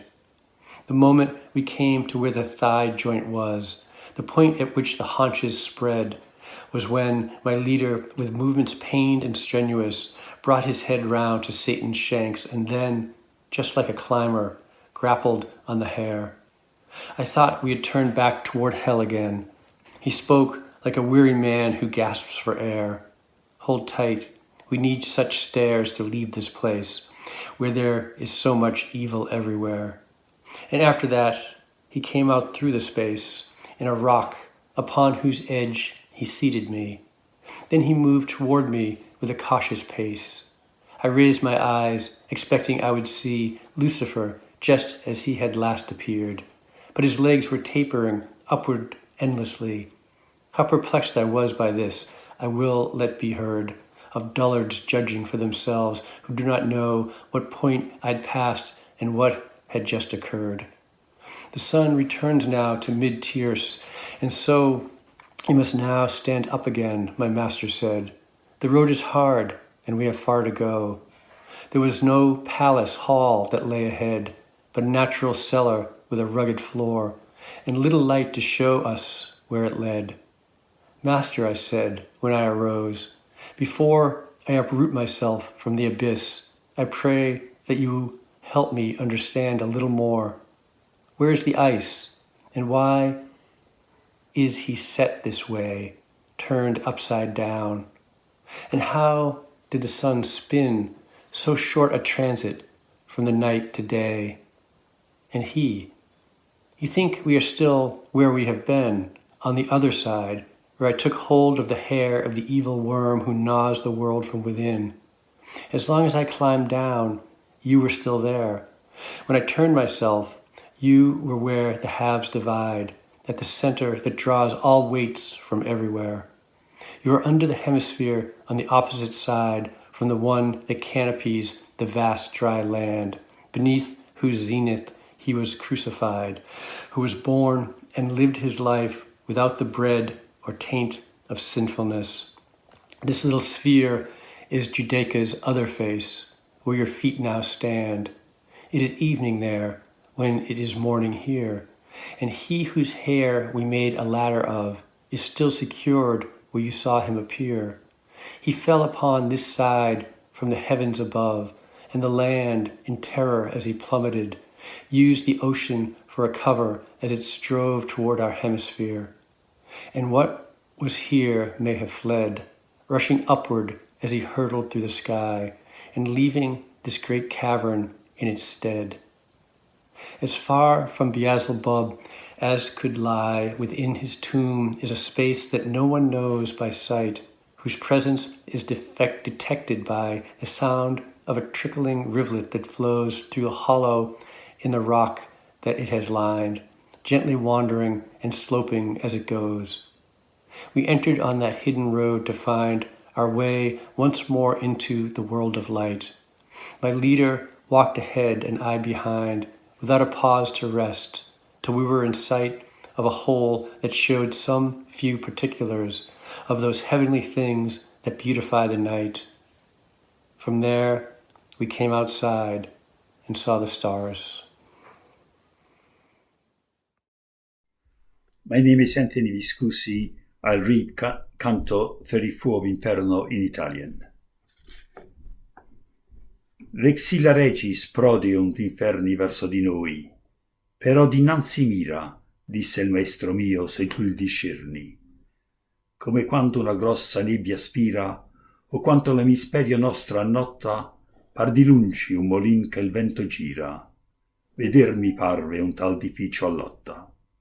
Poi, per lo vento mi ritristi retro al duca mio, che non lì era altra grotta.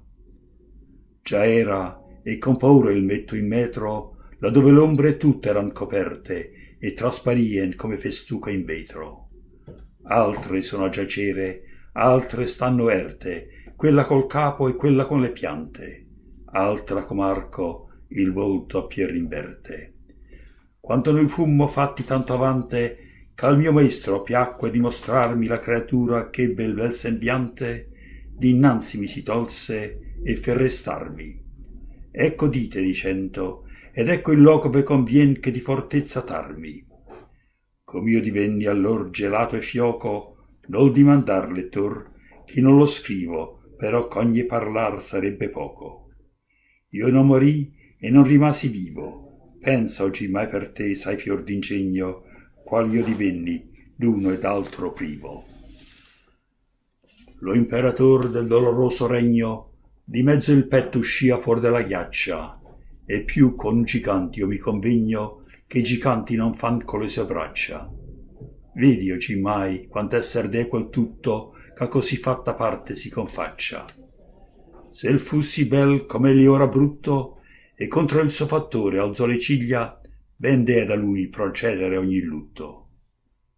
Oh, quanto parvi a me gran maraviglia, quando io vidi tre facce alla sua testa, l'una dinanzi e quella era vermiglia, l'altra eran due che s'aggiunieno a questa sovressi il mezzo di ciascuna spalla e se giunieno al loco della cresta, e la destra parea tra bianca e gialla, la sinistra vedere ral quali vegnon di là onde il Nino s'avvalla.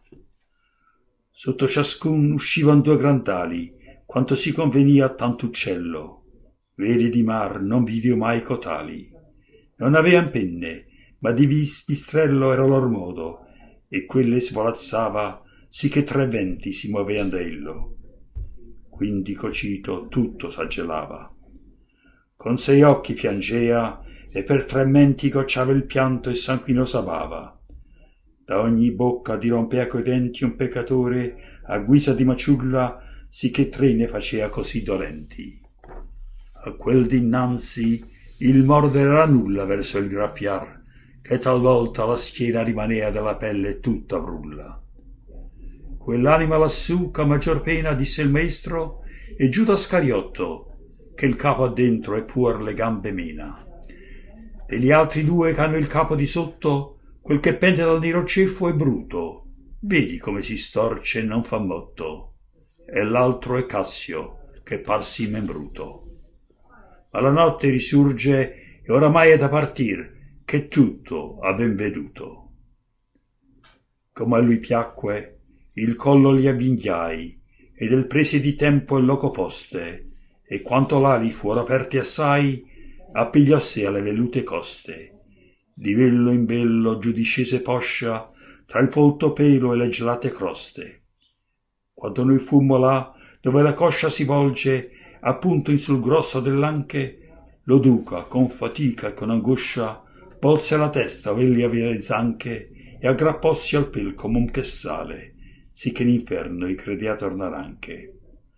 Attienti ben, che per cotali scale, disse il maestro, ansando come un lasso, conviensi di partir da tanto male. Poi uscì fuor per lo foro d'un sasso e pose men sull'orlo a sedere. Appresso porsi a me l'accorto passo.